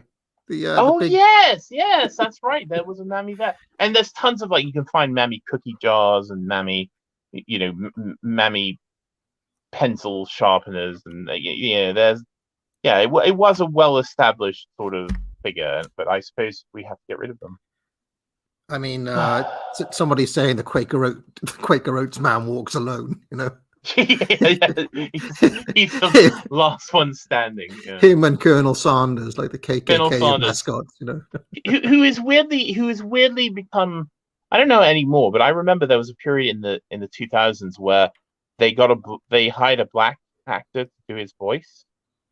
So he said, like, Colonel Sanders suddenly had a black American patois. Yeah. Very odd. Colonel Sanders, come Uncle Remus or whatever. Yeah. Have you seen us, Uncle Remus? You look pretty sharp. Royal tires. These clothes. Yeah, I mean the giant tire, you know. Just outside of Detroit. I can't believe they white-faced her. What the fuck? It's mental, though. I mean, okay, let's just carry on. I can't get my head around it. Can't get my head around it. Progressivism in Beverly 2022 makes no sense at all. Just before dawn, and knock the little jockeys off the rich people's lawn. Okay, next. We have the big chest of drawers for no reason at all that I could tell. With socks going out of it. With socks coming out of it. Pretty awesome. Yeah. Quite good, actually. Quite well done, that. Is that cloth or is that made out of something else? No, that's something else. That's well, let me like and I think it's probably like fiberglass or something like that.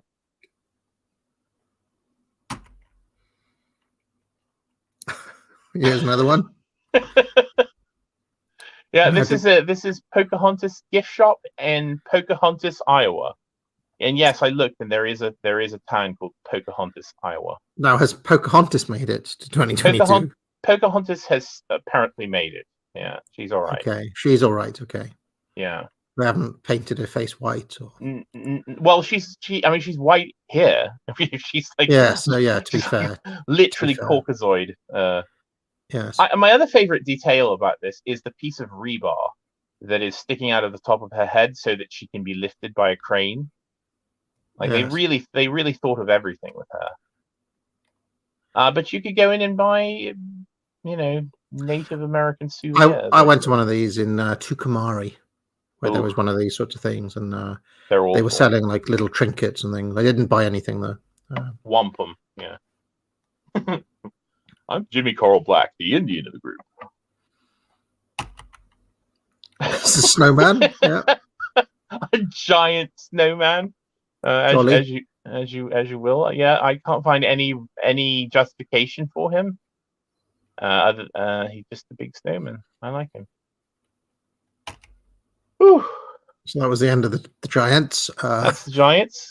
Now read the sign. Is the Semi-Agog section. Yeah, this is my homage to my pal Semi-Agog. And Brad did mention this, the Little America, which is apparently the world's largest petrol station and motel. 150 motel rooms. Always open. 50 miles. This sign is in Rock Springs, Wyoming. I don't know where Little America is. Is that a penguin? It's a penguin, yeah.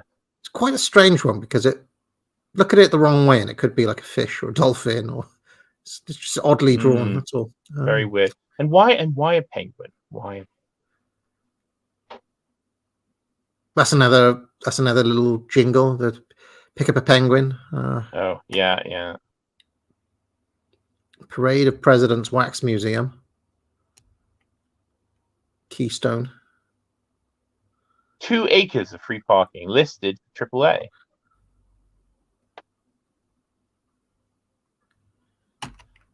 Oh my god.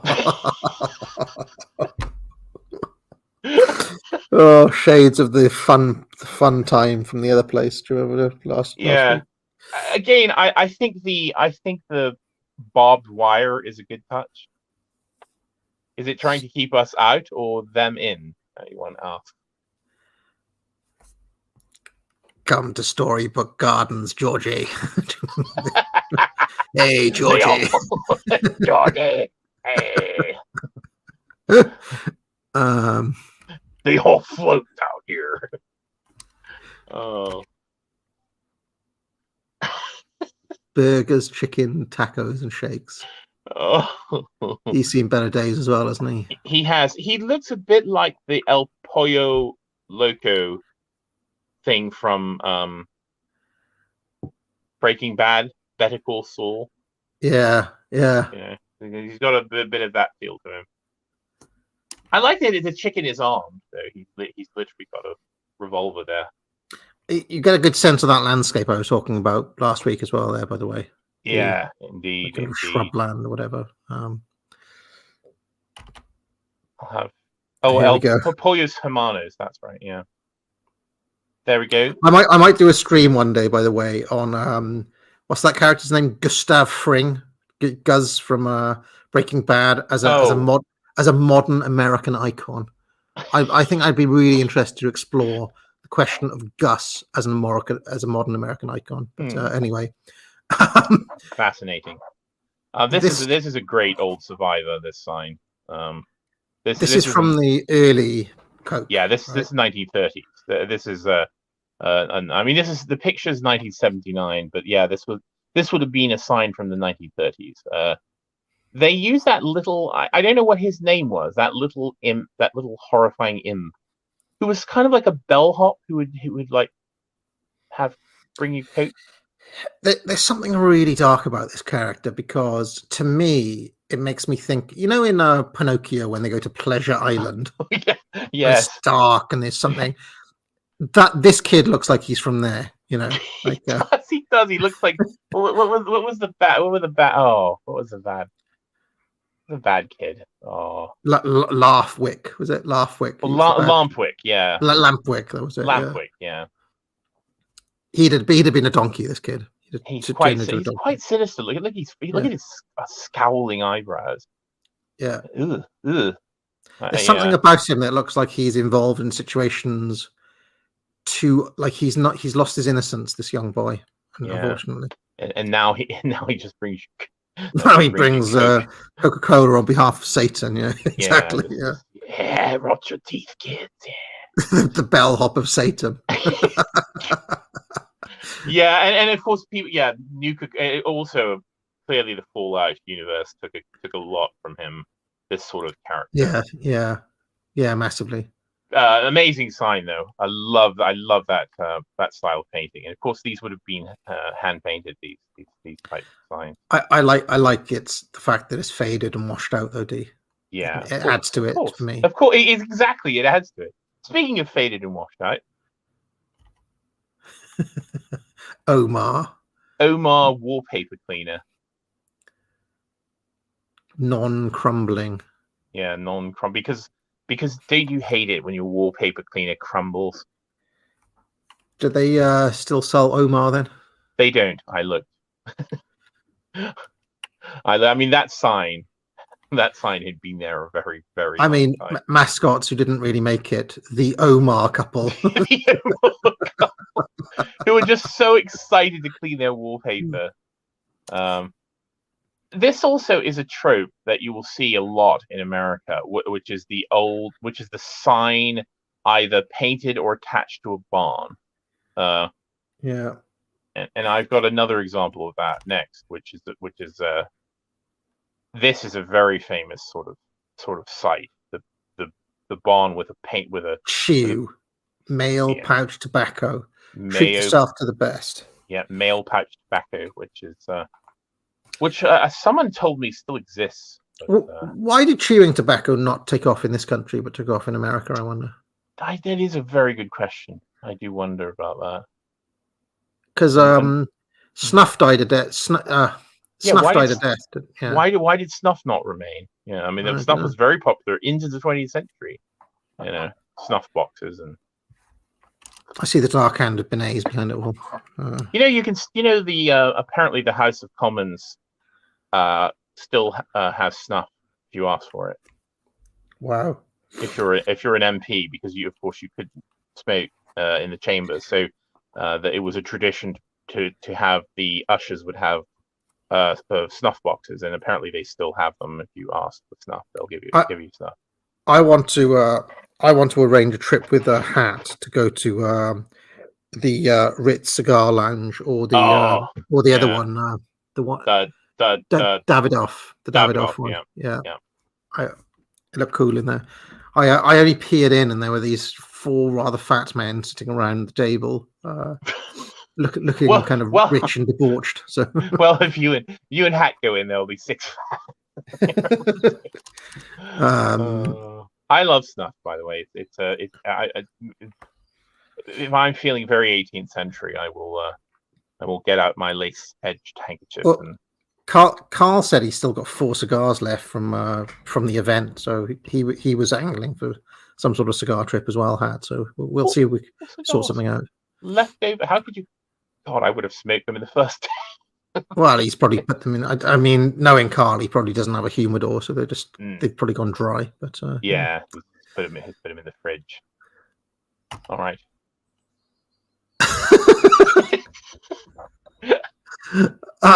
Would you trust Al down a dark alley? Yeah. I love this character. Don't go near Al. Yeah. Is that trustworthy face? Bulging through his chaps. In a different life, that could have been Charlie or someone like that. In a different era. Oh, dear, yeah. Don't distract me. And of course, Al will still sell you a cup of coffee for 5 cents. Yeah. I like also this sort of like Homeric sort of as told by outdoor life. It's this sort of as whispered about in legend. Can I just say that's an extraordinarily cheap cup of coffee in any era, even in the 70s. That's a cheap cup of coffee. Come on. Yeah, 70. I mean, this is 1980. This billboard, so that's a cheap cup of coffee. If you work out the inflation, that's still even today would be a cheap cup of coffee, I would say. Yeah, I mean, even I would say even to the 50s, that would have been fairly cheap. Yeah. I mean, I know all about that due to my Coca-Cola research, and that's when it stopped being viable for Coke to sell their Coke for a nickel. For a nickel in the 50s, yeah.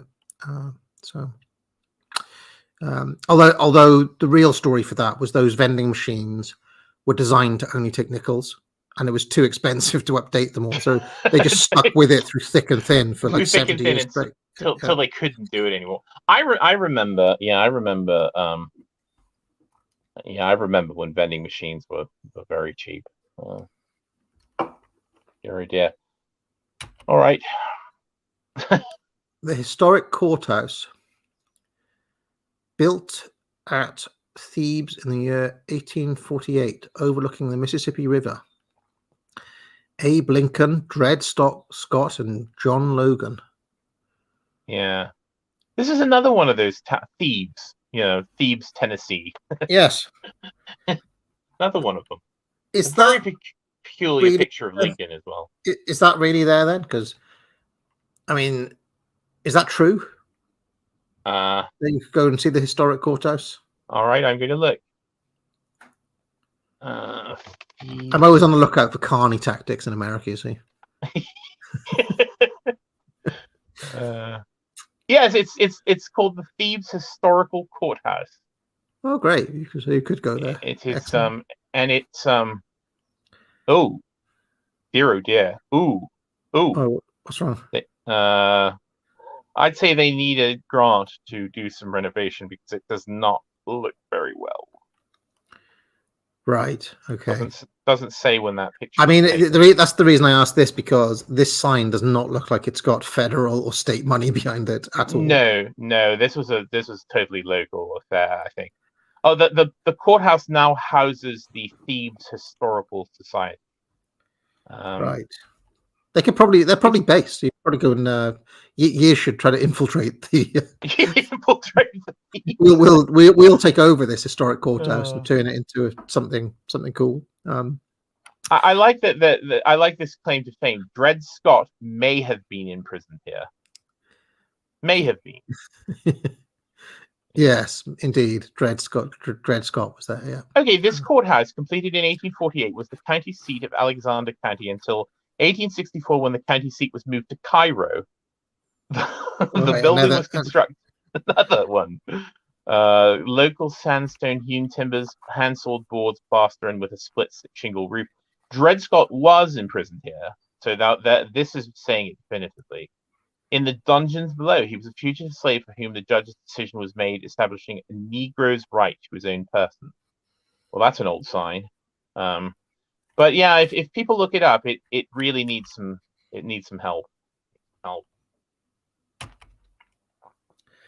Open. Here it is. Crazy Anne's fireworks. Poor old Crazy Anne. I mean, would you buy explosives from Crazy Anne? No. I mean, she's got a set of milkers on her, if you would say. Poor old Crazy Anne. I mean, I wouldn't go near. I wouldn't touch Crazy Anne with a barge pole, D. No. And this is Tennessee as well. Vonore, Tennessee. Here's old Thirsty Benito back again. Oh, There he is. and with his open face bun. Yeah, that's Thirsty Benito, all right. Come and get your open face bun and salads and onion rings. And F. Oh, never mind. What's ref potatoes then? Fist fucking potato. I don't know. No, French fried potatoes. Chipped ham. They used to call them. Yeah, they didn't call them fries. They called them French fried potatoes. Chipped ham. I quite like it. Look at that miserable little painting of, and look, it's upside down. Yeah. That painting is upside down. Yeah. I quite like it if Marcus used that as his avatar from now on. I'll clip it and send it to him. Yeah. Steak strip sandwich. Okay. Boxed to go. I like food in a box. I like it. Getting in early on the Deliveroo idea. Yeah, Deliveroo just a few decades too early, you know. Florida sights to see. Stickies. Stookies, yeah. Now I remember driving all over America and seeing signs that said Stookies, but I never actually saw a Stookies, whatever it is. I don't know if it's a restaurant or a hotel.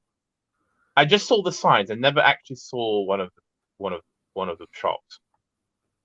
Ask us and save time. I don't know. Sounds like a chocolate bar to me, if I had to guess. But does anyone know So Years says it's Stuckies. Yeah, so it's Stuckies. Are they? Is it a real thing? I never saw one. I just saw the sign. It's a gas station, basically. Yeah, Stuckies. Okay, well, they assure me that it still exists. So. See deadly cobras. Snake farm. Would you, if you were in the car with Mrs. AA and AAA, would you go to Snake Farm? No, I would not go. I would not go to the Snake Farm.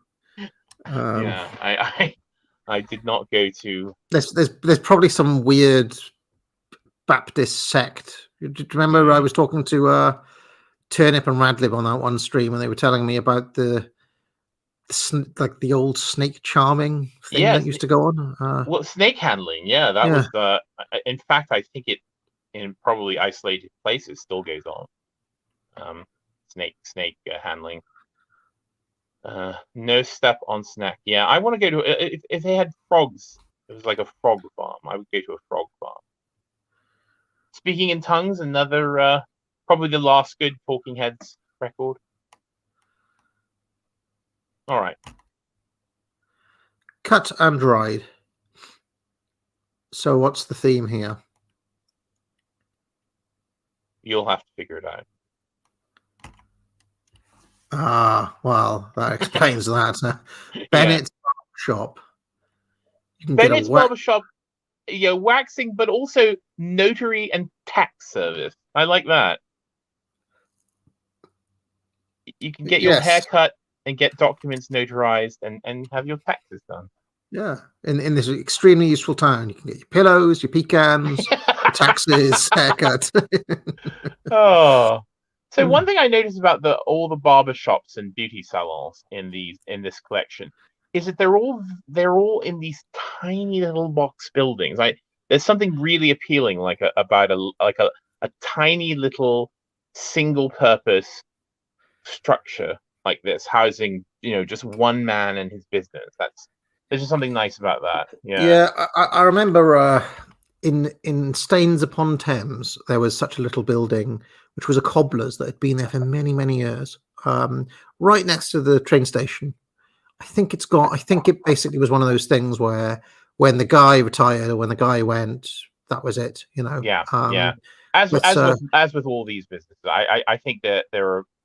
I don't see many of these around.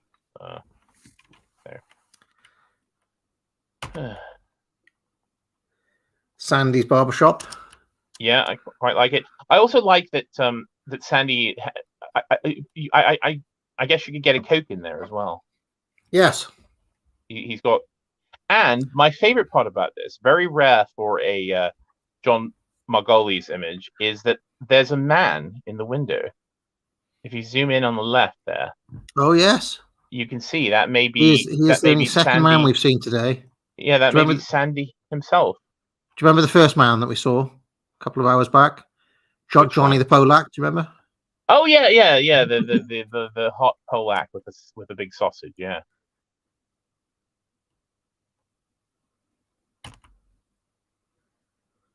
Press's Barbershop. Yeah. For sale by owner, probably not a good sign. I'm getting a feel for the social hierarchy of America, where the used tire sellers are right down the bottom, right? But like somewhere above them is the barbers, I would say, because these are in better nick than the tire shop. Yeah, again, this would have been the waning days of some of these places, but they're still quite well kept. I like that the shop has its own little like front garden though, with someone has squared off the hedge. Yeah, nice about that. Very peculiar little structure. Vivian's beauty shop. Beauty shop in Selby, South Dakota. Yeah. Strangely, I pictured Vivian from The Young Ones. Yeah. I like the almost temple-like, the sort of weathered sandstone columns around the door. It's a very tomb-like building. If you cut the image here, that could be from the Bible or something. That in this part. No, it's exactly. It's like so like a classical temple. It's like some minor temple to Diana in Anatolia. Mountain Road Barbershop. It's quite a nice one as well. Yeah, another tiny little building. Yeah, very peculiar window treatment. The sort of vertical bricks. But I like the little rounded building. Yeah. Wonder if there's a reason for that. You can shoot out, but you can't shoot in. Or yeah, he's literally he's fortified his barbershop. I mean, look, even he's even protecting his plant with barbed wire there. Oh dear, Dales. Yeah, that's a nice one. I quite like Dales. Yeah, Dales is good. Closed Monday though. A lot of barbers close on Monday. Yeah. 8 to 4 on Saturday, 8:15 to 8:15 to 5:30. Very odd. And Dave's got an aerial, so there will be television in the barbershop, I suppose. Bob's. Do you know what's quite interesting about a lot of these so far, D? These barbers? They've all had rather Anglo-Saxon names. There's been very few. I always thought that the barber trade would be dominated by Italians and Greeks and people like that. They are in this. They are in this. They country. They are. Yeah, they are in back home. But yeah, no, in America, they all. Well, I mean, I don't know anymore, but. Well, now it's all Kurds who claim to be Turks, of course.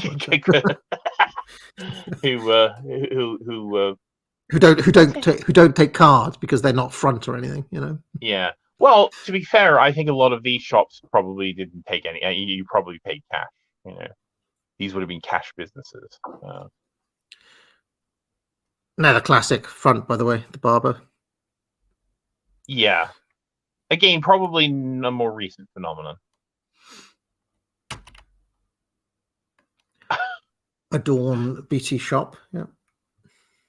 Yeah. Somehow, I don't know that I would trust the standard of beauty from a person who would keep their sign like this.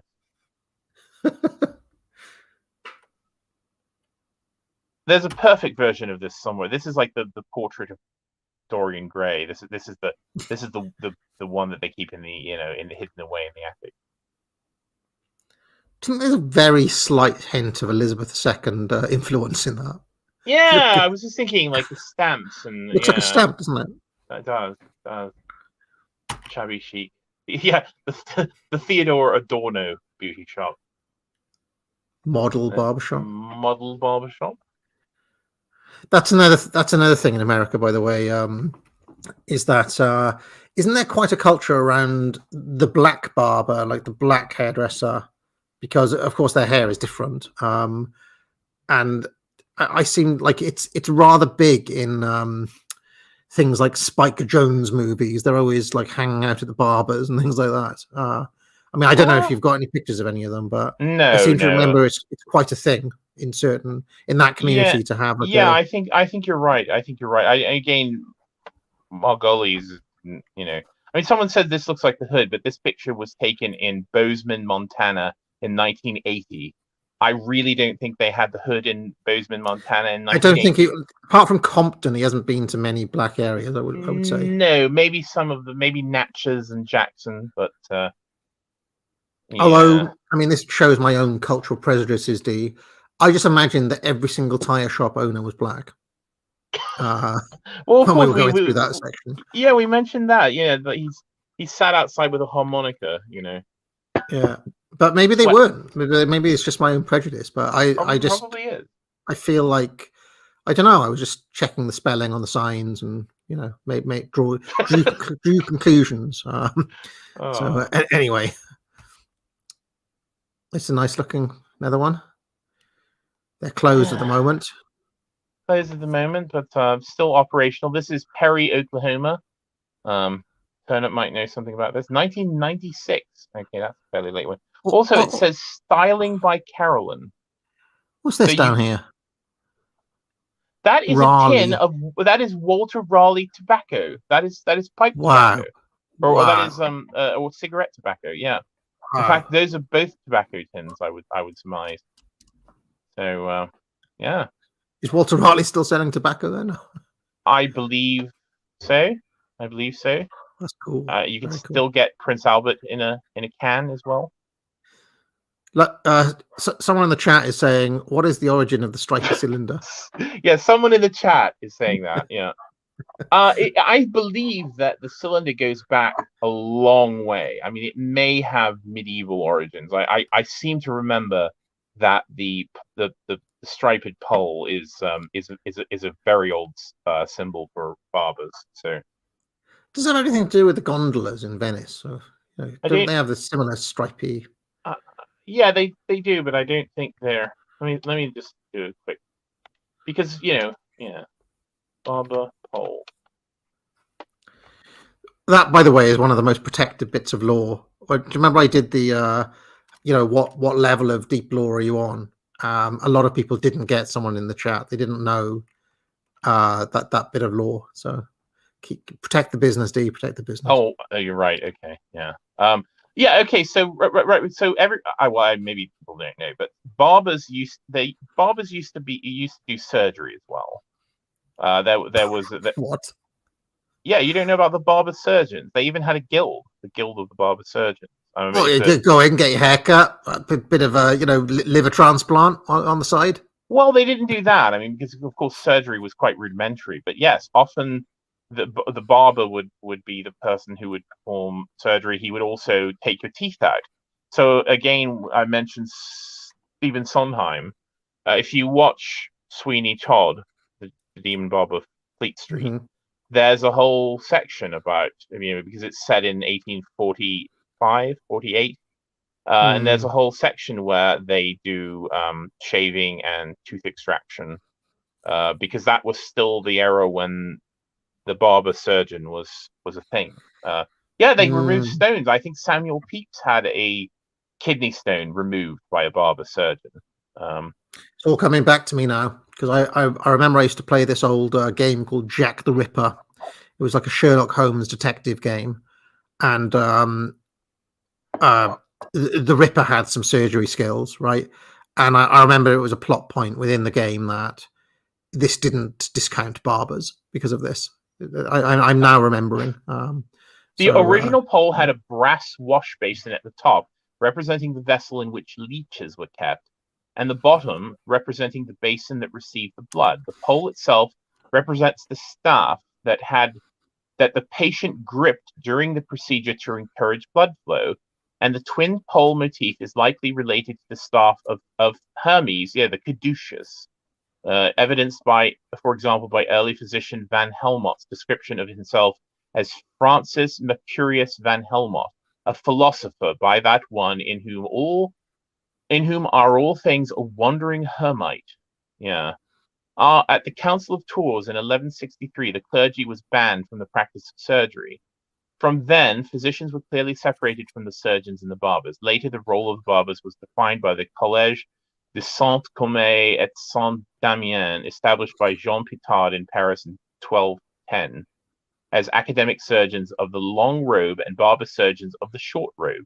So they were sort of intermingled. After the formation of the United Barber Surgeons Company in England, the statute required that the barber use a red and white pole, and the surgeon use a red pole. So the red and white pole was barber, and the red pole was the academic surgeons. So I wonder if surgeons still use the red pole at any.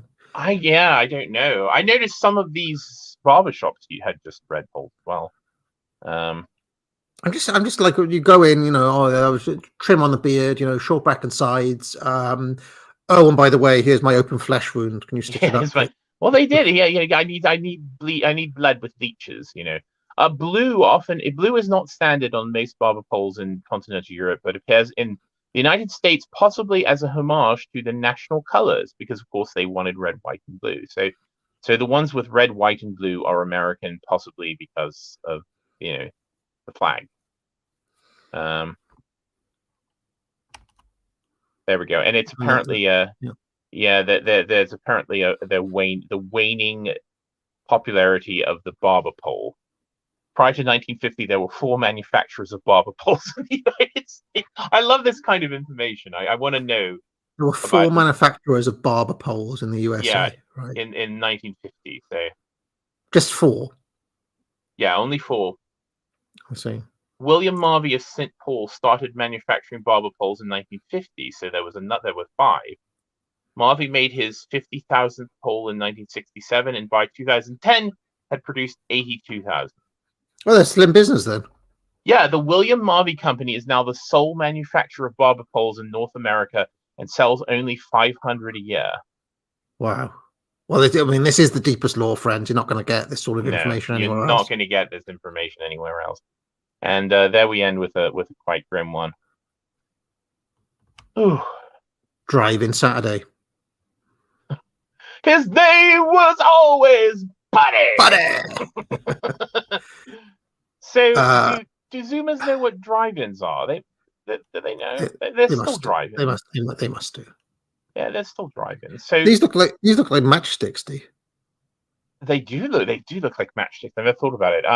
So a drive-in, very briefly, was an outdoor cinema where you would go in your car and you would park next to these poles, and those little poles had a speaker on them, and you would pull the speaker out, you would clip it to your window, and you would sit in your car and watch the film on the big screen. And they're wonderful. I mean, I again, another fading symbol of America. They had a huge wave of popularity in the 1950s, the late 40s and 50s in America, and into the 60s, and then there was a great decline. And there are relatively few of them now, but yeah, it was wonderful. You could, it was a cheaper way to see a film. Of course, you only got monaural sound because you got one speaker, but no one cared.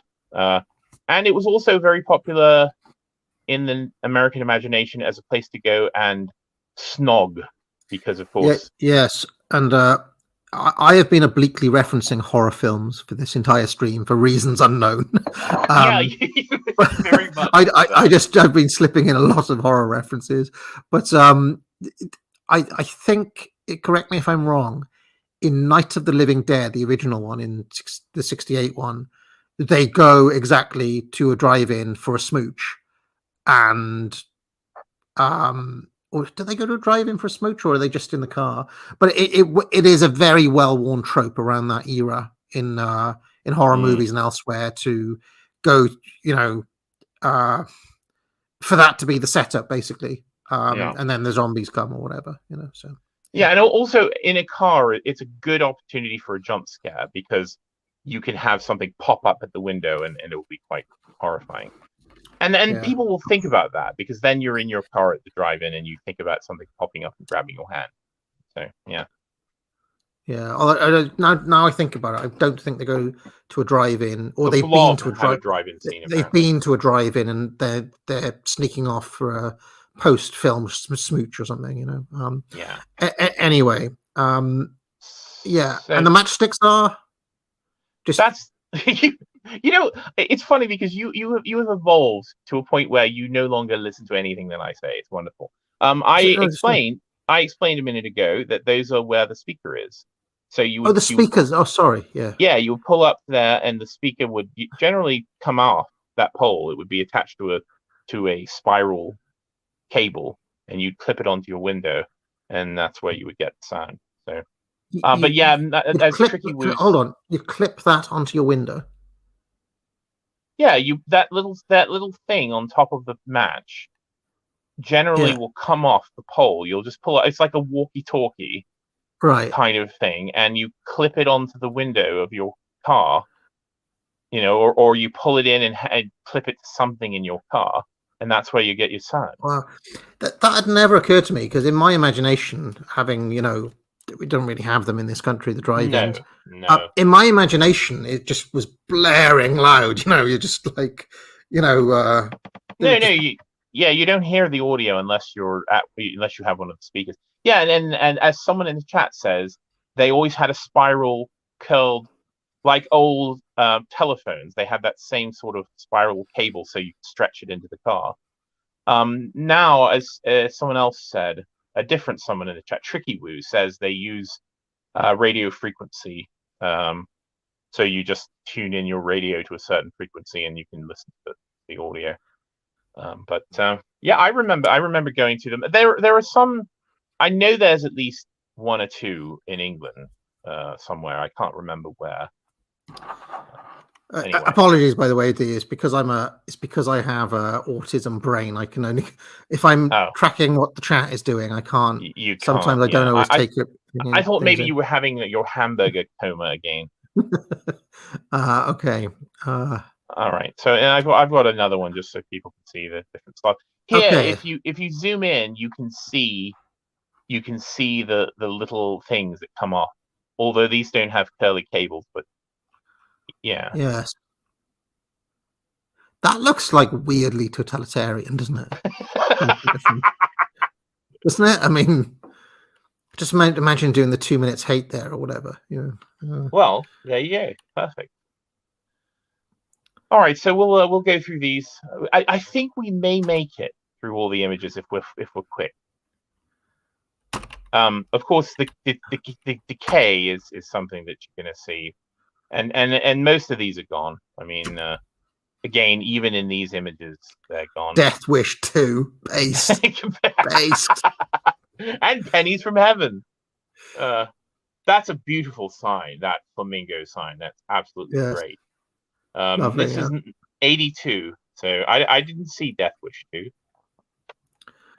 The Death Wish films, they should remake them with that's what Mel Gibson and Kanye West should be doing, like remaking Death Wish for the modern Kanye and Mel Gibson. I can only imagine what that would be like. Massacre. Adult late show. There we go. Yeah, and 3X. So unfortunately, as drive-ins began to wane, they ended up, many of them, limping along in business by showing porn. So and sometimes they would show normal films, and then at like midnight they would show porn. And something always troubled me about that, of course, because most of these places you could see the screen from you didn't have to go into the drive-in to see the screens. It's so large you could see it from all around, and they were showing triple X porn. Like little That is children. so seedy. Can you imagine, right? Yeah.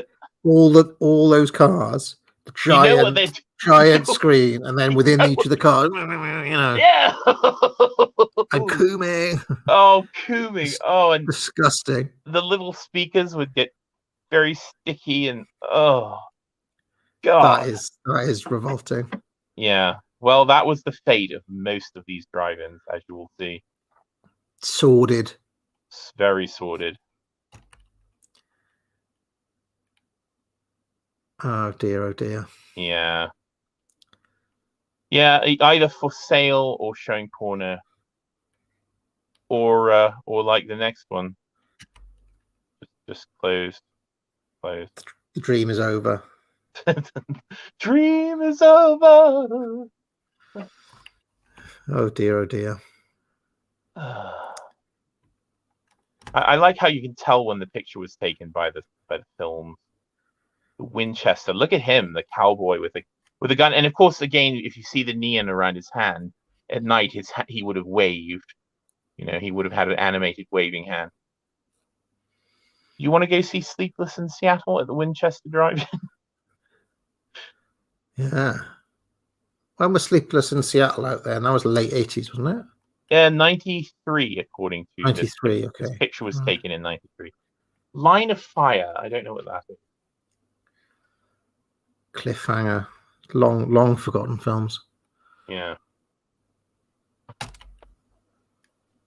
Here's another one. Yeah, check her out. Amazing. She's a bit all right. Yeah. Good thigh action. And of course, it's all broken. This is another one of those signs where you can see the remains of the sockets of the neon.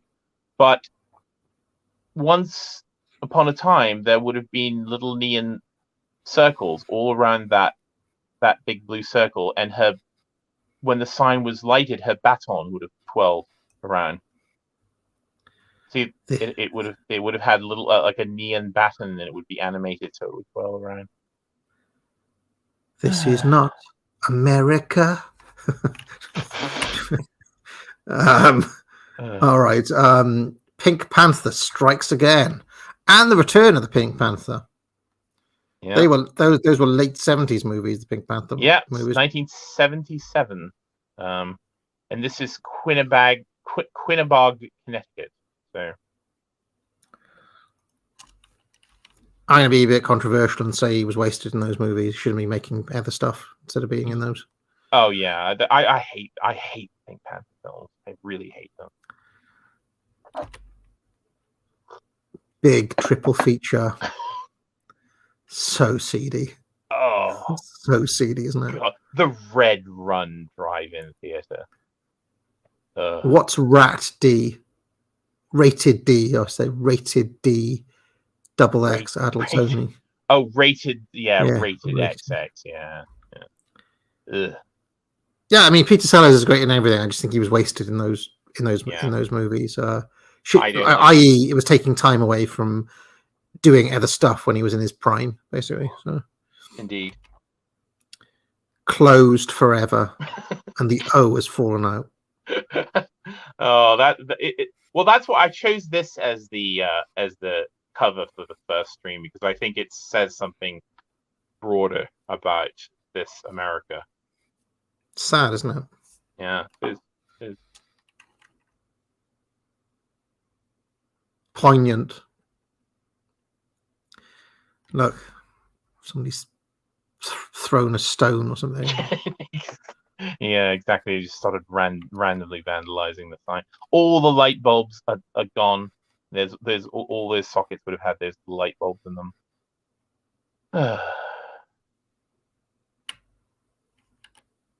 Another little Joe Biden. I did that. As a kind of avatar of the ruling class for the past 50 years, I would say. Some Muck Tuck in the chat says you can smell the doom coming off of these images. I mean, I think that's true of many of these Margolies images. even though they're all, most of them taken in the bright morning sun or the late afternoon sun, there is a desolation to them, because again, we know what's happened. We know what the fate of this whole optimistic world was. And I do think that there is a haunted quality to them. What was this place? This would have been where you paid. This would be at the entrance. So you would drive through, and there would be people in that little booth who would take your money and allow you to go in. This would have been the entrance way to the drive-in. I put this one in here because I thought people would like to see a glorious neon sign, fully operational, at night.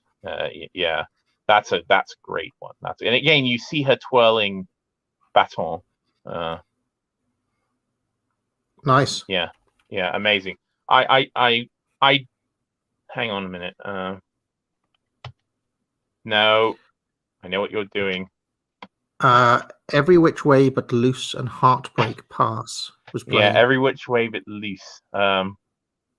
There's a Clint Eastwood film, is it? It says Clint Eastwood at the top. Yeah. It was Clint Eastwood, and I believe an orangutan or a chimp. There was like a monkey on it. The last film. Okay, so this picture was taken in 1979. This drive-in closed forever in 1983, and the last film playing there, the last double feature, was The Dark Crystal and Dragon Slayer. What a double bill! Yeah, and that was the end. Dark Crystal and Dragon Slayer. Wow. Dark Crystal and Dragon Slayer, and then it was demolished. But the woman with the baton survived, so they actually saved the sign, and it is installed at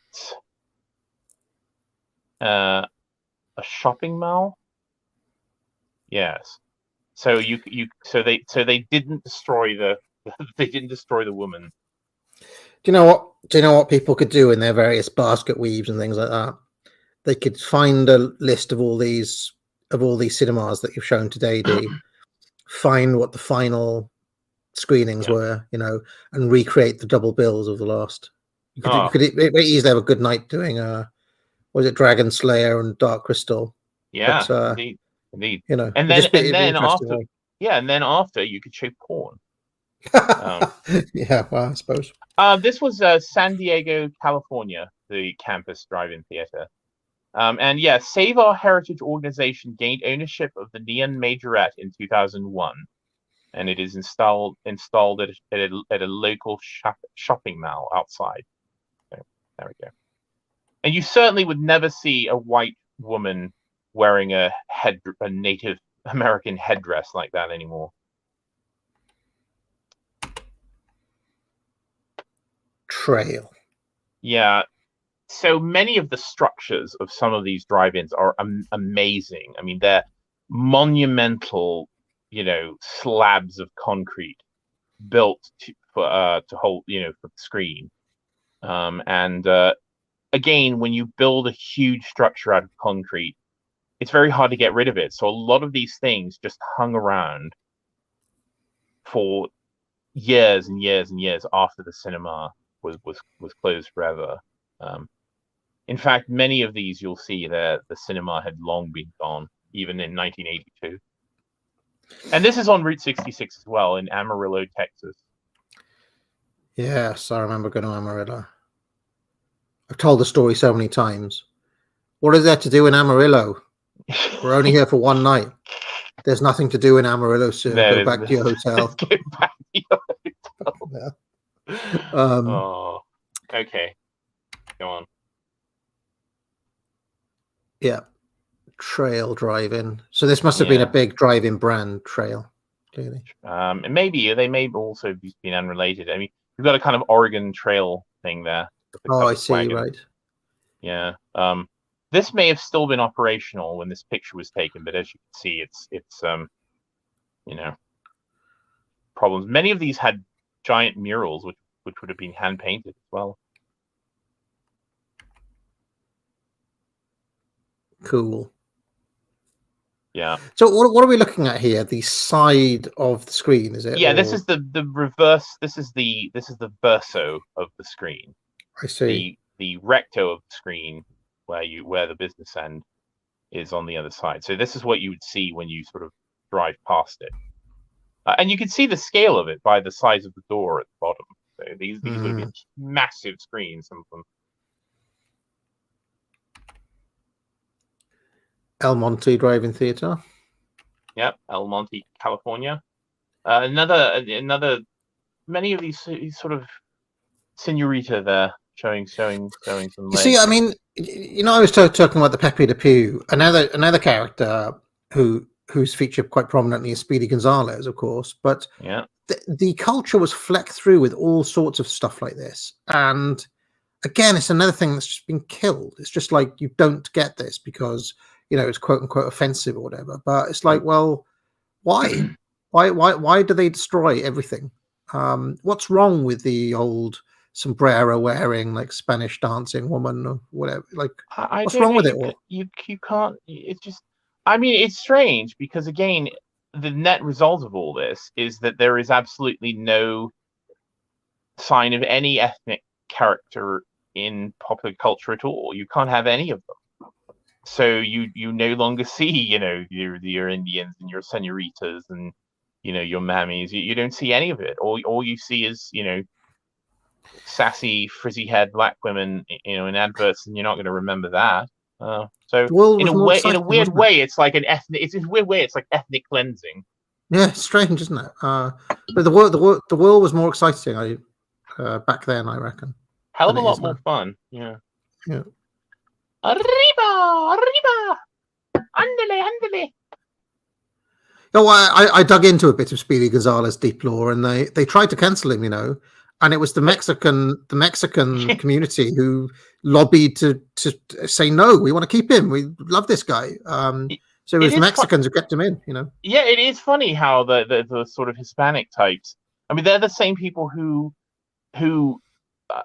basically pushed back against that Latinx. I mean, if you ever look at any, if you see a news site that's tweeted and uses that Latinx thing, the replies will be full of Mexicans and South Americans, whatever, saying what the fuck, stop using that fucking word. It is odd. You got to remember though, in some places, the Mexicans have been there for 200 years. It's not like they're kind of, okay, there's people who've turned up, but there are families who've been there for a very long time. So, especially in these sorts of places that we've been looking at. Yeah. All right, let's carry on. I'm sorry to see what's playing at Lakewood. Beaver's Gate, The Long Rivers. I'm not familiar with either of those films. The Long Riders. That sounds like porn. They both sound like porn. I'm a bit worried about Beaver's Gate and The Long Riders. Oh no, it's not Beaver's Gate. It's Heaven's Gate. Oh, Heaven's Gate. Okay, all right. Oh, Heaven's Gate, 1981. Gate, yeah, remember that film? Yeah, that inspired the cult led by Marshall Applewhite, I think is the name. Okay, it wasn't. It wasn't Beaver's Gate. It wasn't Beaver's. I thought it said Beaver's Gate as well. All right. Drive-in theater, Cactus. Yep.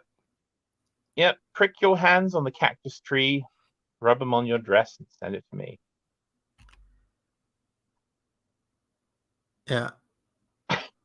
I like the statue. I was trying to figure out if it's if I could identify it. It's not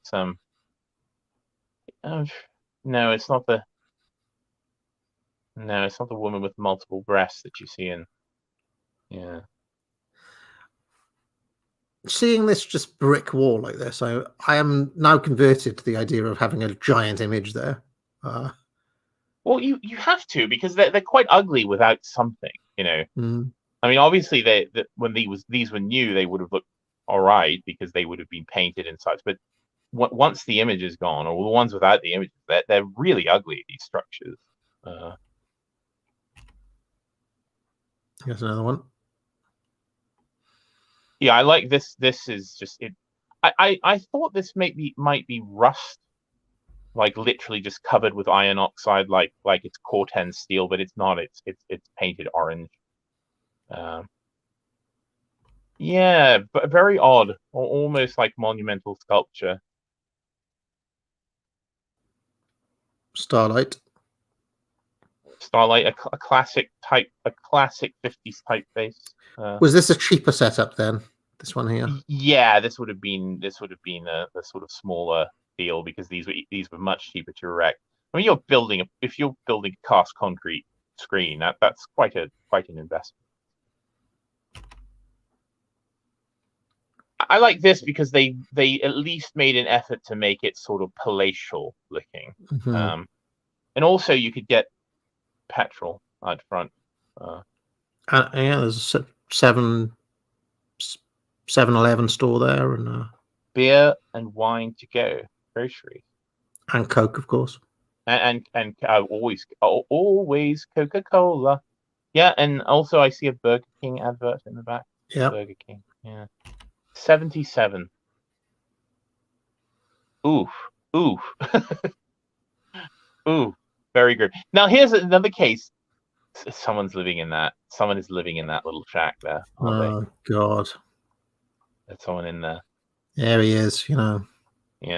In fact, that little shack might open into the behind the screen, because if you see, there's a void behind the screen there. You see there's Oh dear. tiles there. He could be living in there. Who's living here? It's old Igor, the projector's son. Come out, Sandra. Okay. So this is a very interesting setup, the next one. Okay, so they've put the screen on the back of the old... But they didn't. This is a facade. That was never a real house. They literally built a fake house to hide the part of the back of the screen. You see, it's just like, it's like 3 foot wide. Why did they bother doing that then, I wonder? I wonder. I really wonder. Yeah. Strange. Very strange. Here's another one. I mean, look at them, just massive tower. Drink Coca-Cola, and also you can see that it was turned in, or at least they tried to turn it into a mobile home park. So they literally took an old abandoned drive-in and they just brought in a bunch of trailers and yeah. turned it into the world's saddest trailer park. I mean, these are like, looking at these are big structures, like you're saying. Took some building. Yeah. Damn it. Ooh. And last but not least, I mean, this was quite a modest screen. I mean, literally built out of wood poles, in the middle of nowhere, in the middle of New Mexico desert. There's more, D. How many more? We'll go fast because we've got to get through them. We can get through them if we just go very, very quickly. All right.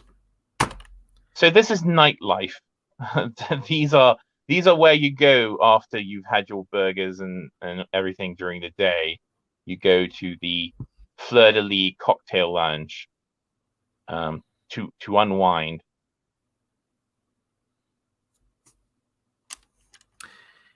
I quite like those glass, kind of little glass walls that they used to do.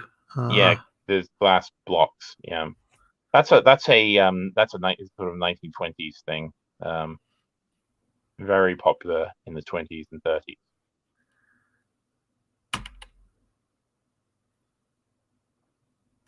That looks like a interesting time. Yeah, a very typical 19th century building, with a what is it called? Wooden Shoe Cafe.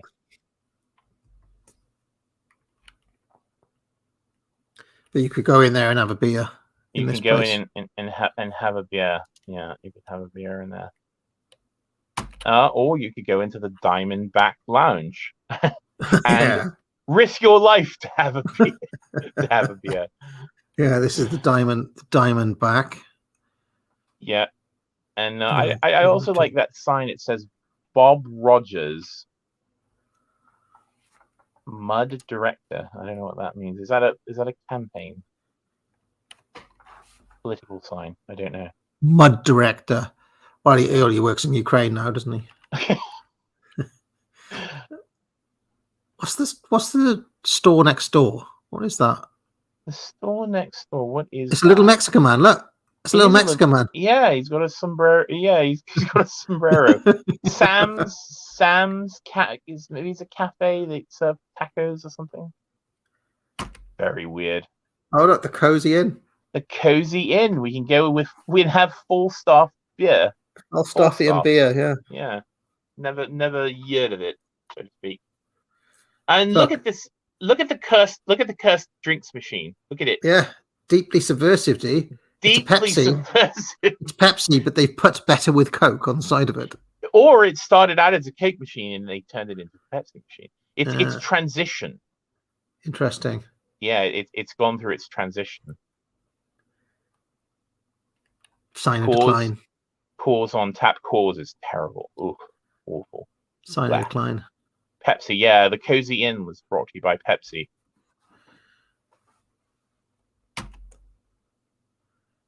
Here's a frontal shot of the Cozy. Oh look, we can see what you can get at this machine. Let's have a look. It's Pepsi. Is that root beer there? That is Mountain Dew. Mountain Dew. 2 sorts of Pepsi. Yeah, root beer. Yeah. Orange. And something that I can't read. Yeah. I kind of like the wooden panel, you know. I know it's cursed, but yeah, I like those machines from that era. Yeah. I'd go to the Cozy Inn. Why not? Oh, you'd have to. If you can, if a group of frogs were out, they'd have to go to the Cozy Inn. And they do the poo hugs in the Cozy Inn. Oh my god! Oh my god! Uh-oh. What? Hello, Georgie. Hello, Georgie. Look! Look! What is that? There's a woman in the Cozy Inn. Oh god, I didn't even notice that. Oh god. Oh. Peering out like Jack Nicholson at the end of Shining. Alright, I'm not going. I'm not going to the Cozy Inn. Hello, dears. Come into the Cozy Inn. Come into the Cozy Inn for your nice cup of tea. Oh, God. Just in time for Halloween. Oh, man. She's not a sweet old lady. She runs a dive bar. She's not... There's something deeply sinister. I remember there's a character in the Batman comics called Ma Parker who who runs a secret den of delinquents. This is what she's doing with the Cozy Inn. Here's the club, the Ace of Clubs Lounge. Nothing good ever happened in the Ace of Clubs Lounge, I can tell you. The Ace of Clubs Lounge, yes. If you've ever seen Fire Walk with Me, this is they go to that bar and there's that very long scene with strobe light. That takes place in here. The Ace of Clubs. Okay, let's carry on. Tavern. I mean, that's the Roadhouse. That's a classic Roadhouse. Rainier. Also, I like that there's like bowling trophies in the window. I assume they're bowling trophies. There's some sort of trophy. Yeah, trophies. Yes. I wonder if Tavern had like a league. Oh, it's called Bellows Tavern, Burlington, Washington, 1987.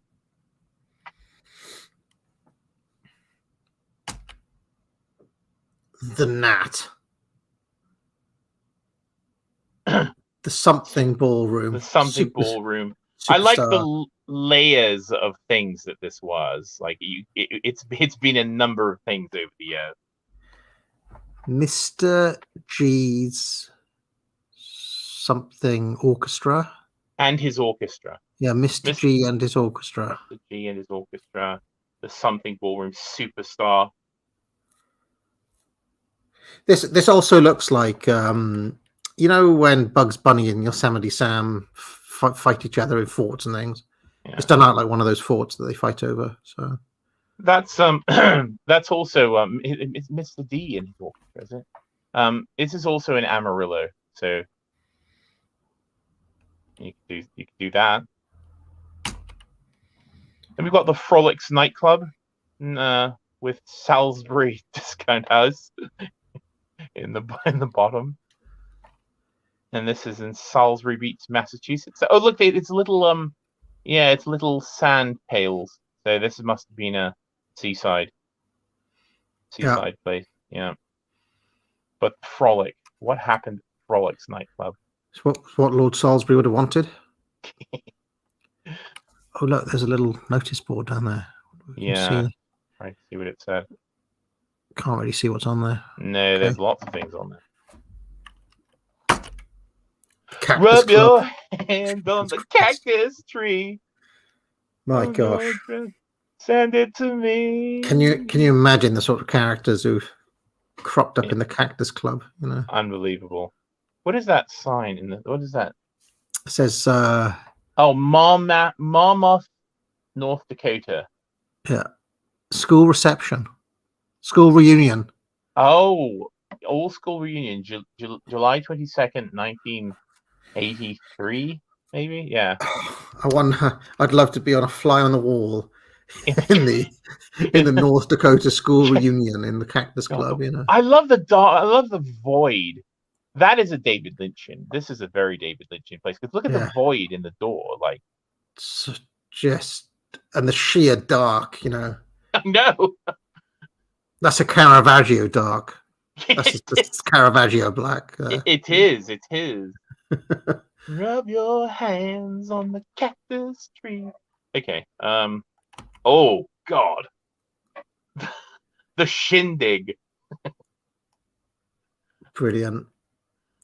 Do you remember I did the deepest lore on Georgia or something, and I heavily featured that school reunion. Maybe that happened. Maybe that happened at the shindig. You know, the shindig. Yeah. You'll like this one. It's an old roadhouse on Route 66 in Fontana, California, but it's been turned into a flat. Someone lives in there now. Look. Oh God. Notice: private residence, no trespassing. Keep out. Look at the number 14,564. Oh, ridiculously long road. Can you imagine? So yeah, you wouldn't want to mess with that character. No. I bet he voted for Trump, do you? If he's still around. When was this? 1977. I don't know. That was a long time ago. Maybe he hasn't made it. So, yeah. No, that was almost 50 years ago. The Prelude, a wonderful sign with a nice palm tree and clock. Oh. Yeah. Oh, look at what they massacred my boy. What? Is that the same Mr. Peanut from earlier, or a different one? No, it's the same style, but it's not the same one. Look what they did to him. Why did they do it? Are they bullet marks? Bullet marks on his legs. I don't even know. I think he's been shot to smithereens. There's also some of those maybe sockets for neon. He probably had neon outline. Look, he's literally been kneecapped. Very special. That's in Peabody, Massachusetts. Craft beer. This is great. This is a great sign. Very good sign. And now we come to the seedy end. Sexotic dancers, Nikki Robin, Cindy. Oh dear, oh dear. Wonder what. I mean, look at this building. It's amazing. Again, 19th century construction, but what a sad end it's come to. I wonder what became of Nikki, Robin, and Cindy. I hope they made it out of there. No. Well,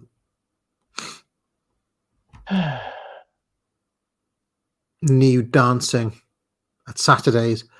Open all nude show. Oh dear, oh dear.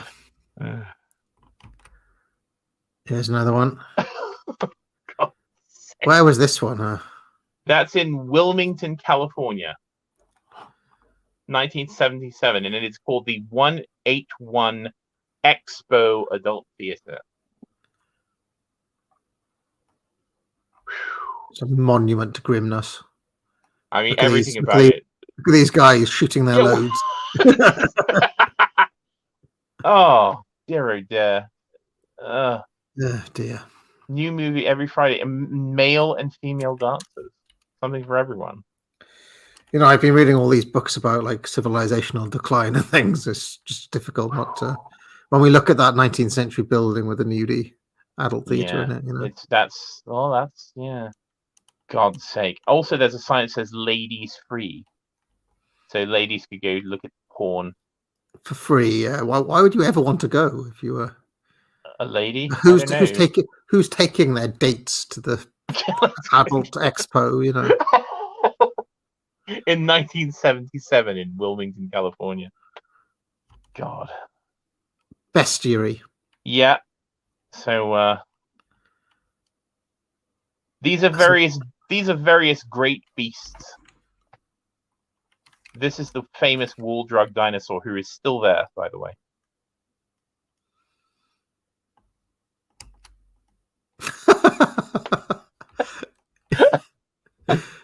Oh dear, oh dear. I just love him behind the little fence. I feel like he has looked at all of the photos we've been, and he's literally just been turned to dust by it. He's just turned to a tower of ash. Yeah.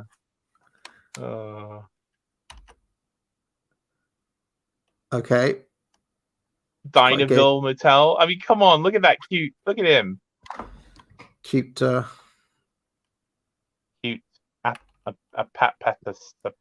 don't know. I reckon that one might be a Diplodocus due to the very long tail. But, long tail, pointed tail. I like him. I like this next character as well.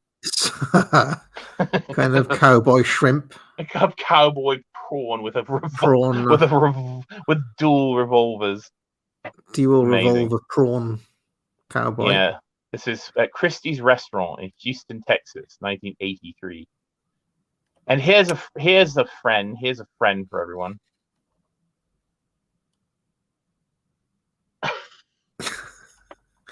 There he is. There's a new avatar for Panama Hat. Carpetland in Muncie, Indiana, in 2004.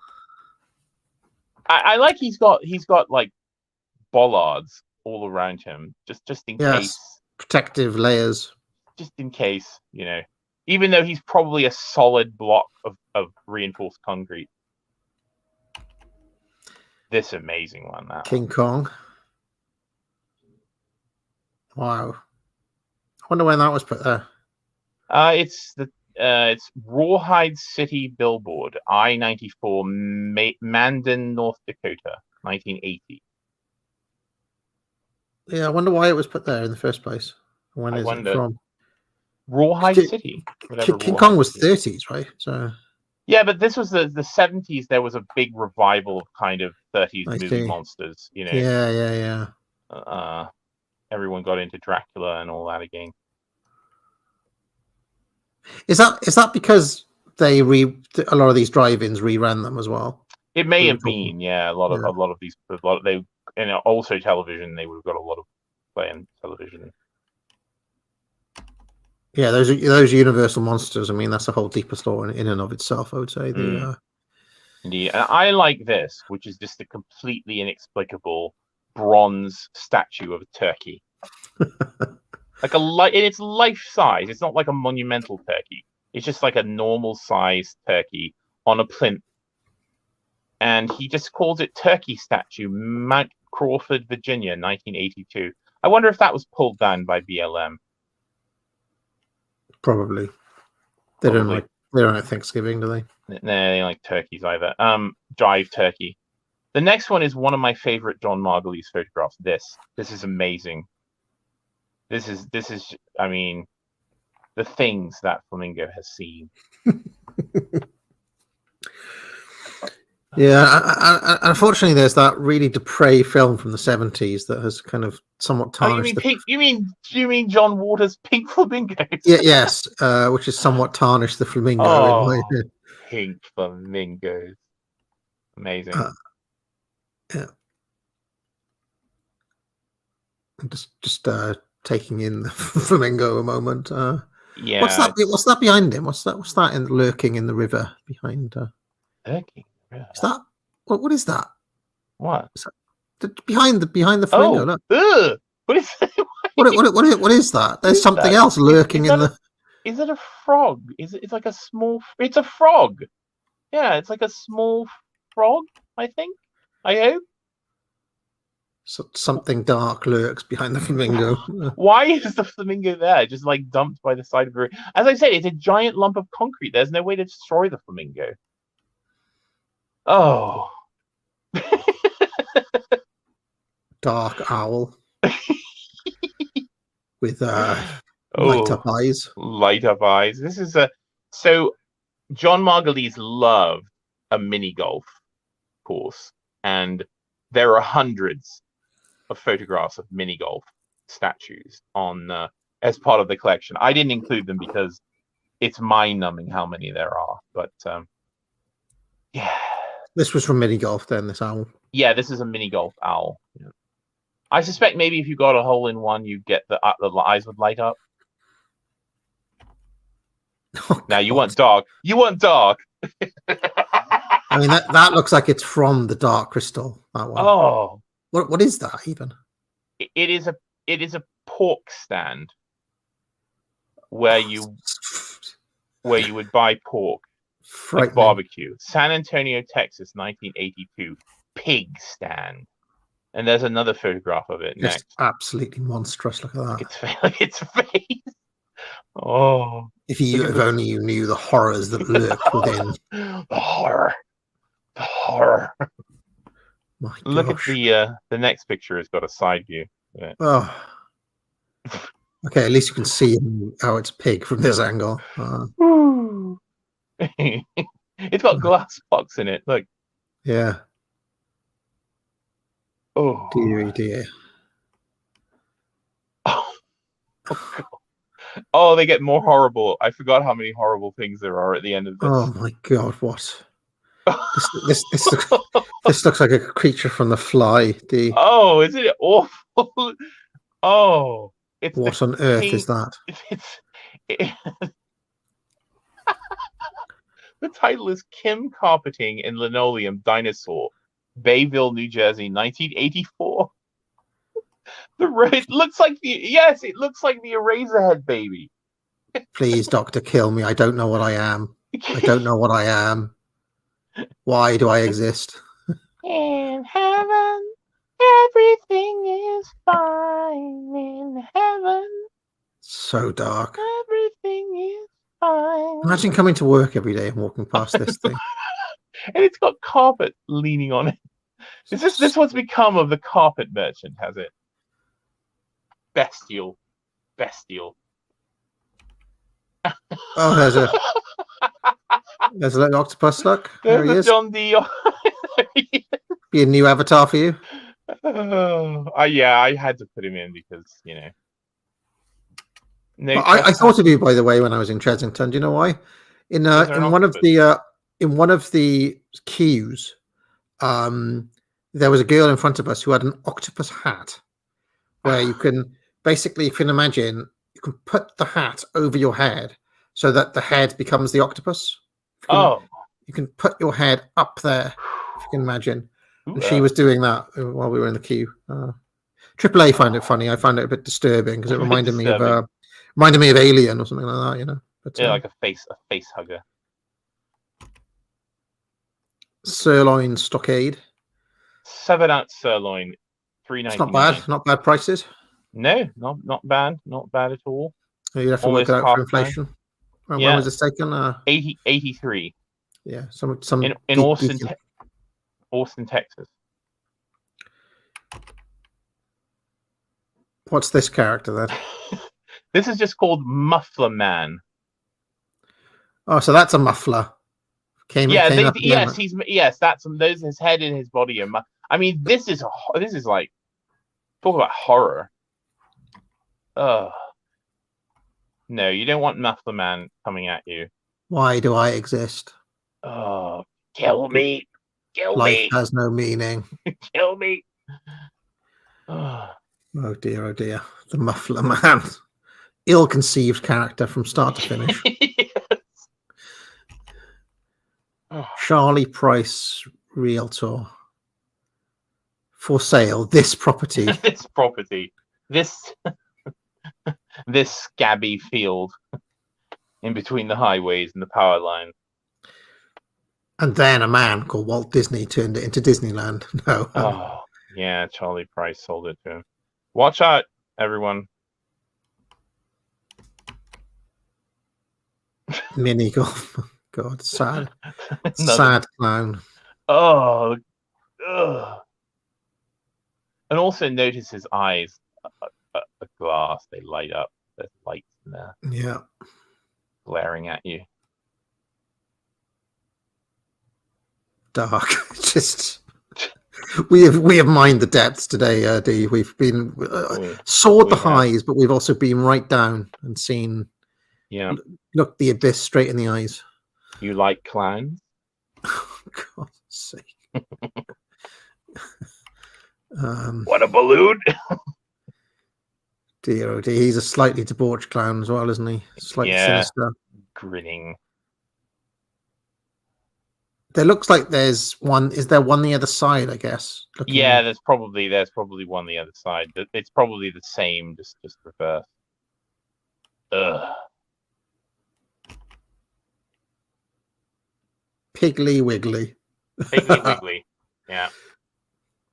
Well, he's less scary than the other pigwig that we saw. But, he is, but again, he's one of those mascots who's encouraging you to eat him. You know. Yeah. I mean, he's a pork butcher. And then we've got another John D special there. I like it. Quite like him. He's quite kind of innocent, I would say. Yeah, he can use all the golf clubs at once.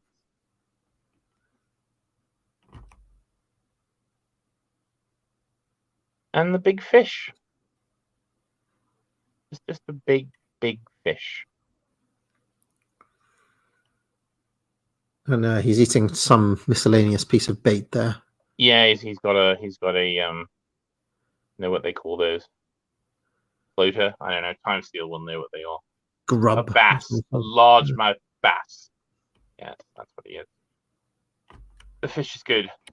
All right, we're going to race through this one because we're getting to the last one, which is one I really like. So we'll go through these quickly. These are just in miscellaneous businesses, just to give you a flair of the character. I mean, this style of architecture is all over small town America. You see, at Randall and Sons, 1891.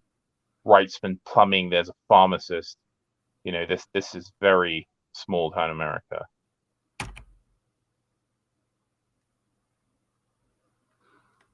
And these also just a restaurant equipment shop. Restaurant equipment, yeah, and seems to be operational. And I don't know what the other one is. It says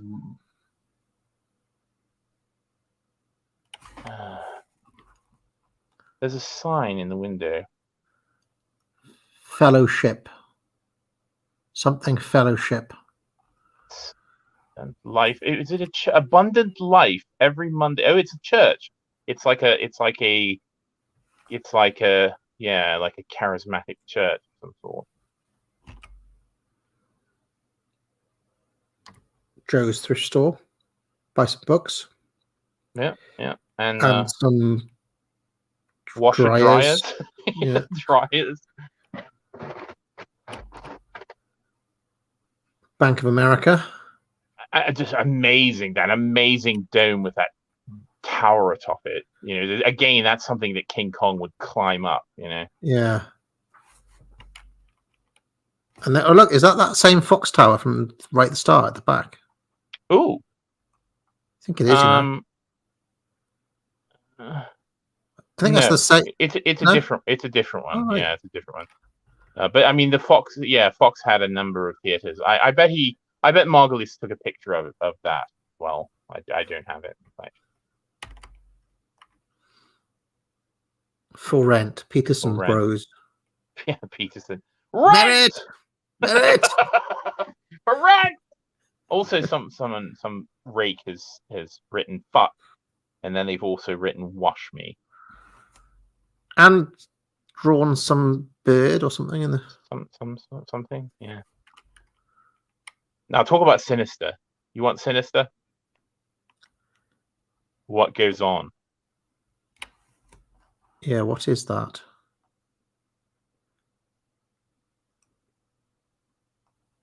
What is that?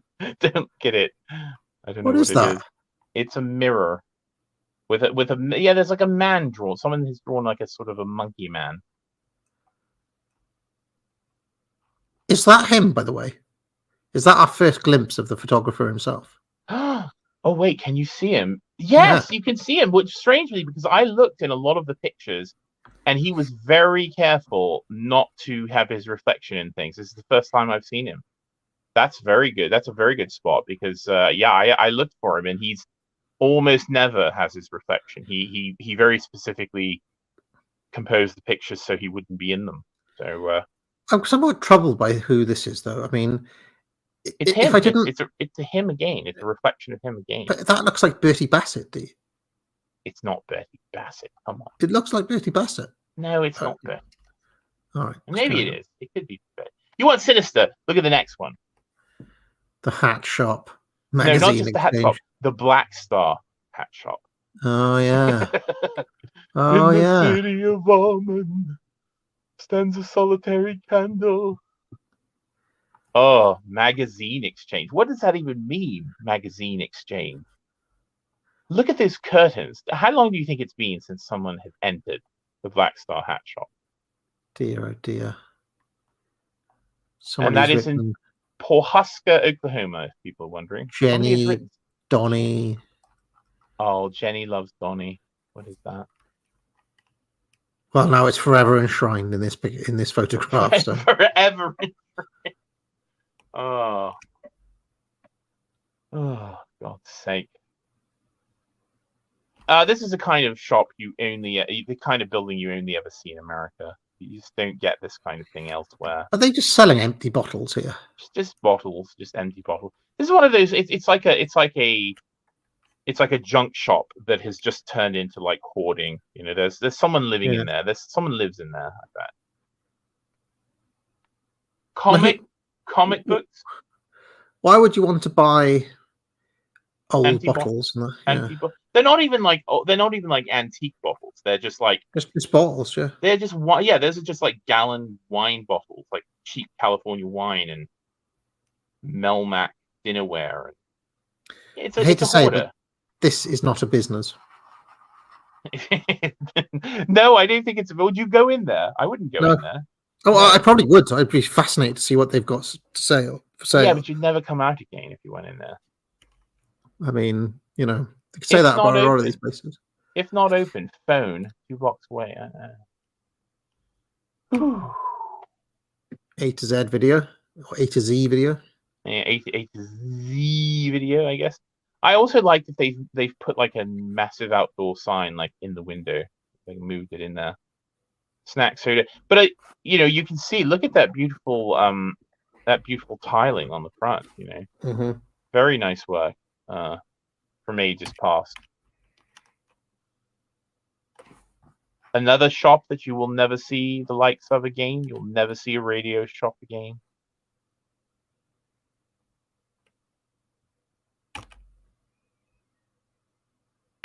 Gift stop.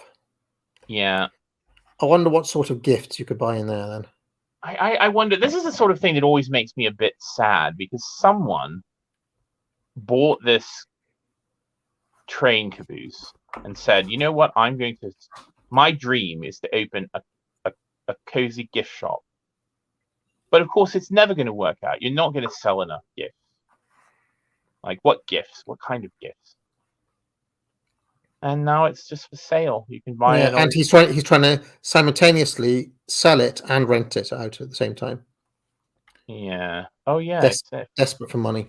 For sale, for rent, just get it. Yeah, just get it off. And if you zoom in, there's fairy lights. It's like surrounded by fairy lights. They tried, but it just isn't. It was never going to work. It was never going to work. All these distant. It's like what's that Bob Dylan line? I had dreams once, I suppose, but now they're all buried under tobacco leaves. Ooh. And someone's saying it's not a real caboose. It is. This is a real caboose. I mean, those are real wheels. That's a real set of wheels on there. So, yeah. Ugh. Rock shop. Is this a business, AA? This isn't a business either. I mean, if they're not selling rock and roll records, but actual rocks, that's not a business, I would suggest. No. Arrowheads, jewelry, antique. It's an old church as well. I mean, it's obviously an old converted church. No, this is another one of those pecans, pillows. Rocks, arrowheads, yeah, tapestries. Yeah. No, it's an old church. Probably would have been quite nice at one point. I love this. Mr. No posters. Mr. No poster shop. I mean, this is 1985. All those images are very 1985, aren't they? Oh yes. I mean, just look at them. Ferrari. Is that who's the woman with the snake? She posed with the. Oh, she posed with the snake. Oh, that's Madonna. Miss Madonna. Someone's daughter. Someone will know in the chat. Whose daughter posed with a snake? No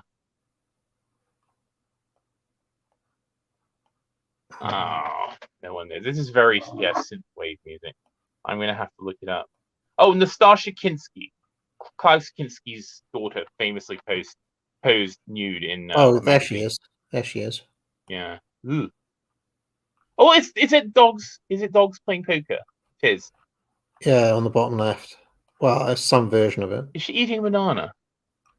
Yeah, Madonna with a banana. Is it Madonna? That's Madonna, surely. Cakes. Look at all the cake stuff. Amazing. I mean, if you were wondering, kids, this is what the 80s was like. If you want the 80s, this is what it was. And I like this. I like that single. Is this the birth of Tom by Abs, by the way, from that girl on the right stuff? Boy Abs. And what makes it for me is that 70s vinyl brown chair sitting out front. The right stuff. God's sake. That's a name which has got quite a history and legacy. I would say the right stuff. Yeah. Let's carry on. Wasn't that the name of that bloody conservative dating site they opened recently? It was. Yeah. Oh, they should use that as their logo. I have a bit of a conspiracy theory as to why they chose that name, so it's not for this stream. Okay. A1 Taxi. A1 Taxi, and of course I like this just because you can tell that's a Coca-Cola disc that's been painted over. And another one of these tiny little single-purpose buildings. Tiny A1 Taxi, yeah. Yep. This is something that Zoomers won't understand. It used to be when you took photographs, then you had to drop the film off someone to develop it for you, and there were often these tiny little kiosks. There's one in Back to the Future, if I remember. There's a little photograph kiosk that I think maybe gets destroyed. I don't remember. I remember there being one in there. So share. Was that a movie theater or? No, that was just a shop. Just a shop in Lake Huntington, New York. probably an upscale clothing shop. Cigarettes, chips, and milk. Yeah. Pop. My favorite thing on this sign is head items. You know what that is? Hats and things like that. Or No, what's a no. head Head items are accessories you need to smoke marijuana and drugs and such. Oh, right. Yeah, they would have shops called head shops that sold things like that, psychedelic posters, little hookahs and filters and things like that. Candy, motor oil, and antifreeze. I mean, what is that line from Doctor Strangelove? Fella could have a hell of a weekend in Vegas with this lot. So.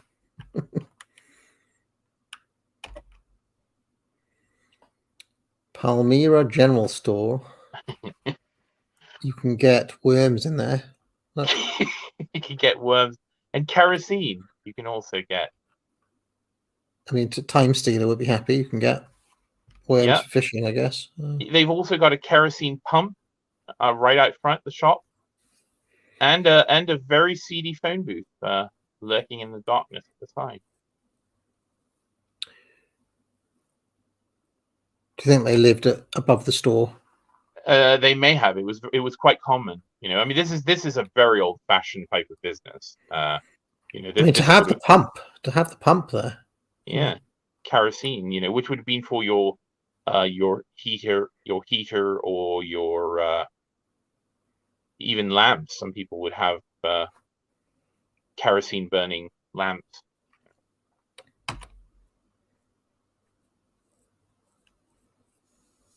Another general store, Paul's Market. Yeah, and I like the presence of the 7-Up signage as well. All right, coming down to the end, these are just a few pictures of washing up locations. Jerry's Liquor. And we were talking about Breaking Bad. I seem to remember a washing up operation being quite key in Breaking Bad earlier on. Do you remember that? Didn't they open a car wash or something? Breaking Bad. Anyway, Coin Op Car Wash. No. AAA look at how filthy it is on the ground there. AAA, by the way, is going through a phase of loving car washes and always wants to go to the car wash because it's immensely fun for three. It's quite exciting. I still quite like to go in them because I like to figure out how all the mechanics. They're all very flashy now. D's Car Wash. Yeah. I love the octopus.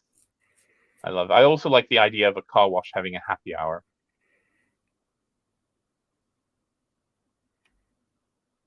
That's been timed to be drive time, I reckon. That's why they do the happy hour, because they'll get a lot of traffic. 4 to 6. Yeah, 4 to 6 makes sense. That's very nice octopus. This is one of the sadder. This is one of the sadder objects. That was once a car wash, was it? It was once a car wash, the Whale Car Wash in Oklahoma City, Oklahoma. I saw that. Some person's dream. This was some person's dream to build. There is a big blue whale in Oklahoma, by the way. I went to see it. Really? Which is sick. Yeah. I'm surprised he didn't snap it, to be honest. But it's kind of more famous, and maybe that's the reason why he didn't. Yeah, he may have. He may have. I just didn't. I didn't. Just like that random flamingo, there's a random blue whale really? Somewhere in Oklahoma. Yes, which I went to see.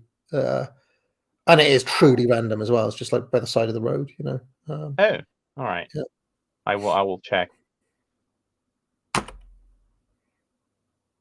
I mean, look at that amazing structure. This is the Compton Car Wash.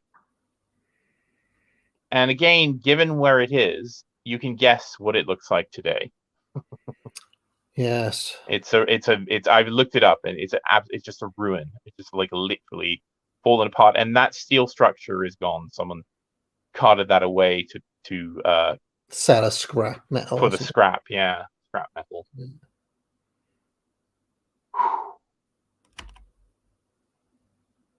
Wonderful missile.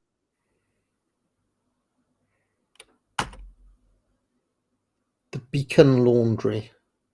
I mean, that's amazing tower above the laundrette. For a laundry, that's quite a building. It's quite a building. Another classic shot front, by the way, the laundry. Oh yes, the Chinese laundry.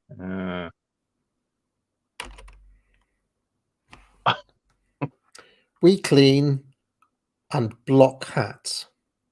I don't think you do anymore. Tip-top yeah. cleaners. Top cleaners, yeah. But they were still open then, look. Well, that door is open. yeah, but there's nothing. It's empty. There's nothing in there. It's just abandoned. With the door open like that. Yeah. I asked Turnip about this, and he said that there were places, there were basically whole towns in some cases that just abandoned. Would you go in there? No, I wouldn't go in.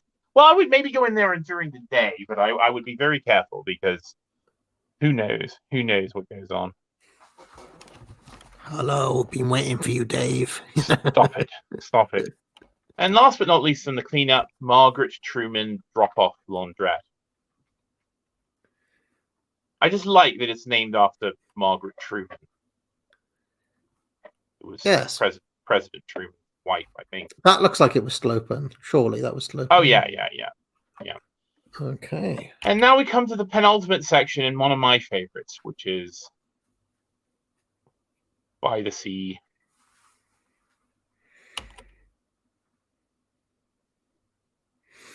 So where was this? These are, most of them are taken in either Ashbury Park, New Jersey, Ocean City, New Jersey, Seaside Heights, New Jersey, all the kind of beach areas, seaside resorts. They're very much like Blackpool and, Western Supermare and Great Yarmouth. I mean, they're that sort of like slightly disintegrating, I've only ever been to Coney Island and to the pier in Chicago. It's actually quite nice, that pier in Chicago, I think. Yeah. It's one of the nice this motel looks in very good nick. Good tourist trade there. Indeed. A person. I had to include him, one of the very few people in any of the photographs, and it is this absolute Chad, just proudly displaying his Volkswagen and his package to anyone who wants to look, and he looks quite happy about it as well. I mean, this is 1985. This is what 1985 was all about. This here. This was taken at Daytona Beach, where the sand is very hard, and you can drive on it, which is why they have those auto races and stuff. Apparently, you can still drive right onto the beach. So it's another possible avatar for Thirsty Bonita. Exactly, or for me, I mean, Mac and Manco pizza, hot showers, seaside bathhouse. Look how big! Look at the size of that place. Huge, massive. Seaside baths. Yeah, it was after you've been in the sea all day, you're going to go into the bath and have a shower. That place is huge. I mean, they must have had their own swimming pool or something as well, I'd imagine. Yeah, probably. Huge place, though. Yeah, I mean, I was surprised by how massive it was. This is a photograph that made me go and make my own candy apples a couple of weeks ago. I really wanted a candy apple after looking at these. Now, is that different from the toffee apples that we have? Or is that yes. Well, the toffee apples, like the ones with the nuts or the coconut on them, but those red ones, it's different because it's not toffee. It's not caramelized. It's more of a kind of just a sugar coating rather than a caramelized sort of. You don't really see those much anymore. No. Well, occasionally. I mean, there's certainly you see them more here. You see them more in America rather than UK.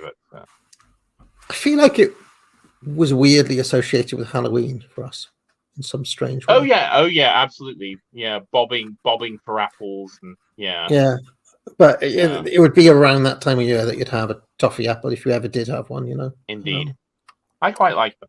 So there you go. Licorice as well. Yeah, that's just weird. buy licorice like that. Yeah, that's not really licorice. That's like that. What do they call them? What are those sweets that are like braid plumps? No, they're not plumps. Twizzlers in America. Yeah, that's a Twizzler. That's not like salted licorice. That's not like real licorice. And so I had to put it. Look at it. It's a palace. It's a palace to Mr. Peanut. Look at all of them. Mr. Peanut's palace. Look at how many Mr. Peanuts there are everywhere. You can get all sorts of things. Yeah, but very odd. Yeah, redeemed tram tickets. Salted peanuts in the shell. Tram tickets. Peanut brittle. What else can you get? Toothbrush. A toothbrush for $29. Well, I suppose after you've eaten all the peanuts. Yeah, look at the little Miss Peanut standing by the entrance there. Look at him. Yeah, and also that woman. That woman fascinates me because she, again, one of the few humans in any of the pictures. She looks know? She actually looks a bit like me when I was younger. Looks like you. She actually looks like me. Also, did you notice the Lizzo American lurking? Yeah, I did. I did notice this sign of things to come here with the broom. Well, he's sweeping up at least. Yes. And look, all the pigeons. He's got a job. Record low black unemployment. Stop it! In Atlantic City, New Jersey, I don't think so. Look at all the pigeons eating all the peanuts. I don't know. And I just like the idea that Mr. Peanut, in some strange way, is continuing the tradition of random, we sell peanuts and toothbrushes. Yeah, that's our thing. Yeah. Peanuts and toothbrushes, yeah. You and keep I like your pecans and your pillows. We do the toothbrushes and the peanuts, yeah. I also like the implication that Mr. Peanut is still lording over Black Americans to do menial labor for him. You remember that advert, that very early advert where he was out in the field and there's like black people picking peanuts for him. He's like out there with his top hat and his spats. Mr. Peanut, a symbol of racist America. Exactly. Of racist capitalistic America. There's so many of them. There's 3 Mr. Peanuts up on the sign. 3 on the sign, 1 standing there and 1 down there. Yeah, one just in case. Just in case. And also, of course, that woman looking over her shoulder. I always think. I mean, did that woman know that glancing over her shoulder, she would forever be in the Library of Congress? Yes, and now, of course, thousands of internet racists and spurgs now have seen this woman. If that's you, get in touch. If that's you, Exactly. Well, let's see. That was 1976. So that was 47 years ago. Wow. She's probably still with us, Oh, she's still with us. In her 80s, I'd imagine. 60s, 70s, yeah. Yeah. Anyway, the next picture is the same shop from the other side. Also notice what's right beside it. There's a McDonald's there. Yes, of course, there's a McDonald's. Coors famous fruit orangeade. Yeah, another of the orange, and this just made me crave. Every time I look at this, I crave orangeade. I want that. Whatever. Yeah, that's quite nice. Do they actually squeeze? Do they squeeze the oranges? Yeah, they must squeeze them. There's a tap filtered water. There's a blender for making the shakes. Yeah, an orange float is quite good as well. Which would be orange juice with vanilla ice cream floating in it. Very good. Also, notice their cups have got the leggy drum majorette spinning her baton. Yeah. Very common. I see here again. Yeah. Very short skirts on them. Give me 1 second, D. Sorry. All right. We are in the home stretch, everyone. We had to get it done today, and I'm sorry I cut out images to try to make it to pare it down, but there's just so many good ones. All right. We're in the home stretch. 7-Up, iced tea, lemon lime, grape, fruit punch, and pink lemonade. So. Yeah, and these are those types of drinks thing where it pumps the drink up to the top and then it sort of rains down the side of them. And I like that John Margolies just called this picture Sugar Water, Seaside Heights, New Jersey, 1978. You get a root beer there, look. Yeah, you get root beer. I'm always on the lookout for what I would order. I'd order a root beer from here. The Ocean Peak Restaurant. Yeah, and you could get crisps. Oh, sorry, wrong way. And here's something from your people. The look, Salam Alaikum, Ali Barber ride.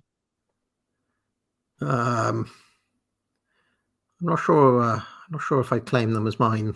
These characters. Right. I feel like they're Arabs. Yeah, they're probably Arabs. I just like that they're Look in at the 1980. schnoz on that one. Ooh, uh-oh. Early life check. Ali Barber. And look at this character. Look at this character, D. Oh dear, oh dear, oh dear. Oh dear, oh dear, oh dear. Where's the note? Oh, they're not. Oh. You see him? Yeah. What's going on the left here? Oh, God's sake. Who? Okay, he's just another Arab. Okay. Oh. I didn't look closely at the physiognomy there. Dear, oh dear. Yeah, so it's a fun house. I looked it up. Salam alaikum. Yeah. Now, which is very strange. This is one of those interesting things, by the way, because I feel like the kind of Arabian Nights kind of Aladdin thing is allowed to fly a bit more than the old sombrero wearing Mexican. Yeah. There's something about this deal that has been allowed to stay for some reason. Indeed. I mean, it's not exactly depicting them in a negative light, I suppose, but well, I mean, standing in a minaret, rubbing your hands together, I don't know. Well, kind of true to who they are,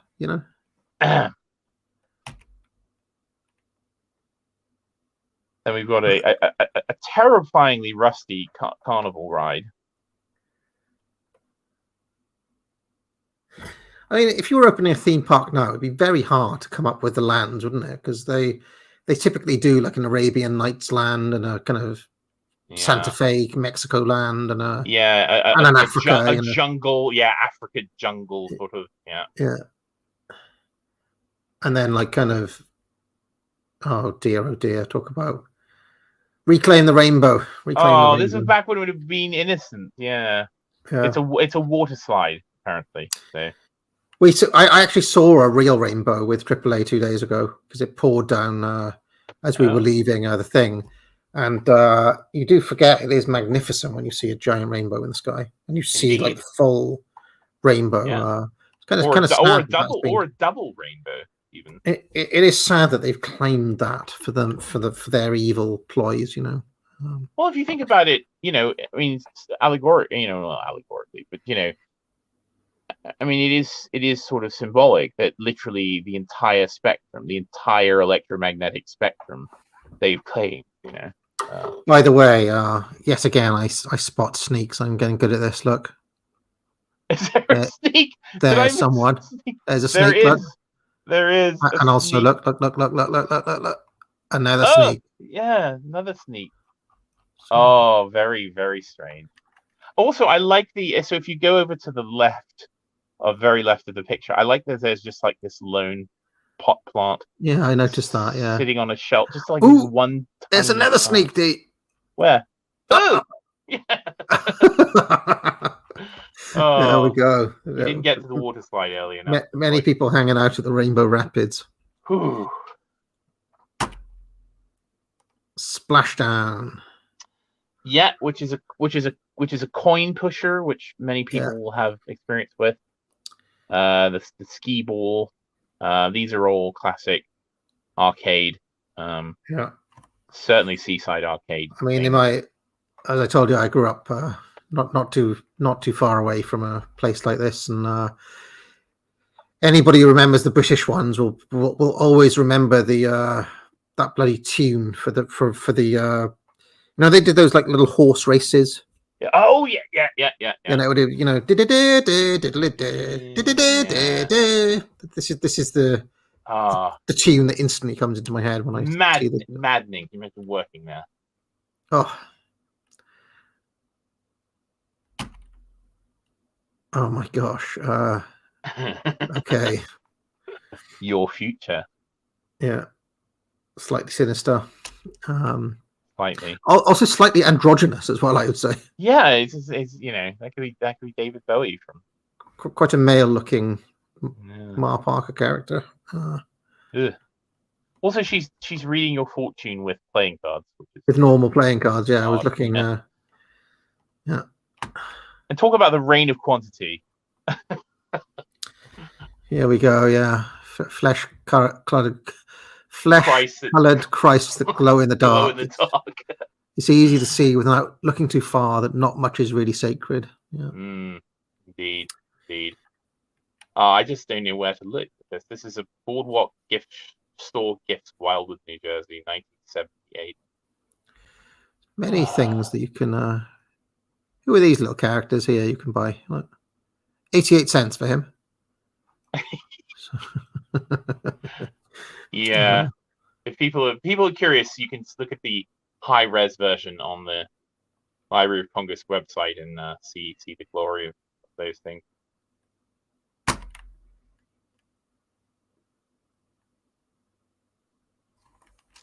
These are slightly cursed. These toys. Slightly cursed, slightly cheap toys. Because they're not official. You can tell. No, they're not licensed characters. They're just sort of generic.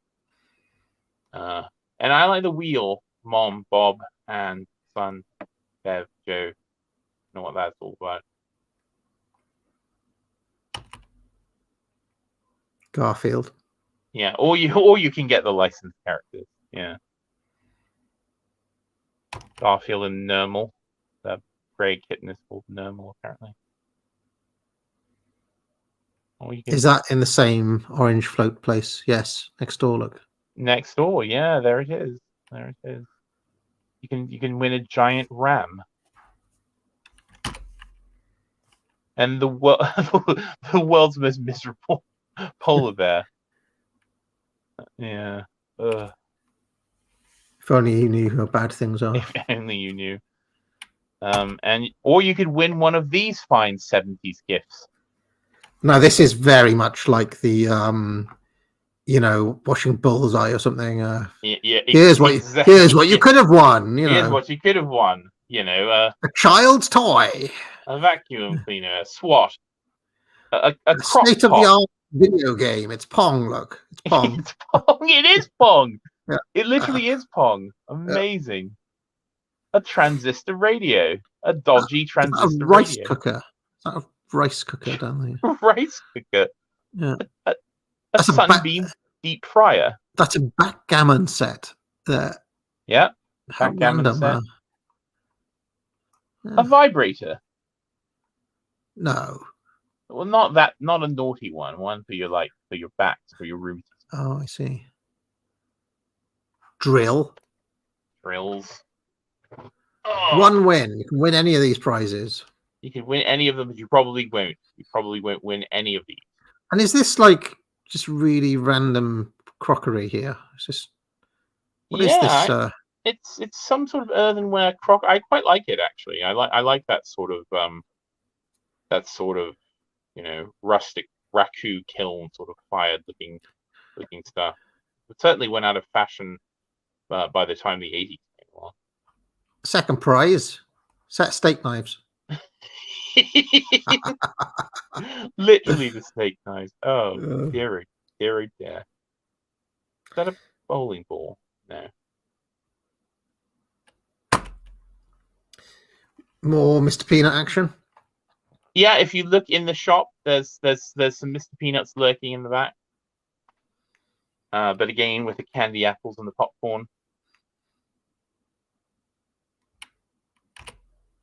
And last of all, we're just I wanted to end on just slight abstraction, because I was fascinated to find this first picture, which is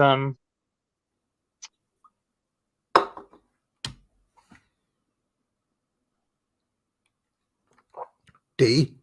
Yeah, I'm You're waiting for you to go to the waiting for me to first go picture. forward. All right. Yeah. John Margolies photographed the Space Shuttle Discovery launching at Cocoa Beach, Florida in 1990.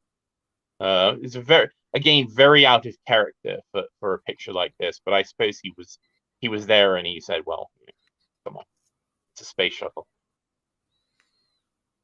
And Discovery is one of them that that didn't end in a fiery explosion, so that's good. Some hope, D. Yep. Space, the final frontier. Indeed. That was the Faustian spirit, of course. Don't know what's happened to him. Can't even do it anymore.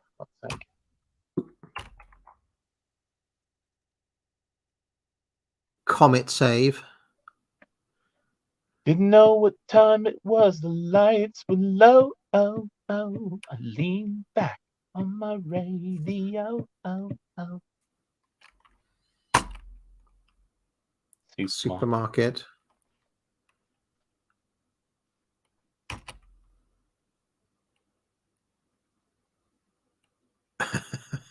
Okay.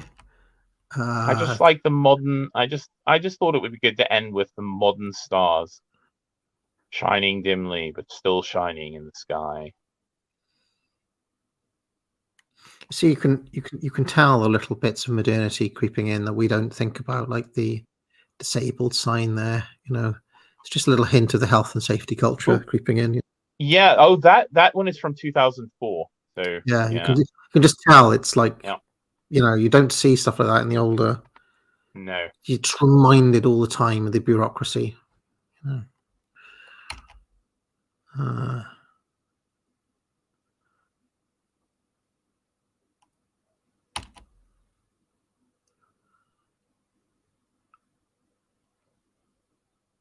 Another favorite image from all the Margolies collection, just for its strangeness.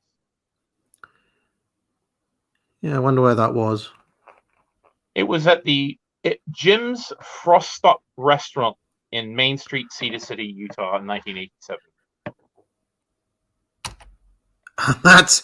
That is it, D. Wow. 5 hours. Oh dear, oh dear. This is the longest stream of all time, is it? There's some UOs that are 5 hours, but there's one UO that's 5 hours. There's still over 200 people here. Wow. All right. Well, I'm very sorry for loading it up, but I couldn't resist. There's so many images, and keep in mind that these are selected. These, like, I don't know, 300 or so images that we've looked at over these two streams were selected from over 11,000. So if you want to look and to take your own dive into the John Margolies archive, go to the Library of Congress website, which is loc.gov, something like that, and just search for Margolies, and you will find the entire collection of 11,000 images. And of course, as I mentioned in the first stream, they are all They are all free of copyright. They are all in the public domain, so you can take any of these images. You will have to clean them up. I mean, I cleaned up every single one of these images, but the ones you will find there are raw, and they're very dusty. They're just scans of the transparencies. They haven't done any color correction. But you can fix them up. You can sell your own pictures. You sell your own prints of them. You can print them for your own walls. You can make shirts out of them, whatever you want. So they're all there, free to use, courtesy of the very interesting character John Margolies. So there you go. So Holocron Record says, last time I went to the cinema was Spider-Man: Homecoming. After I told my friend I didn't like the film, some soy boy who had been uploading to Instagram the whole film tried to fight me in the theater, the parking lot, and at the red light. F theaters. That's some pretty dedicated Spider-Man fan there. Darth Kaloon says, in Medora, ND, where Theodore Roosevelt ranched out of there, is a great saltwater taffy factory and shop. They aren't locked to the seaside. It's a beautiful town and a national park there in ND, which is North Dakota, right? So I remember Darth Calhoun from last time was the big North Dakota guy. Glow in the Dark says, what is happening to the West is like stock shorting, or as I will call it, cultural shorting. Bet against the culture, degrade it for profits, and after it, culturally collapses, buy in cheap and control it. Time Stealer says, if they can restore that B-17 bomber, it's better than it rusting above a gas station. Still, could you imagine driving through the English countryside and seeing a Lancaster atop a petrol station? That was quite amazing, that petrol station. Holocron Record says... Definitely a favorite, that. Holocron Record says, They Might Be Giants have a 2018 song called The Communists Have the Music, which is about a man becoming a communist because he likes communist music. He also says, drive-ins have had a massive surge since COVID in the United States of America. If I go out to watch a film with my friends, it's the only way I watch them anymore. Holocron Record says, it is precisely ethnic cleansing. One world, one nation, one race, and one culture is the goal. Everything else must be cleared out. Glow in the Dark says, if you want a more classical Americana, try Dollywood. Go to the one in midlife America. It has become more of a tourist trap, but it has a glimmer of the old America.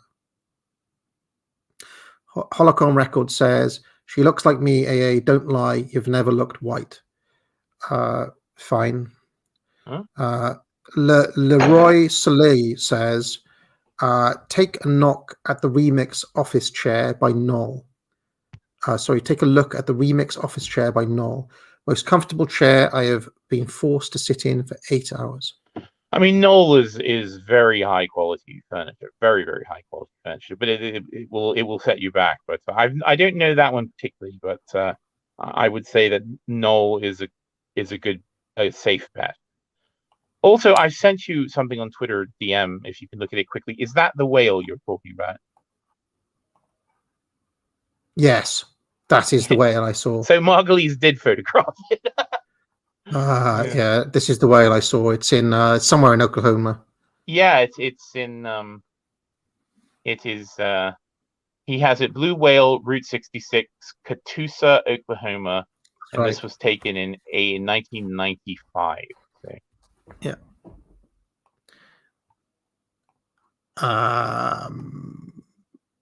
Port Film Co-op says, special show about Dee's photos and Photo Lab when?